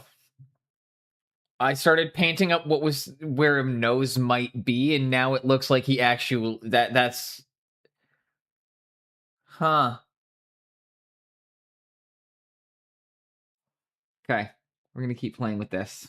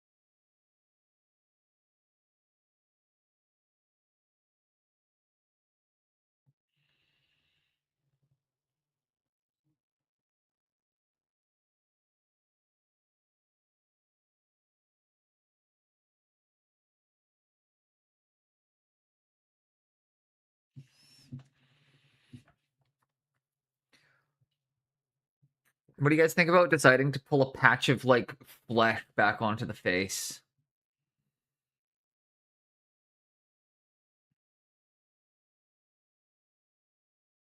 I'm gonna need to bring some greens and some of the other colors into that, I think, to really like, give it a more unified feel. But I still really like it.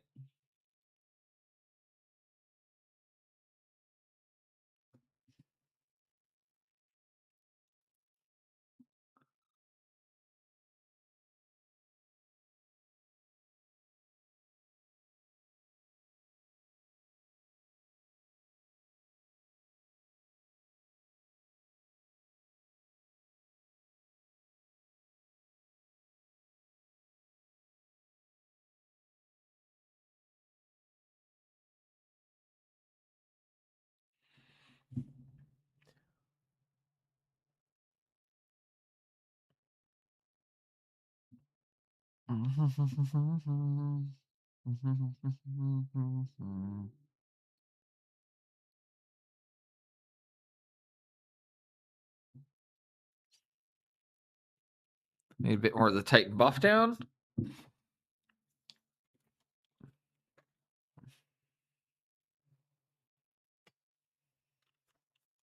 And bring a little bit more of that in.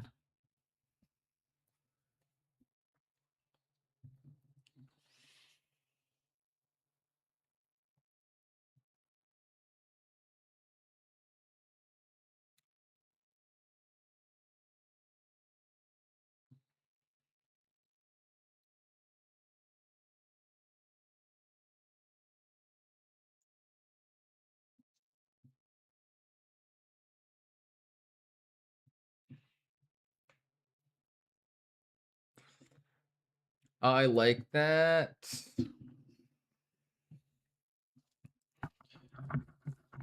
Give the brush a little rinsey rinse, and then I'm gonna glaze a bit of the green in. Grab our chromium oxide. Sorry, Velotor. I'm still probably gonna say glaze because it's a shorter word, not 4 syllables.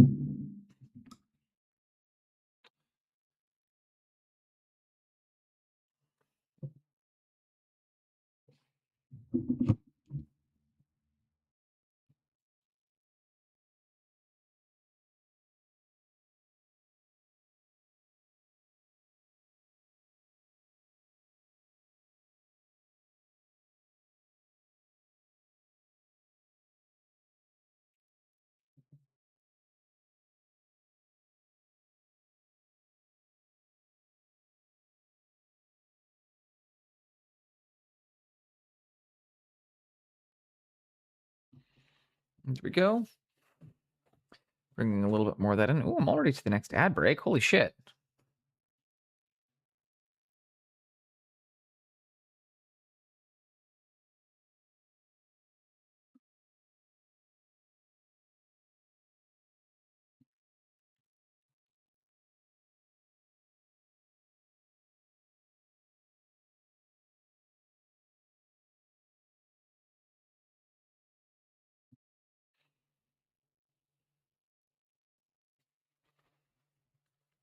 Why is there so much banging right now?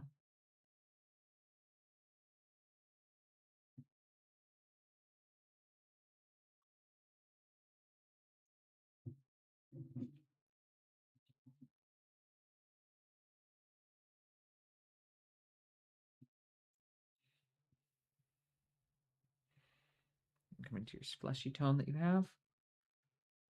You blend them together a little bit here like this. Just kind of, yeah.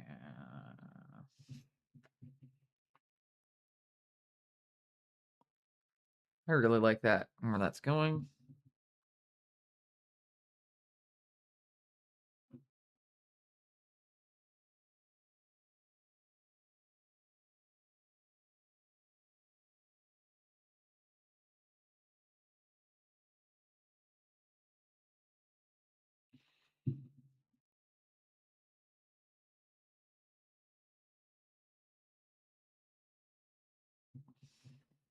And there we go.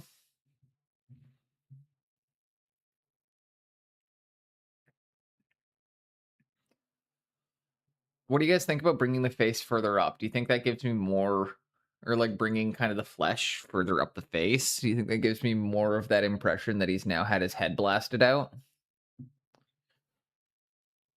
What I'm gonna have to do, I think, here is I'm gonna have to find a way to fuzz these colors. Oh, actually, I can just do that. It's directional pull.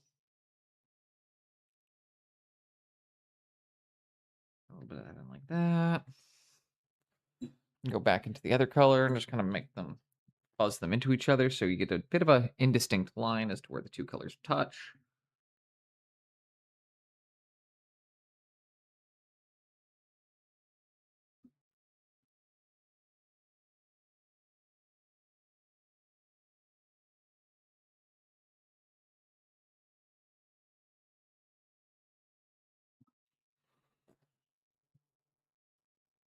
I'm pretty happy with this right now.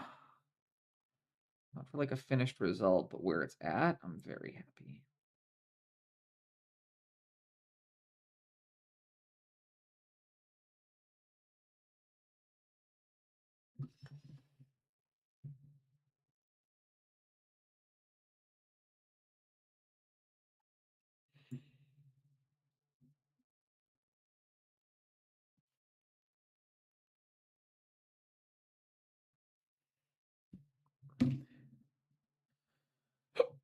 Excuse me. Awesome.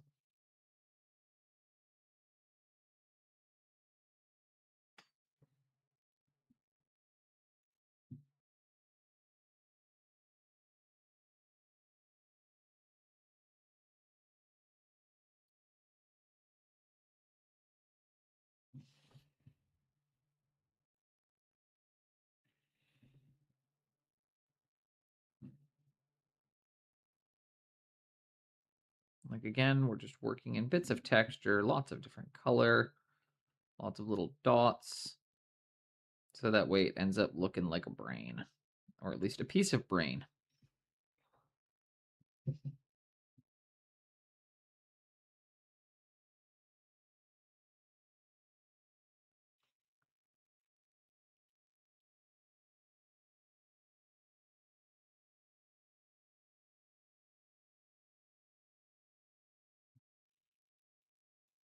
And that's going to be the posing on him again.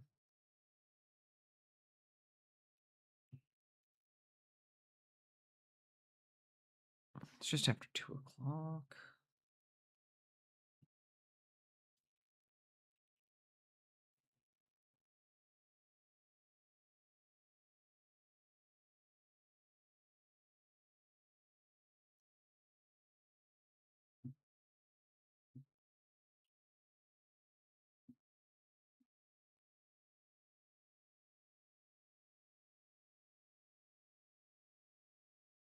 Let's color just a bit of life into the skin. So I'm just going to kind of fuzz this into some areas that might catch a little bit of light.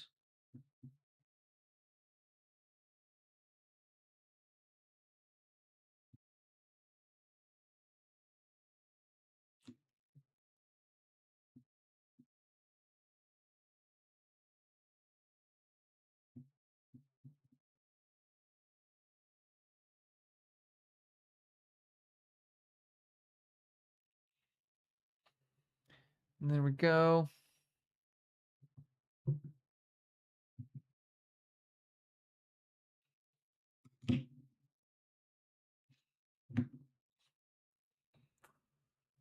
I'm thinking about that again. Taking a bit of that. So the sun will be catching in here too. I need to use a smaller brush though for this, I think. I need to go down to my 000. We're not working in teensy itsy bitsies.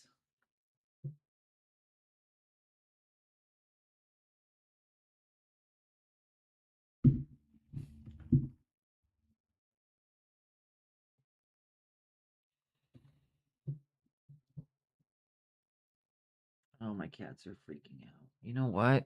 Ads are going. It's almost 2:20. I might raid out early today. We've been going for a bit over 4 hours. 10 to 2 is my usual Friday. I know we spent a good chunk of it eating burrito, but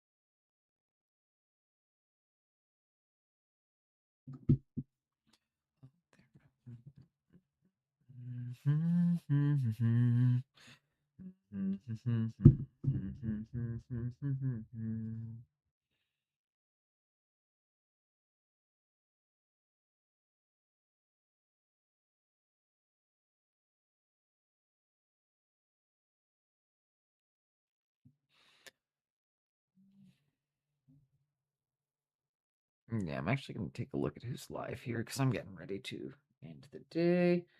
A really fun stream, but I am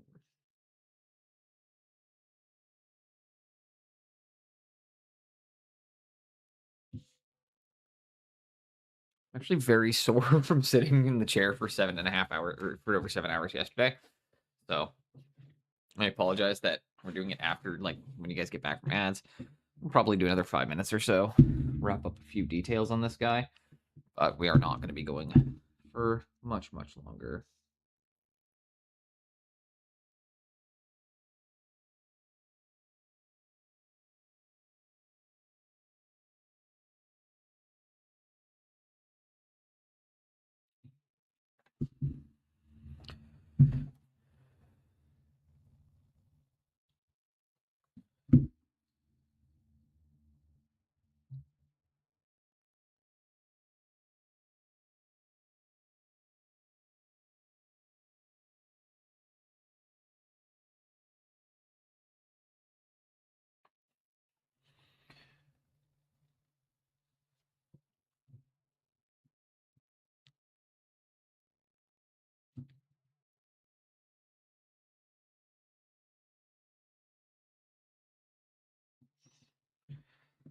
Okay, get them TVs.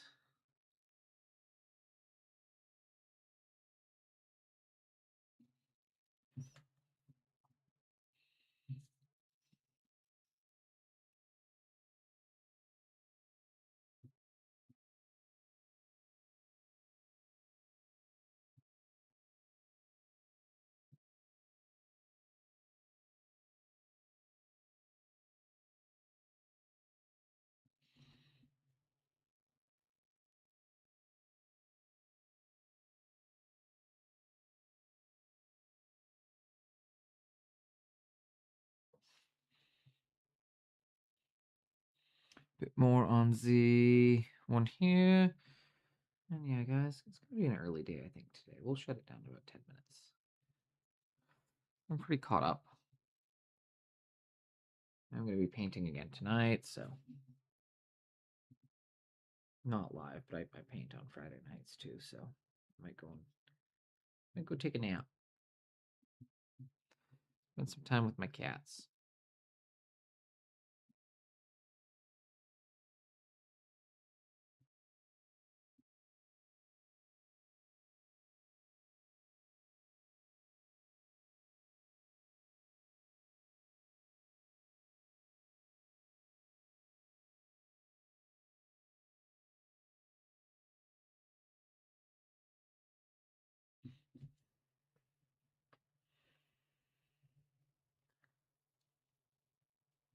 All right, guys, what do we think? What are we thinking? That's about where we're gonna get to Astaroth on today. I feel like we made some progress by putting the mouth in.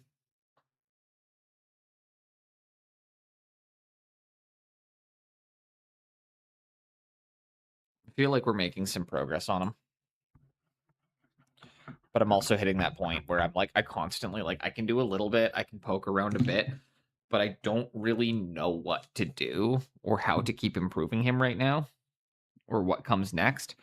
So I kind of just have to keep poke some colors in.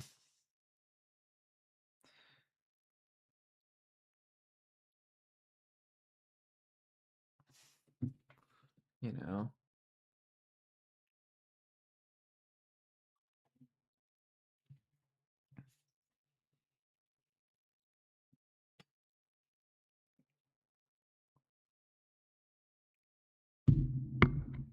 And there, what I do like now is we've got different colors of blood, so it looks thicker and gaubier in certain spots.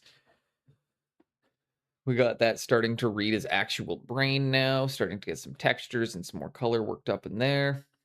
Kind of reinforcing that some of the magenta tones throughout the top, getting a lot more of the texture worked up, and then getting that bit on the face done up there so you can kind of read the details a bit better.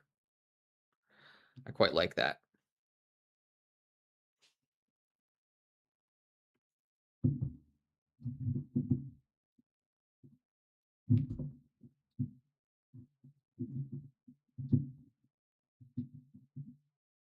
All right, guys, I'm going to do a little bit of photography here, get a couple posts up on the Instagrams, and we're going to raid out because, yeah, I'm a little bit tired.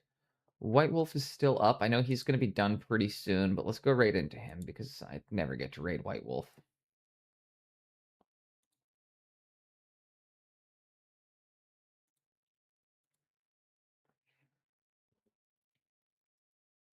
So let's go say hello. We're shuttled down for the day. Have a good stretch, and I hope everybody has an amazing night. Take care, friendos.